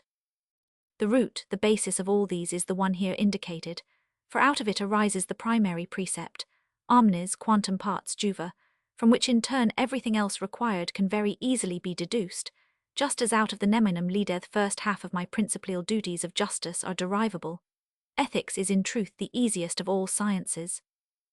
And this is only to be expected, since it is incumbent on each person to construct it for himself, and himself form the rule for every case as it occurs, out of the fundamental law which lies deep in his heart. For few have leisure and patience enough to learn a ready-made system of morals. From justice and loving kindness spring all the other virtues, for which reason these two may properly be called cardinal, and the disclosure of their origin lays the cornerstone of moral science. The entire ethical content of the Old Testament is justice, loving kindness being that of the New. The latter is the new commandment John 13, which according to Paul Romans 13:10 includes all Christian virtues. For between the view of pain and pain itself I never knew a distance lie. It is not always the worst that is certain. Act 2 SC 9 Translator. Chapter 8, the proof now given confirmed by experience. The truth I have here laid down, that compassion is the sole non-egoistic stimulus, and therefore the only really moral one, is a strange, indeed almost incomprehensible paradox. I shall hope, therefore, to render it less extraordinary to the reader, if I show that it is confirmed by experience, and by the universal testimony of human sentiment. La pitié don't la voir. Alors quan est venge, fate entendre ses lois. Voltaire Semiramis Roman 5. And in general, the hatred we may cherish for others is overcome by nothing so easily as by our taking a point of view, whence they can appeal to our PG 218 compassion. The reason indeed why parents, as a rule, specially love the sickly one of their children, is because the sight of it perpetually stirs their compassion. Les animox antals des universites. Voiten fleurir chez you des quater facults. Such a supposition would end in animals being pronounced incapable of distinguishing themselves from the external world, and of having any self-consciousness, any ego. As answer to such absurd tenets, it would only be necessary to point to the boundless egoism innate in every animal, even the smallest and humblest.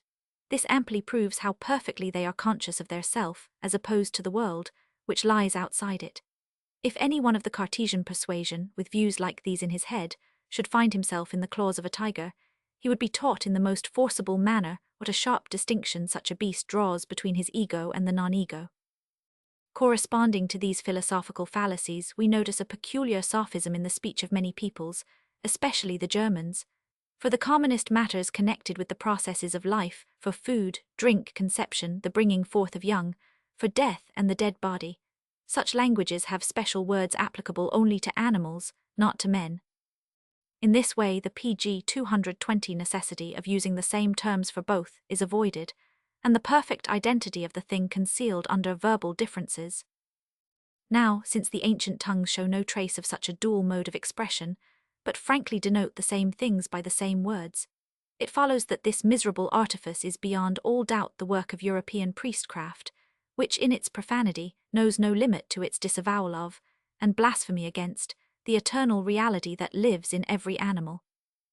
Thus was laid the foundation of that harshness and cruelty towards beasts which is customary in Europe, and on which a native of the Asiatic uplands could not look without righteous horror. In English, this infamous invention is not to be found, assuredly because the Saxons, when they conquered England, were not yet Christians. Nevertheless, the English language shows something analogous in the strange fact that it makes all animals of the neuter gender, the pronoun it being employed for them, just as if they were lifeless things. This idiom has a very objectionable sound, especially in the case of dogs, monkeys, and other primates, and is unmistakably a priestly trick, designed to reduce beasts to the level of inanimate objects. The ancient Egyptians, who dedicated all their days to religion, were accustomed to place in the same vault with a human mummy that of an ibis, a crocodile, etc. In Europe it is a crime, an abomination to bury a faithful dog beside the resting place of his master, though it is there perhaps that he, with a fidelity and attachment unknown to the sons of men, awaited his own end. To a recognition of the identity, in all PG 221 essentials, of the phenomena which we call man and beast, nothing leads more surely than the study of zoology and anatomy.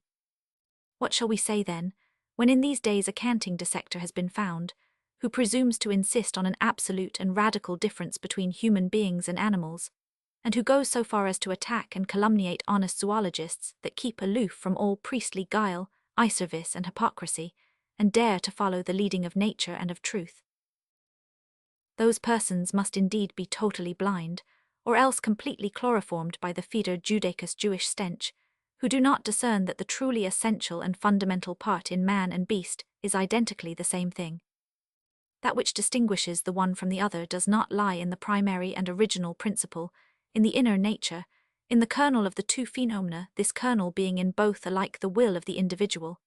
It is found in what is secondary, in the intellect, in the degree of perceptive capacity. It is true that the latter is incomparably higher in man, by reason of his added faculty of abstract knowledge, called reason.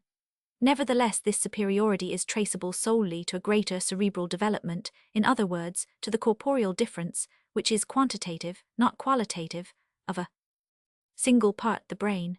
In all other respects, the similarity between men and animals, both psychical and bodily, is sufficiently striking, so that we must remind our Judaized friends in the West, who despise animals and idolize reason, that if they were suckled by their mothers, so also was the dog by his. Even Kant fell PG 222 into this common mistake of his age, and of his country, and I have already administered the censure which it is impossible to withhold. The fact that Christian morality takes no thought for beasts is a defect in the system which is better admitted than perpetuated. One's astonishment is, however, all the greater, because, with this exception, it shows the closest agreement with the ethics of Brahmanism and Buddhism, being only less strongly expressed, and not carried to the last consequences imposed by logic. On the whole, there seems little room for doubting that, in common with the idea of a god become man, or avatar, it has an Asiatic origin, and probably came to Judea by way of Egypt, so that Christianity would be a secondary reflection of the primordial light that shone in India, which, falling first on Egypt, was unhappily refracted from its ruins upon Jewish soil. An apt symbol of the insensibility of Christian ethics to animals, while in other points its similarity to the Indian is so great, may be found in the circumstance that John the Baptist comes before us in all respects like a Hindu sannyasin, except that he is clothed in skins, a thing which would be, as is well known, an abomination in the eyes of every follower of Brahmanism or Buddhism. The Royal Society of Calcutta only PG 223 received their copy of the Vedas on their distinctly promising that they would not have it bound in leather, after European fashion. In silken binding, therefore, it is now to be seen on the shelves of their library. Again, the gospel story of Peter's draught of fishes, which the Saviour blesses so signally that the boats are overladen, and begin to sink Luke 5:10, forms a characteristic contrast to what is related of Pythagoras. It is said that the latter, initiated as he was in all the wisdom of the Egyptians, bought the draught from the fishermen while the net was still under water, in order to at once set at liberty the captive denizens of the sea. Apuleius, de Maga, edit. Bipont. Compassion for animals is intimately connected with goodness of character, and it may be confidently asserted that he, who is cruel to living creatures, cannot be a good man. Moreover, this compassion manifestly flows from the same source whence arise the virtues of justice and loving kindness towards men. Thus, for instance, people of delicate sensitiveness, on realizing that in a fit of ill humor or anger or under the influence of wine, they punish their dog, their horse, their ape undeservedly, or unnecessarily, or excessively, are seized with the same remorse, feel the same dissatisfaction with themselves, as when they are conscious pg 224 of having done some wrong to one of their fellows. The only differencia purely nominal one is that in the latter case this remorse, this dissatisfaction is called the voice of conscience rising in rebuke. I remember having read of an Englishman, who, when hunting in India, had killed a monkey, that he could not forget the dying look which the creature cast on him, so that he never fired at these animals again. Another sportsman, William Harris by name, a true Nimrod, has much the same story to tell. During the years 18,367, he travelled far into the heart of Africa, merely to indulge his passion for the chase. A passage in his book, published at Bombay in 1838, describes how he shot his first elephant, a female. Next morning, on going to look for his game, he found that all the elephants had fled from the neighbourhood, except a young one which had spent the night beside its dead mother. Seeing the huntsmen, it forgot all fear, and came to meet them with the clearest and most lively signs of disconsolate grief, and put its tiny trunk about them, as if to beg for help. Then, says Harris, I was filled with real remorse for what I had done, and felt as if I had committed a murder. The English nation, with its fine sensibility, is in fact distinguished above all others for extraordinary compassion towards animals, which appears at every opportunity, and is so strong that, despite the cold superstition which otherwise degrades them, these Anglo-Saxons have been led through its operation to fill up by legislation the lacuna that their religion leaves in morality.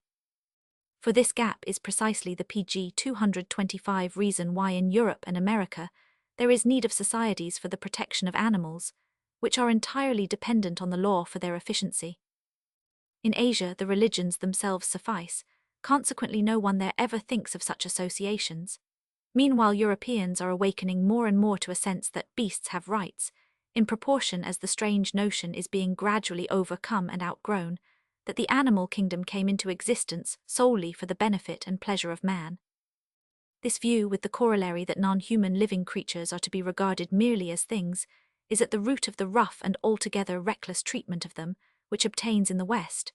To the honour, then, of the English be it said that they are the first people who have, in downright earnest, extended the protecting arm of the law to animals.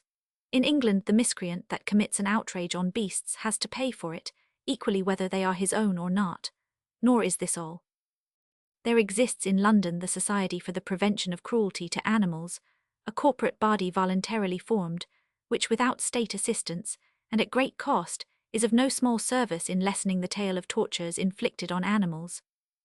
Its emissaries are ubiquitous, and keep secret watch in order to inform against the tormentors of dumb, sensitive creatures, and such persons have therefore good reason to stand in fear of them. At all the steep bridges in London pg 226, this society stations a pair of horses, which without any charge is attached to heavy freight wagons. Is not this admirable? Does it not elicit our approval, as unfailingly as any beneficent action towards men? Also the Philanthropic Society of London has done its part. In 1837 it offered a prize of 30 for the best exposition of the moral reasons which exist to keep men from torturing animals. The line of argument, however, had to be taken almost exclusively from Christianity, whereby the difficulty of the task was, of course, increased. But 2 years pg 227 later, in 1839, Mr. McNamara was the successful competitor.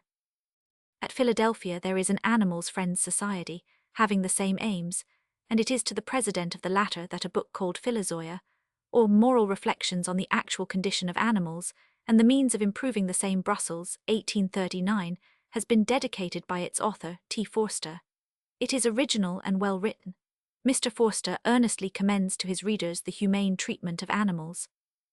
As an Englishman, he naturally tries to strengthen his position by the support of the Bible, but he is on slippery ground, pg 228, and meets with such poor success that he ends by catching at the following ingenious position.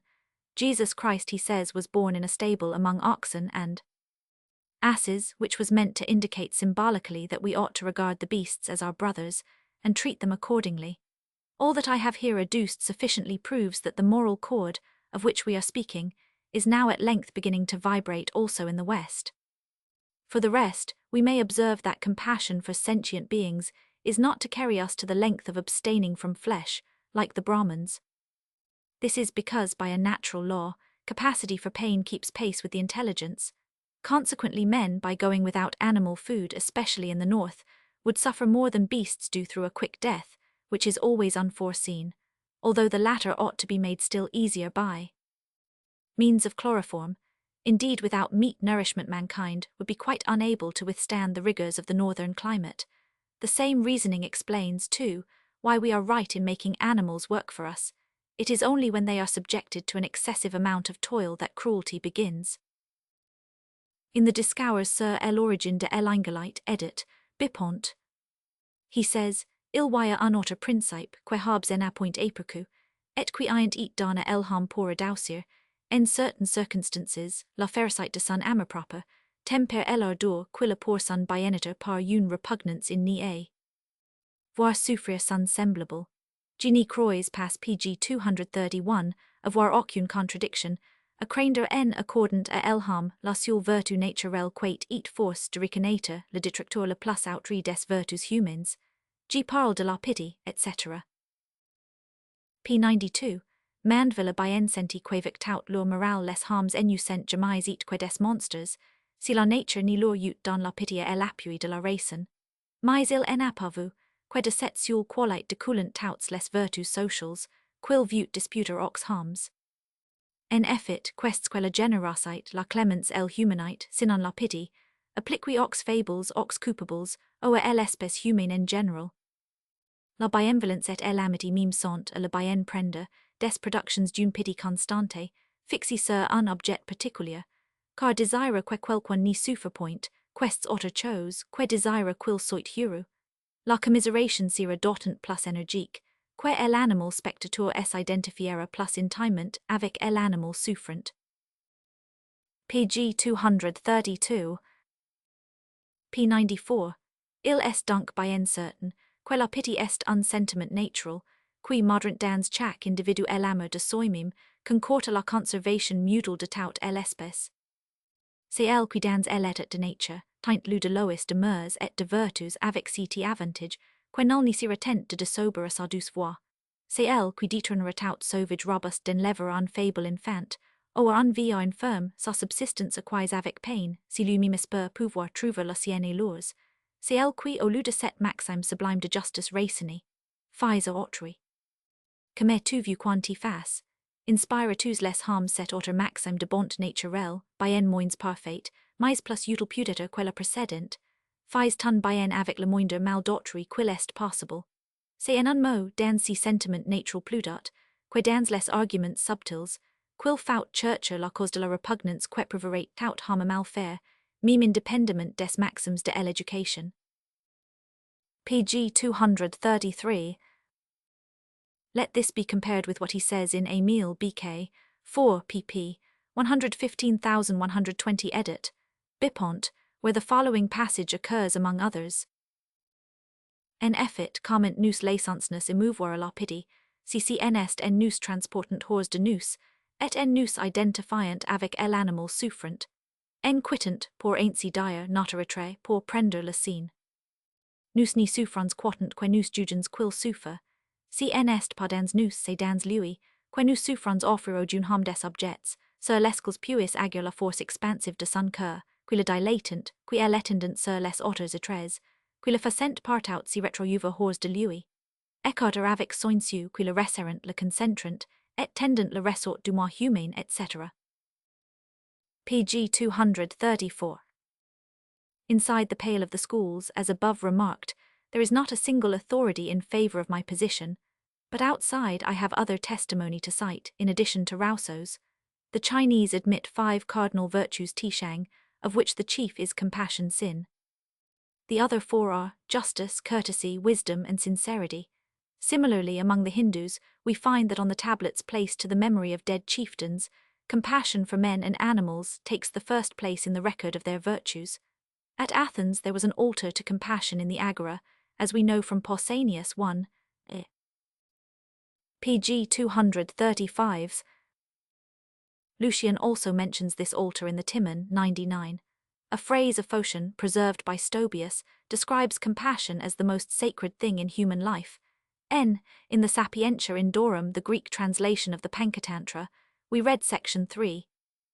It is clear then that the real source of morality has been distinctly recognized at all times and in all countries, Europe alone excepted, owing to the Fetor Judaicus Jewish stench, which here pervades everything, and is the reason why the Western races require for the object of their obedience a command of duty, a moral law, an imperative, in short, an order and decree.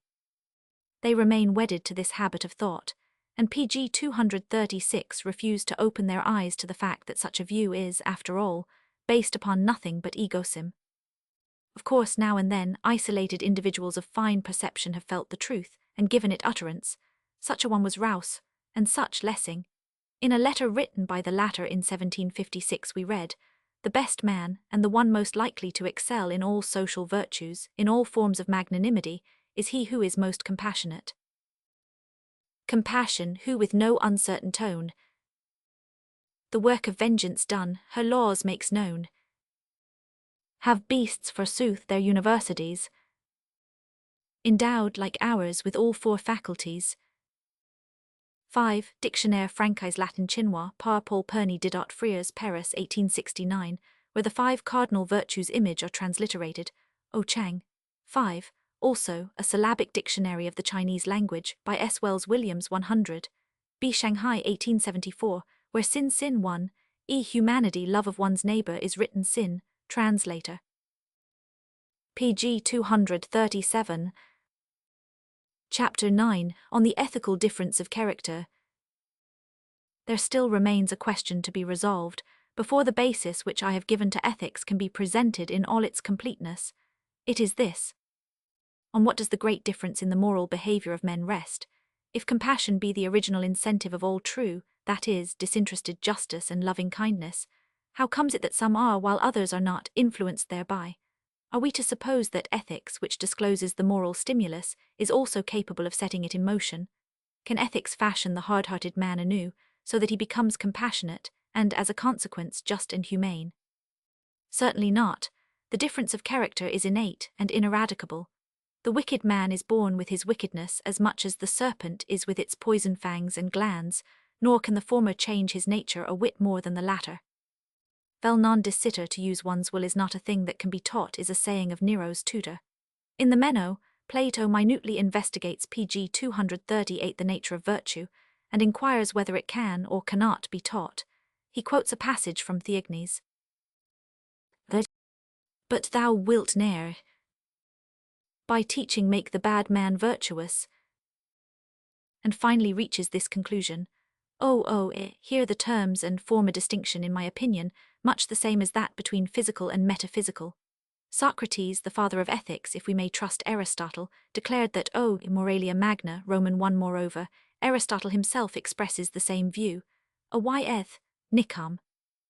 Romans 6 we find also a similar conviction very decidedly expressed in the fragments attributed to the Pythagorean pg 239 Architas, and preserved by Stobaeus in the Florilegium chap. 177.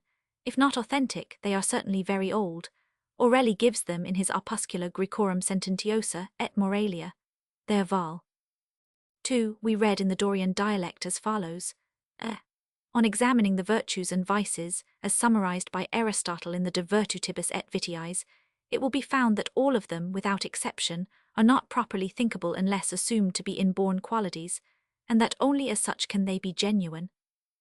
If in consequence of reasoned reflection we take them as voluntary, they are then seen to lose their reality, and pass into the region of empty forms, whence it immediately follows that their permanence and resistance under the storm and stress of circumstance could not be counted on.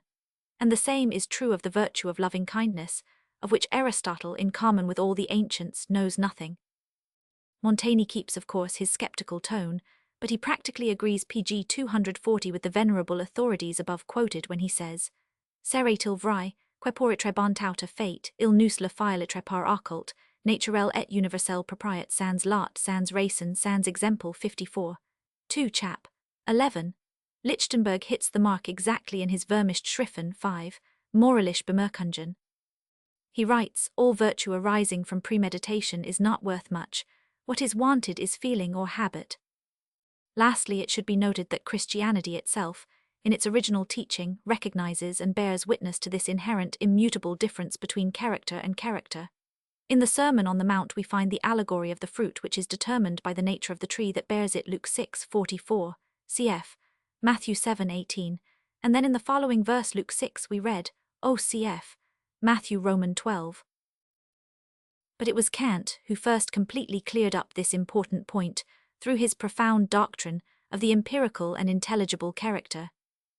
He pg 241 showed that the empirical character, which manifests itself in time and in multiplicity of action, is a phenomenon, while the reality behind it is the intelligible character, which, being the essential constitution of the thing in itself, underlying the phenomenon, is independent of time, space, plurality, and change. In this way alone can be explained what is so astonishing, and yet so well known to all who have learnt life's lessons, the fixed unchangeableness of human character. There are certain ethical writers whose aim is the moral improvement of men, and who talk of progress made in the path of virtue, but their assurances are always met and victoriously confuted by the irrefragable facts of experience, which prove that virtue is nature's work and cannot be inculcated. The character is an original datum, immutable, and incapable of any amelioration through correction by the intellect. Now were this not so, and further, if as the above-mentioned dull-headed preachers maintain an improvement of the character, and hence a constant advance towards the good were possible by means of moral instruction, then, unless we are prepared to suppose that all the various religious institutions and all the efforts of the moralists fail in their purpose, we should certainly expect to find that the older half of mankind, at least on an average, is distinctly better than the younger. This, however, is so far from being the case that it is not to the old who have, as we see, grown worse by experience, but to the young that we look for something good. It may happen that in his old age one man appears somewhat better, another worse, pg 242 than he was in his youth, but the reason is not far to seek. It is simply because with length of days the intelligence by constant correction becomes riper, and hence the character stands out in purer and clearer shape, while early life is a prey to ignorance, mistakes, and chimeras, which now present false motives, and now veil the real. For a fuller explanation, I would refer the reader to the principles laid down in Chapter 3 of the preceding essay on the freedom of the will. It is true that among convicts the young have a large majority, but this is because, when a tendency to crime exists in the character, it soon finds a way of expressing itself in acts, and of reaching its gold galleys or the gibbet, while he whom all the inducements to wrong-doing which a long life offers have failed to lead astray, is not likely to fall at the 11th hour. Hence the respect paid to age is, in my opinion, due to the fact that the old are considered to have passed through a test of 60 or 70 years, and kept their integrity unsullied, for this of course is the sine qua non of the honor accorded them. These things are too well known for anyone in real life to be misled by the promises of the moralists we have spoken of. He who has once been proved guilty of evil-doing is never again trusted, just as the noble nature, of which a man has once given evidence, is always confidently believed in, whatever else may pg 243 have changed. Operari sequitur esse, what one does follows from what one is forms, as we have seen in Part 2, Chapter 8, a pregnant tenet of the schoolmen. Everything in the world works according to the unchangeable constitution of which its being, its essentia, is composed, and man is no exception. As the individual is, so will he, so must he act, and the liberum arbitrium indifferentiae free and indifferent choice is an invention of philosophy in her childhood, long since exploded, although there are some old women in doctors' academicals who still like to drag it about with them. The three fundamental springs of human action: egoism, malice, compassion are inherent in everyone in different and strangely unequal proportions. Their combination in any given case determines the weight of the motives that present themselves and shapes the resulting line of conduct. To an egoistic character, egoistic motives alone appeal, and those which suggest either compassion or malice have no appreciable effect. Thus, a man of this type will sacrifice his interests as little to take vengeance on his foes as to help his friends. Another, whose nature is highly susceptible to malicious motives, will not shrink from doing great harm to himself, so only he may injure his neighbor. For there are characters which take such delight in working mischief on others that they forget their own loss, which is, perhaps, equal to what they inflict. One may say of such, dum alteri nocet sui negligens, disregarding himself so long as he injures the other. These are pg 240 for the people that plunge with passionate joy into the battle, in which they expect to receive quite as many wounds as they deal. Indeed, experience not seldom testifies that they are ready deliberately, first to kill the man who thwarts their purposes, and then themselves, in order to escape the penalty of the law. On the other hand, goodness of heart consists of a deeply felt, embracing compassion for everything that has breath, and especially for man, because in proportion as the intelligence develops, capacity for pain increases, and hence the countless sufferings of human beings in mind and body have a much stronger claim to compassion than those of animals, which are only physical, and in any case less acute. This goodness of heart, therefore, in the first place, restrains a man from doing any sort of harm to others, and next, it bids him give succor whenever and wherever he sees distress. And the path of compassion may lead as far in one direction as malice does in the other. Certain rare characters of fine sensibility take to heart the calamities of others more than their own, so that they make sacrifices, which it may be, entail on themselves a greater amount of suffering than that removed from those they benefit. Nay, in cases where several, or perhaps a large number of persons at one time can be helped in this way, such men do not, if need be, flinch from absolute self-effacement. Arnold von Winkelried was one of these. So was Paulinus, Bishop of Nola, in the 5th century, when the Vandals crossed over from Africa and invaded Italy. Of him we read in Johann von Muller's Weltgeschichte BK 10, chap. 10 pg 245, that in order to ransom some of the prisoners, he had already disposed of all the church plate, his own and his friends' private property. Then, on seeing the anguish of a widow whose only son was being carried off, he offered himself for servitude in the other's stead. For whoever was of suitable age and had not fallen by the sword was taken captive to Carthage. There is then an enormous difference between character and character. Being original and innate, it measures the responsiveness of the individual to this or that motive, and those alone to which he is specially sensitive will appeal to him with anything like compelling force. As in chemistry, with unchangeable certainty, one substance reacts only upon acids, another only upon alkalis, so with equal invariableness, different natures respond to different stimuli. The motives suggesting loving kindness, which stir so deeply a good disposition, can, of themselves, affect nothing in a heart that listens only to the promptings of egoism. If it be wished to induce the egoist to act with beneficence and humanity, this can be done but in one way. He must be made to believe that the assuaging of others' suffering will, somehow or other, surely turn out to his own advantage. What indeed are most moral systems but attempts of different kinds in this direction? But such procedure only misleads, does not better, the will. To make a real improvement, it would be necessary to transform the entire nature of the individual's susceptibility for motives. Thus, from one we should have to remove his indifference to the pg 246 suffering of others as such. From another, the delight which he feels in causing pain. From a third, the natural tendency which makes him regard the smallest increase of his own well-being as so far outweighing all other motives, that the latter become as dust in the balance. Only it is far easier to change lead into gold than to accomplish such a task, for it means the turning round, so to say, of a man's heart in his body, the remoulding of his very being. In point of fact, all that can be done is to clear the intellect, correct the judgment, and so bring him to a better comprehension of the objective realities and actual relations of life. This affected, the only result gained is that his will reveals itself more logically, distinctly, and decidedly, with no false ring in its utterance. It should be noted that just as many a good act rests at bottom on false motives, on well-meant, yet illusory representations of an advantage to be obtained thereby in this, or another, world, so not a few misdeeds are due solely to an imperfect understanding of the conditions of human life. It is on this latter truth that the American penitentiary system is based. Here the aim is not to improve the heart, but simply to educate the head of the criminal, so that he may intellectually come to perceive that prosperity is more surely, indeed more easily, reached by work and honesty than by idleness and knavery. By the proper presentment of motives legality may be secured, but not morality. It is possible to remodel what one does, but not what one wills to do, and it is to the will alone that real moral worth belongs. It is not possible to change the goal which the will pg 247 strives after, but only the path expected to lead thither.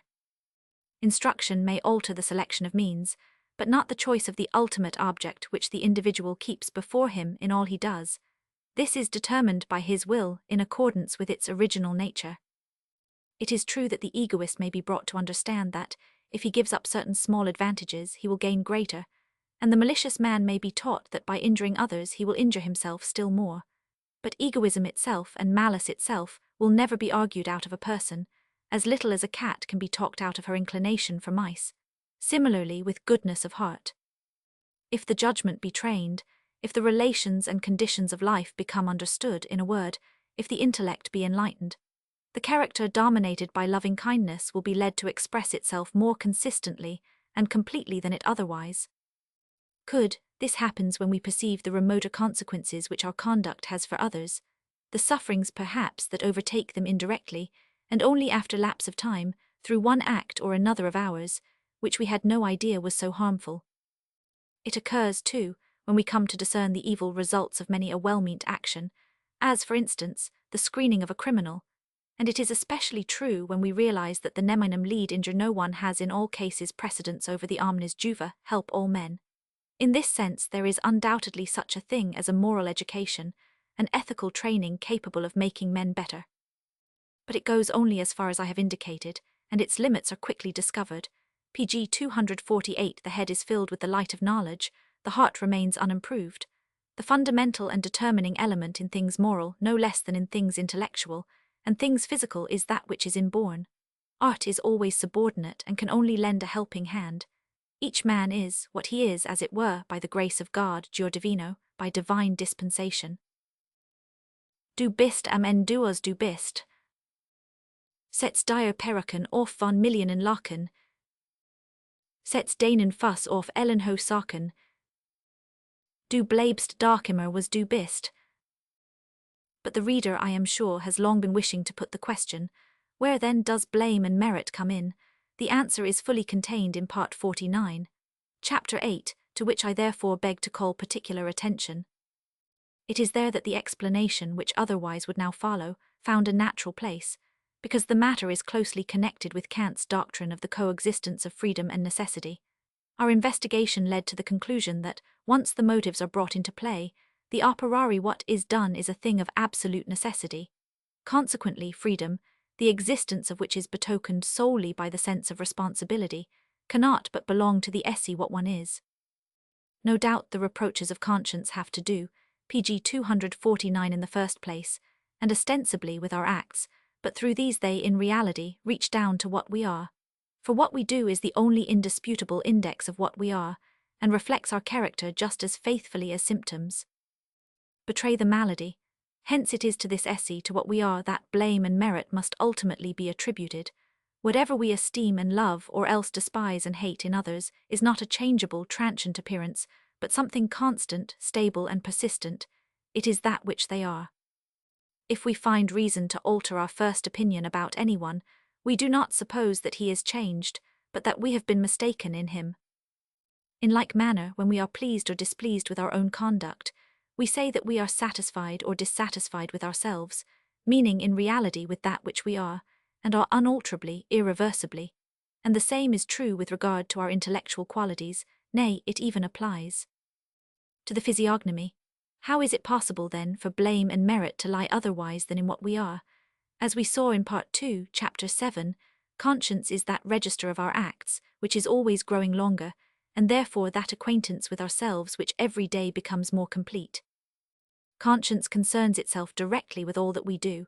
When at one time, actuated by egoism or perhaps malice, we turn a deaf ear to compassion, which bids us at least refrain from harming others if we will not afford them help and protection, or when again, at another time, we overcome the first two incentives and listen to the voice of the third. Both cases pg 250 measure the distinction we draw between ourselves and others. And on this distinction depends in the last resort the degree of our morality or immorality, that is, of our justice and loving kindness, or the reverse. Little by little the number of those actions, whose testimony is significant on this point, accumulates in the storehouse of our memory, and thus the lineaments of our character are depicted with ever greater clearness, and a true knowledge of ourselves is nearer attainment.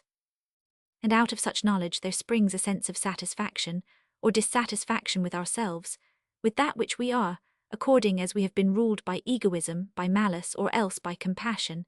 In other words, according as the difference we have made between ourselves and others is greater or smaller. And when we look outside ourselves, it is by the same standard that we judge those about us, and we become acquainted with their characterless perfectly indeediate by the same empirical method as we employ with reference to our own. In this case our feelings take the form of praise, approval, respect, or on the other hand, of reproach, displeasure, contempt, and they are the objective translation, so to say, of the subjective satisfaction or dissatisfaction, the latter deepening perhaps into remorse, which arises in us when we sit in judgment on ourselves. Lastly, there is the evidence of language. We find certain constantly occurring forms of speech which bear eloquent testimony to the fact that the blame we cast upon others is in reality directed against their unchangeable character, touching but superficially pg 251 what they do, that virtue and vice are practically if tacitly regarded as inherent unalterable qualities. The following are some of these expressions: Jetzt seh ich wie du bist, now I know your nature, in dir habe ich mich geirrt. I was mistaken in you, now I see what you are, voilà donc comme tu es, this then is what you are, so bin ich nicht, I am not a person of that sort, ich bin nicht der Mann der Fähig sei zu hintergehen, I am not the man to impose upon you.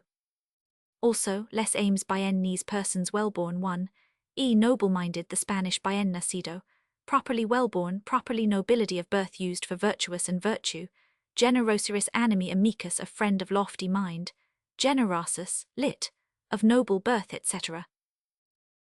Reason is a necessary condition for conscience, but only because without the former a clear and connected recollection is impossible. From its very nature conscience does not speak till after the act, hence we talk of being arraigned before its bar.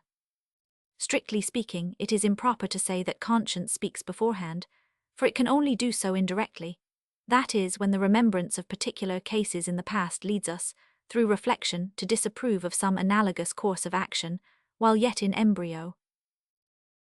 Such is the ethical fact as delivered by consciousness. It forms of itself a metaphysical problem, which does not directly belong to the present question, but which will be touched on in the last part. Conscience, then, is nothing else than the acquaintance pg 252 we make with our own changeless character through the instrumentality of our acts. A little consideration will show that this definition harmonizes perfectly with, and hence receives additional confirmation from, what I have here specially emphasized, namely, the fact that susceptibility for the motives of egoism, of malice, and of compassion, which is so widely dissimilar in different individuals, and on which the whole moral value of a man depends, cannot be interpreted by anything else, nor be gained or removed by instruction, as if it were something born in time and therefore variable and subject to chance. On the contrary, we have seen that it is innate and fixed, an ultimate datum, admitting of no further explanation. Thus an entire life with the whole of its manifold activity may be likened to a clock-deal that marks every movement of the internal works as they were made once for all, or it resembles a mirror wherein alone with the eye of his intellect each person sees reflected the essential nature of his own will, that is, the core of his being. Whoever takes the trouble to thoroughly think out what has been put forward here and in Part 2, Chapter 8, will discover in the foundation given by me to ethics a logical consecution, a rounded completeness, wanting to all other theories, to say nothing of the consonance of my view with the facts of experience, a consonance which he will look for in vain elsewhere. For only the truth can uniformly and consistently agree with itself, and with nature, while all false principles are internally at variance with pg 253 themselves, and externally contradict the testimony of experience, which at every step records its silent protest. I am perfectly aware that the truths advanced in this essay, and particularly here at the close, strike directly at many deeply rooted prejudices and mistakes, and especially at those attaching to a certain rudimentary system of morals, now much in vogue and suitable for elementary schools. But I cannot own to feeling any penitence or regret. For in the first place I am addressing neither children nor the profanum vulgus, but an academy of light and learning. Their inquiry is a purely theoretical one, concerned with the ultimate fundamental verities of ethics, and to a most serious question a serious answer is undoubtedly expected. And secondly, in my opinion, there can be no such thing as harmless mistakes, still less privileged or useful ones. On the contrary, every error works infinitely more evil than good. If, however, it is wished to make existing prepossessions the standard of truth, or the boundary beyond which its investigation is not to go, then it would be more honest to abolish philosophical faculties and academies altogether. For where no reality exists, there also no semblance of it should be. In spite of all, thou art still what thou art. Though wigs with countless curls thy headgear be, though shoes an ell in height adorn thy feet, unchanged thou e'er remainest what thou art. 5. Goethe's Faust Part 1 Studerzimmer, Translator. pg 255. Part 4, on the metaphysical explanation of the primal ethical phenomenon. pg 257. Chapter 1, How this appendix must be understood. In the foregoing pages, the moral incentive compassion has been established as a fact, and I have shown that from it alone can proceed unselfish justice and genuine loving-kindness, and that on these two cardinal virtues all the rest depend. Now, for the purpose of supplying ethics with a foundation, this is sufficient in a certain sense. That is, in so far as moral science necessarily requires to be supported by some actual and demonstrable basis, whether existing in the external world or in the consciousness.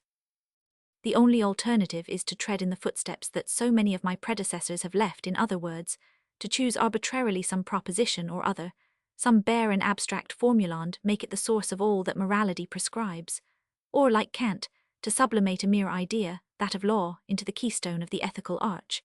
But dismissing this method for the reasons discussed above, in the second part, the investigation proposed by the Royal Society appears to me now completed.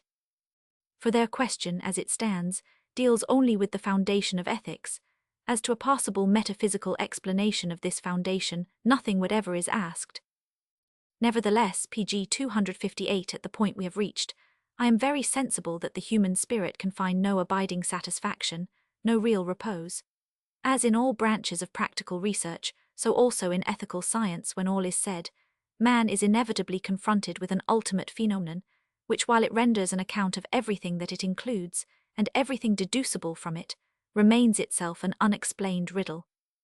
So that here, as elsewhere, the want is felt of a final interpretation which, obviously, cannot but be metaphysical of the ultimate data, as such, and through these, if they be taken in their entirety off the world.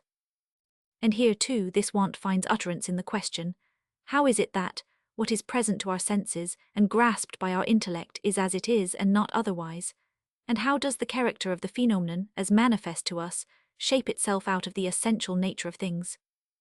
Indeed, in moral science the need of a metaphysical basis is more urgent than in any other, because all systems, philosophical no less than religious, are at one in persistently attaching to conduct not only an ethical, but also a metaphysical significance, which, passing beyond the mere appearance of things, transcends every possibility of experience, and therefore stands in the closest connection with human destiny and with the whole cosmic process. For if life, it is averred, have a meaning, then the supreme goal to which it points is undoubtedly ethical. Nor is this view a bare unsupported theory. It is sufficiently established by the undeniable fact that, as death draws nigh, the thoughts of each individual assume pg 259 a moral trend, equally whether he be credulous of religious dogmas or not. He is manifestly anxious to wind up the affairs of his life, now verging to its end, entirely from the moral standpoint. In this particular, the testimony of the ancients is of special value, standing as they do outside the pale of Christian influence. I shall therefore here quote a remarkable passage preserved by Stobaeus in his Florilegium chap. 44:20. It has been attributed to the earliest Hellenic lawgiver Zaleucus, though according to Bentley and Hayne, its source is Pythagorean. The language is graphic and unmistakable. Furthermore, to come to an historical personage, we find Pericles on his deathbed, unwilling to hear anything about his great achievements, and only anxious to know that he had never brought trouble on a citizen. Plutarch, Life of Pericles. Turning to modern times, if a very different case may be placed beside the preceding, I remember having noticed in a report of depositions made pg 260 before an English jury the following occurrence. A rough Negro lad, 15 years old, had been mortally injured in some brawl on board a ship.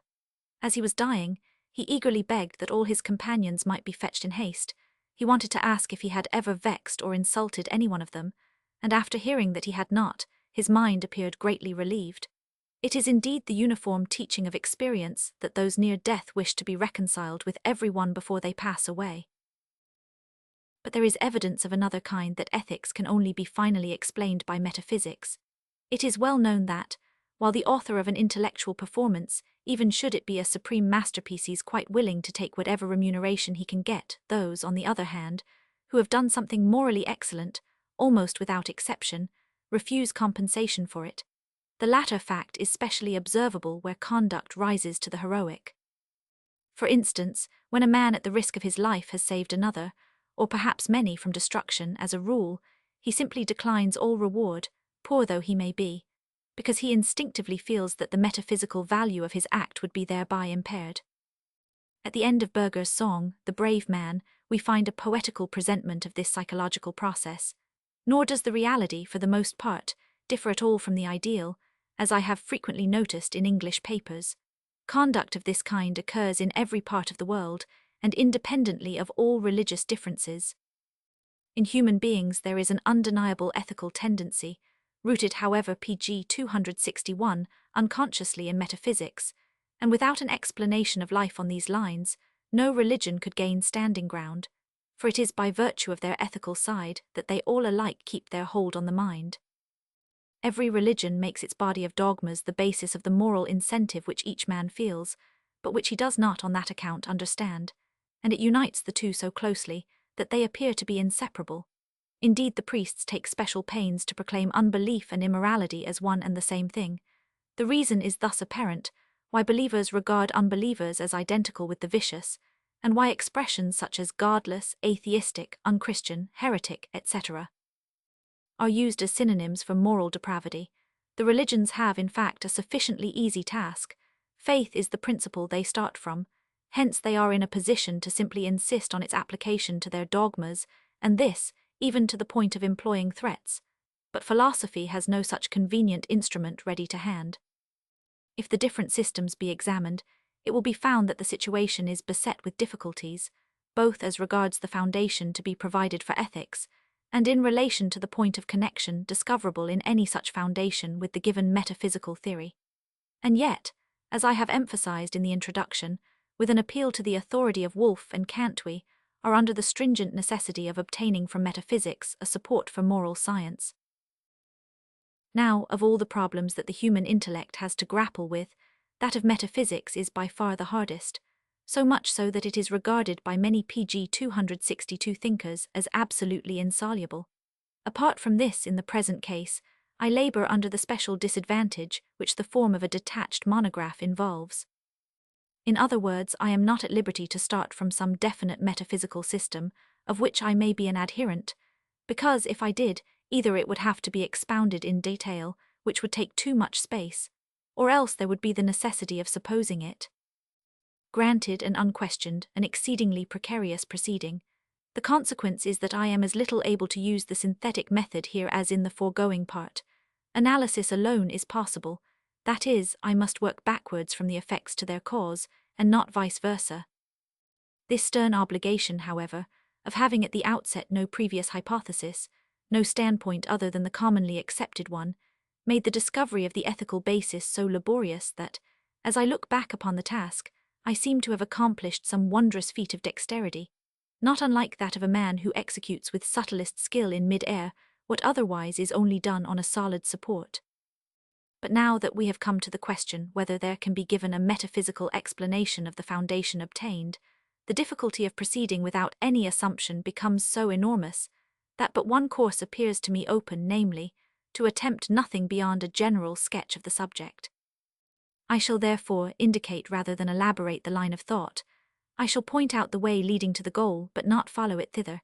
In short, I shall present but a very small part of what, under other circumstances, could be pg 263 adduced. In adopting this attitude for the reasons stated, I wish before beginning to emphatically remark that in any case the actual problem put forward has now been solved. Consequently, that what I here add is an opus supererogationis, an appendix to be given and taken entirely at will. pg 264. Chapter 2, The Metaphysical Groundwork. So far all our steps have been supported by the firm rock of experience. But at this point it fails us, and the solid earth sinks from under our feet, as we press forward in our search after a final theoretical satisfaction, there, where no experience can ever by any possibility penetrate. And happy shall we be if perchance we gain one hint, one transient gleam, that may bring us a certain measure of content. What, however, shall not desert us is the honesty that has hitherto attended our procedure. We shall not make shift with dreams, and serve up fairy tales, after the fashion of the so-called post-Kantian philosophers, nor shall we, like them, seek by a wordy exuberance to impose upon the reader, and cast dust in his eyes. A little is all we promise, but that little will be presented in perfect sincerity. The principle, which we discovered to be the final explanation of ethics, now in turn itself requires explaining, so that our present problem has to deal with that natural compassion, which in every man is innate and indestructible, and which has been shown to be the sole source of non-egoistic conduct, this kind alone being of real moral worth. Now pg 265, many modern thinkers treat the conceptions of good and bad as simple, that is, as neither needing, nor admitting any elucidation, and then they go on, for the most part, to talk very mysteriously and devoutly of an idea of the good, out of which they make a pedestal for their moral system, or at least a cloak for their poverty. Hence I am obliged in this connection to point out parenthetically that these conceptions are anything but simple, much less a priori, that they in fact express a relation and are derived from the commonest daily experience. Whatever is in conformity with the desires of any individual will is, relatively to it, termed good. For instance, good food, good roads, a good omen. The contrary is called bad, and in the case of living beings, malicious.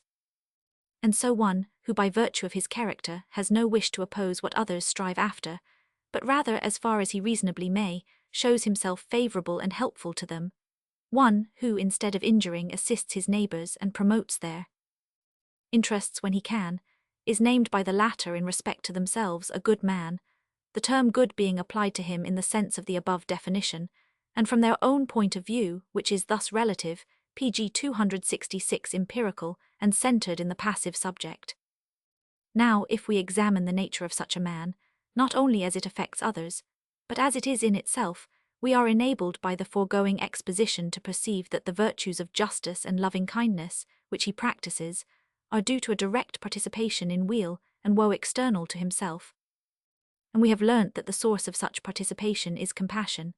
If further, we pause to consider what is the essential part in this type of character, we shall certainly find it to lie in the fact that such a person draws less distinction between himself and others than is usually done. In the eyes of the malicious individual, this difference is so great that he takes direct delight in the spectacle of suffering, a delight which he accordingly seeks without thought of any other benefit to himself, nay, sometimes, even to his own hurt. From the egoist's point of view, the same difference is still large enough to make him bring much trouble on his neighbours, in order to obtain a small personal advantage. Hence for both of these, between the ego, which is limited to their own persons, and the non-ego, which includes all the rest of the world, there is fixed a great gulf, a mighty abyss. perit mundus dum ego salvus sim, the world may perish, provided I be safe, is their maxim. For the good man, on the contrary, this distinction is by no means so pronounced. Indeed, in the case of magnanimous deeds, it appears to become a vanishing quantity, because then the weal of another is advanced at the cost of the benefactor, the self of another placed on an equality with his own. And when it is a question of pg 267, saving a number of fellow beings, total self-obliteration may be developed, the one giving his life for many. The inquiry now presents itself, whether the latter way of looking at the relation subsisting between the ego and the non-ego, which forms the mainspring of a good man's conduct, is mistaken and due to an illusion, or whether the error does not rather attach to the opposite view, on which egoism and malice are based. No doubt the theory lying at the root of egoism is, from the empirical standpoint, perfectly justified. From the testimony of experience, the distinction between one's own person and that of another appears to be absolute. I do not occupy the same space as my neighbor, and this difference, which separates me from him physically, separates me also from his weal and woe. But in the first place, it should be observed that the knowledge we have of our own selves is by no means exhaustive and transparent to its depths. By means of the intuition, which the brain constructs out of the data supplied by the senses, that is to say, in an indirect manner, we recognize our body as an object in space. Through an inward perception, we are aware of the continuous series of our desires, of our volitions, which arise through the agency of external motives. And finally, we come to discern the manifold movements, now stronger, now weaker, of our will itself, to which all feelings from within are ultimately traceable. And that is all, for the perceiving faculty is not in its turn perceived. On the contrary, the real substratum of our whole phenomenal nature, our inmost pg 268 essence in itself, that which wills and perceives, is not accessible to us. We see only the outward side of the ego, its inward part is veiled in darkness. Consequently, the knowledge we possess of ourselves is in no sort radical and complete, but rather very superficial. The larger and more important part of our being remains unknown, and forms a riddle to speculate about, or, as Kant puts it, the ego knows itself only as a phenomenon. Of its real essence, whatever that may be, it has no knowledge. Now, as regards that side of the self which falls within our ken, we are, undoubtedly, sharply distinguished each from the other, but it does not follow therefrom that the same is true of the remainder, which, shrouded in impenetrable obscurity, is yet, in fact, the very substance of which we consist. There remains at least the possibility that the latter is in all men uniform and identical. What is the explanation of all plurality, of all numerical diversity of existence, time and space? Indeed, it is only through the latter that the former is possible, because the concept many inevitably connotes the idea either of succession time or of relative position space. Now, since a homogeneous plurality is composed of individuals, I call space and time, as being the conditions of multiplicity, the principium individuationis, the principle of individuation, and I do not here pause to consider whether this expression was exactly so employed by the schoolmen. If in the disclosures which Kant's wonderful acumen gave to the world there is anything true beyond the shadow of a doubt, this is to be found pg 269 in the Transcendental Aesthetics, that is to say, in his doctrine of the ideality of space and time. On such solid foundations is the structure built that no one has been able to raise even an apparent objection. It is Kant's triumph, and belongs to the very small number of metaphysical theories which may be regarded as really proved, and as actual conquests in that field of research. It teaches us that space and time are the forms of our own faculty of intuition, to which they consequently belong, and not to the objects thereby perceived, and further that they can in no way be a condition of things in themselves, but rather attach only to their mode of appearing, such as is alone possible for us who have a consciousness of the external world determined by strictly physiological limits. Now, if to the thing in itself, that is, to the reality underlying the cosmos, as we perceive it, time and space are foreign, so also must multiplicity be. Consequently, that which is objectivated in the countless phenomena of this world of the senses cannot but be a unity, a single indivisible entity, manifested in each and all of them. And conversely, the web of plurality, woven in the loom of time and space, is not the thing in itself, but only its appearanceform. Externally to the thinking subject, this appearanceform as such has no existence. It is merely an attribute of our consciousness, bounded as the latter is by manifold conditions, indeed, depending on an organic function. The view of things as above stated, that all plurality is only apparent, that in the endless series PG 270 of individuals, passing simultaneously and successively into and out of life, generation after generation, age after age, there is but one and the same entity really existing, which is present and identical in all alike. This theory, I say, was of course known long before Kant. Indeed, it may be carried back to the remotest antiquity. It is the alpha and omega of the oldest book in the world, the sacred Vedas, whose dogmatic part, or rather esoteric teaching, is found in the Upanishads. There, in almost every page, this profound doctrine lies PG 271 enshrined, with tireless repetition in countless adaptations, by many varied parables and similes it is expounded and inculcated. That such was, moreover, the fount whence Pythagoras drew his wisdom, cannot be doubted despite the scanty knowledge we possess of what he taught. That it formed practically the central point in the whole philosophy of the Eleatic school is likewise a familiar fact. Later on, the new Platonists were steeped in the same, one of their chief tenets being, all souls are one because all things form a unity. In the 9th century we find it unexpectedly appearing in Europe. It kindles the spirit of no less a divine than Johannes Scotus Erigena, who endeavours to clothe it with the forms and terminology of the Christian religion. Among the Mohammedans we detect it again in the rapt mysticism of the Sufi. In the West, Giordano Bruno cannot resist the impulse to utter it aloud, but his reward is a death of shame and torture.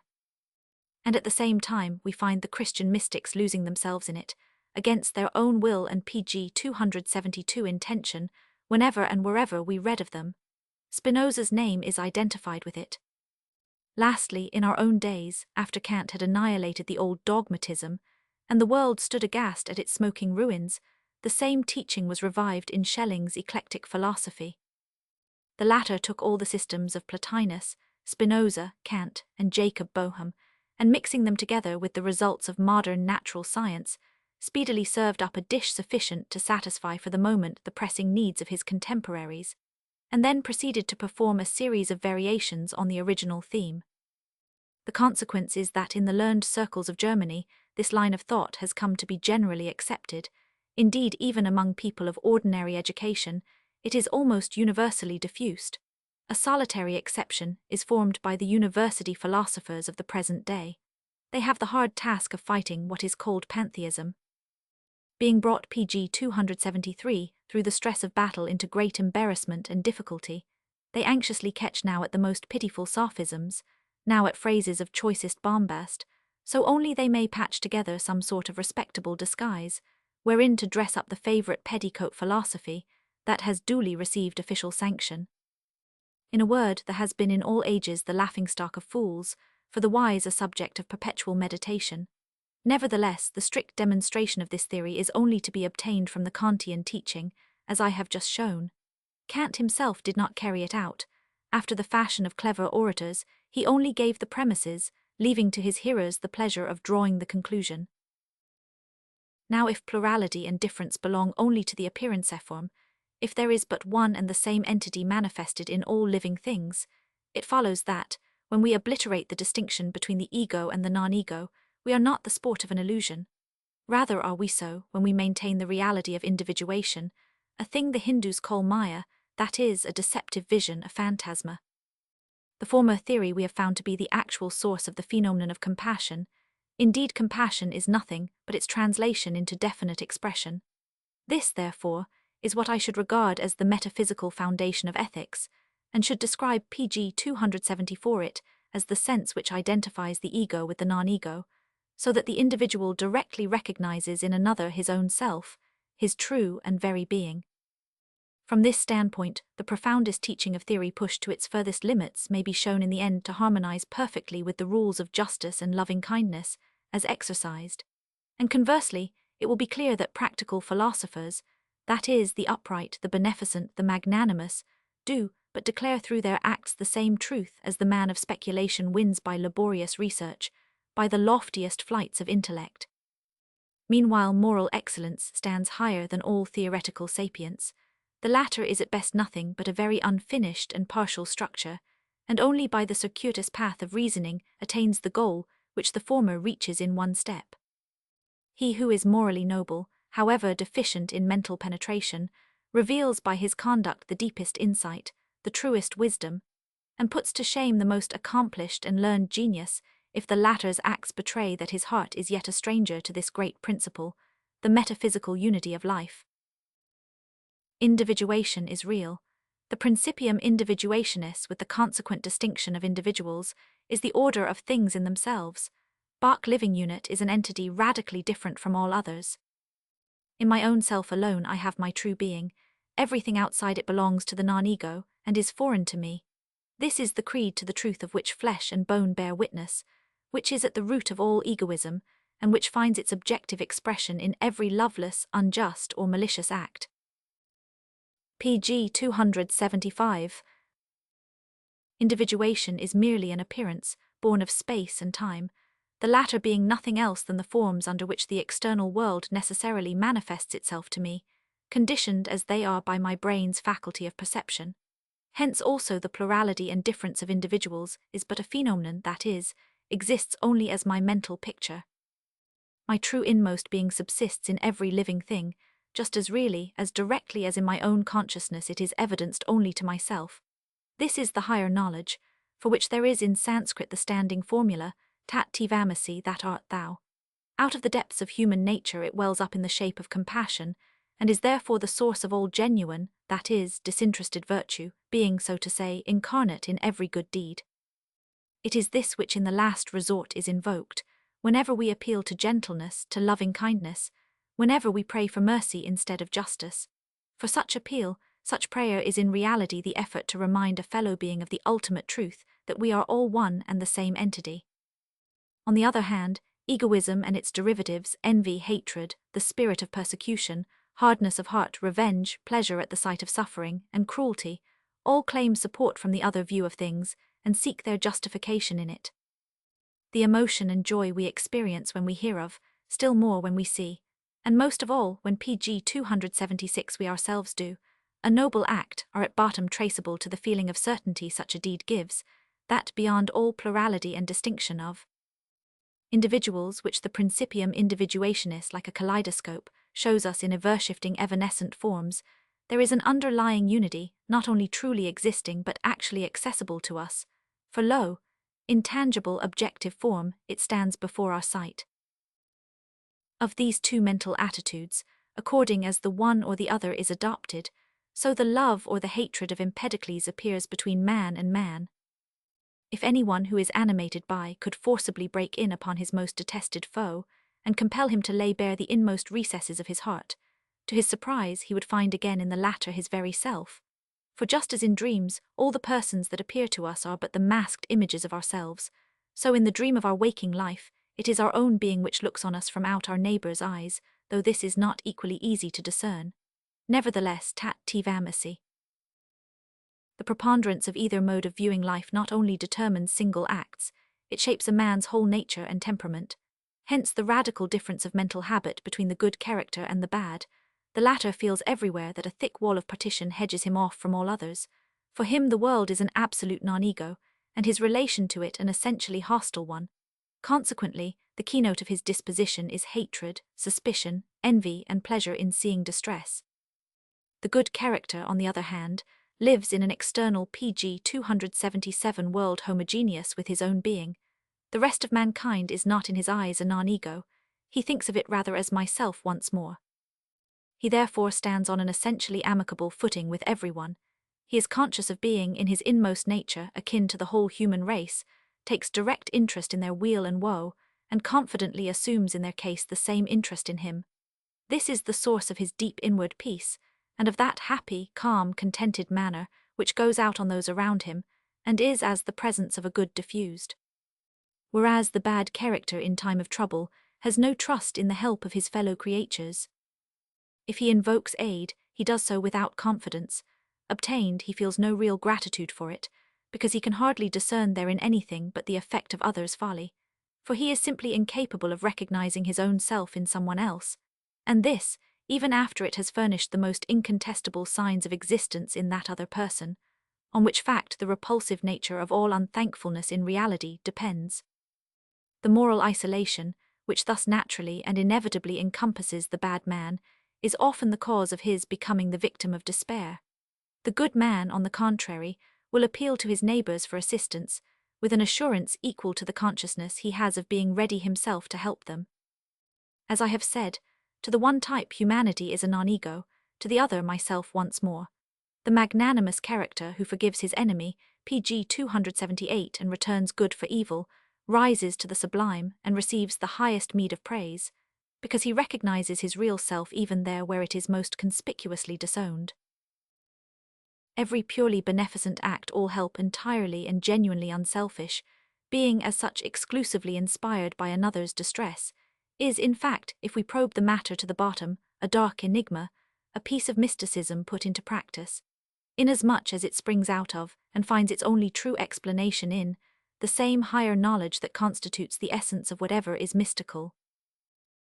For how, otherwise than metaphysically, are we to account for even the smallest offering of alms made with absolutely no other object than that of lessening the want which afflicts a fellow creature? Such an act is only conceivable, only possible, in so far as the giver knows that it is his very self which stands before him, clad in the garments of suffering, in other words, so far as he recognizes the essential part of his own being, under a form not his own. It now becomes apparent why in the foregoing Part 1, have called compassion the great mystery of ethics. He who goes to meet death for his fatherland has freed himself from the illusion which limits a man's existence to his own person. Such a one has broken the fetters of the principium individuationis. In his pg 279 widened, enlightened nature he embraces all his countrymen, and in them lives on and on. Nay, he reaches forward to, and merges himself in the generations yet unborn for whom he works, and he regards death as a wink of the eyelids, so momentary that it does not interrupt the sight. We may here sum up the characteristics of the two human types above indicated. To the egoist, all other people are uniformly and intrinsically strangers. In point of fact, he considers nothing to be truly real except his own person, and regards the rest of mankind practically as troops of phantoms, to whom he assigns merely a relative existence, so far as they may be instruments to serve, or barriers to obstruct, his purposes. Result being an immeasurable difference, a vast gulf between his ego on the one side and the non-ego on the other. In a word, he lives exclusively centered in his own individuality, and on his death day he sees all reality, indeed the whole world, coming to an end along with himself. Whereas the altruist discerns in all other persons, nay, in every living thing, his own entity, and feels therefore that his being is commingled, is identical with the being of whatever is alive. By death he loses only a small part of himself. Padding off the narrow limitations of the individual, he passes into the larger life of all mankind, in whom he always recognized, and recognizing, loved his very self, and the illusion of time and space, which separated his consciousness from that of others, vanishes.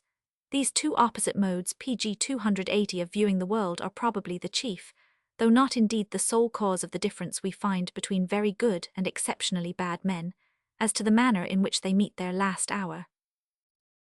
In all ages truth, poor thing, has been put to shame for being paradoxical, and yet it is not her fault.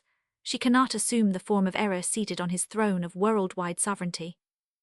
So then, with a sigh, she looks up to her tutelary god, Time, who nods assurance to her of future victory and glory, but whose wings beat the air so slowly with their mighty strokes, that the individual perishes or ever the day of triumph be come.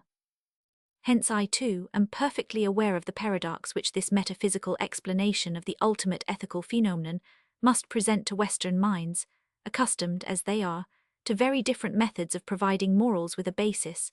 Nevertheless, I cannot offer violence to the truth. All that is possible for me to do, out of consideration for European blindness, is to assert once more, and demonstrate by actual quotation, that the metaphysics of ethics, which I have here suggested, was thousands of years ago the fundamental principle of Indian wisdom. And to this wisdom I point back, as Copernicus did to the Pythagorean cosmic system, which was suppressed by Aristotle and Ptolemaeus, in the Bhagavad Gita Lectio 13, 27, 28, according to A.W. von Schlegel's translation, we find the following passage: Undum in omnibus animantibus consistentum summum dominum, istis peruntibus quod peruntum qui cernit, is vir cernit. Undum viro pg 281 cernens ubique presentum dominum, non violet semit ipsum sua ipsius culpa, exind purgit ad summum iter. With these hints towards the elaboration of a metaphysical basis for ethics I must close, although an important step still remains to be taken. The latter would presuppose a further advance in moral science itself, and this can hardly be made, because in the West the highest aim of ethics is reached in the theory of justice and virtue. What lies beyond is unknown, or at any rate ignored. The omission, therefore, is unavoidable, and the reader pg 282 need feel no surprise if the above slight outline of the metaphysics of ethics does not bring into view even remote lithe cornerstone of the whole metaphysical edifice, nor reveal the connection of all the parts composing the Divina Commedia. Such a presentment, moreover, is involved neither in the question set, nor in my own plan. A man cannot say everything in one day, and should not answer more than he is asked. He who tries to promote human knowledge and insight is destined to always encounter the opposition of his age, which is like the dead weight of some mass that has to be dragged along. There on the ground it lies, a huge inert deformity, defying all efforts to quicken its shape with life, but such a one must take comfort from the certainty that, although prejudices beset his path, yet the truth is with him. And truth does but wait for her ally time to join her. Once he is at her side, she is perfectly sure of victory, which if today delayed will be won tomorrow. It is obvious that this writer would like to transform the familiar, nay, trivial conception good into a sort of to be set up as an idol in his temple. Lit, fallen from Zeus, and so heaven sent a thing of divine origin. Cf. Horn, Roman 49 Roman 16 174, odd Roman 4 Ur, back, 1268 translator. On puta says longtemps, chez notre espèce. Fermer la porte et la racine. Mais desquel intre avec adresse. El rested dans la mason. Et bientot ln est maîtresse. Voltaire. We men may, doubtless, all our lives, to reason bar the door. But if to enter she contrives, the house she leaves no more, and soon as mistress there presides. Not to have true knowledge is equivalent to self-destruction. Cf. Foch le Mahabharata, Paris 1867 vol. 7. Saluilla passed une vue des choses, qui voici principe souverain en tous les etres d'une manière égale, et leur survivre, quand ils perissent. Il nisi fate aucun torta soiming par cette vue d'un principe qui subsiste également partout, puis après cette vie, il entre dans la voie supérieure. The obscurity of Schlegel's Latin in the second sentence is sufficiently removed by these more recent translations. Translator. pg 283. Judicium Regi Danici Scientiarum Societatis. Questionum anno 1837 propositam, utrum philosophiae moralis fons et fundamentum in idea moralitatis, qui immediate conscientia conteniter, et ceteris notionibus fundamentalibus, qui ex ilia prodent, explicandis querenda sint and in alio cognoscendi principio, unius tantum scriptor explicer canatus est, cujus commentationum Germanico sermon compositam, et his verbis notatam, moral predigen ist leicht, moral begrunden ist schwer, premio dignam judicaire nequivimus. Omisso enim eo, quod potissimum postulabator, hoc expedi putavit, ut principium aliquod ethici conderitor, idici im partum commentationis sui, in qua principe ethici si proposidi et metaphysici sui nexum exponit, appendices loco habuit, in qua plus quam postulatum esse praesterit, quam tamen ipsum thema igus modi disputationum flagitarit, in qua vel praecipio loco metaphysici et ethici nexus consideraritor, quad autem scriptor in sympathia fundamentum ethici considera canatus est, nec ipsa diserendi forma nobis satisfecit, nec reps, hoc fundamentum sufficere, evisit, quin ips contra esse confideri coctus est, nec reticendum vita, plurs recentiris aetatus summos philosophos pg 284 tam indecenter commemorari, ut justum et gravum offensionum habet. Judgment of the Danish Royal Society of Sciences. In 1837, the following question was set as subject for a prize essay. Is the fountain and basis of morals to be sought for in an idea of morality, which lies directly in the consciousness or conscience, and in the analysis of the other leading ethical conceptions which arise from it? Or is it to be found in some other source of knowledge? There was only one competitor, but his dissertation, written in German and bearing the motto, "To preach morality is easy, to found it is difficult, we cannot adjudge worthy of the prize." He has omitted to deal with the essential part of the question, apparently thinking that he was asked to establish some fundamental principle of ethics. Consequently, that part of the treatise, which explains how the moral basis he proposes is related to his system of metaphysics, we find relegated to an appendix, as an opus supererogationis, although it was precisely the connection between metaphysics and ethics that our question required to be put in the first and foremost pg 285 place. The writer attempts to show that compassion is the ultimate source of morality, but neither does his mode of discussion appear satisfactory to us, nor has he, in point of fact, succeeded in proving that such a foundation is adequate. Indeed, he himself is obliged to admit that it is not. Lastly, the Society cannot pass over in silence the fact that he mentions several recent philosophers of the highest standing in an unseemly manner, such as to justly occasion Syrian's offence.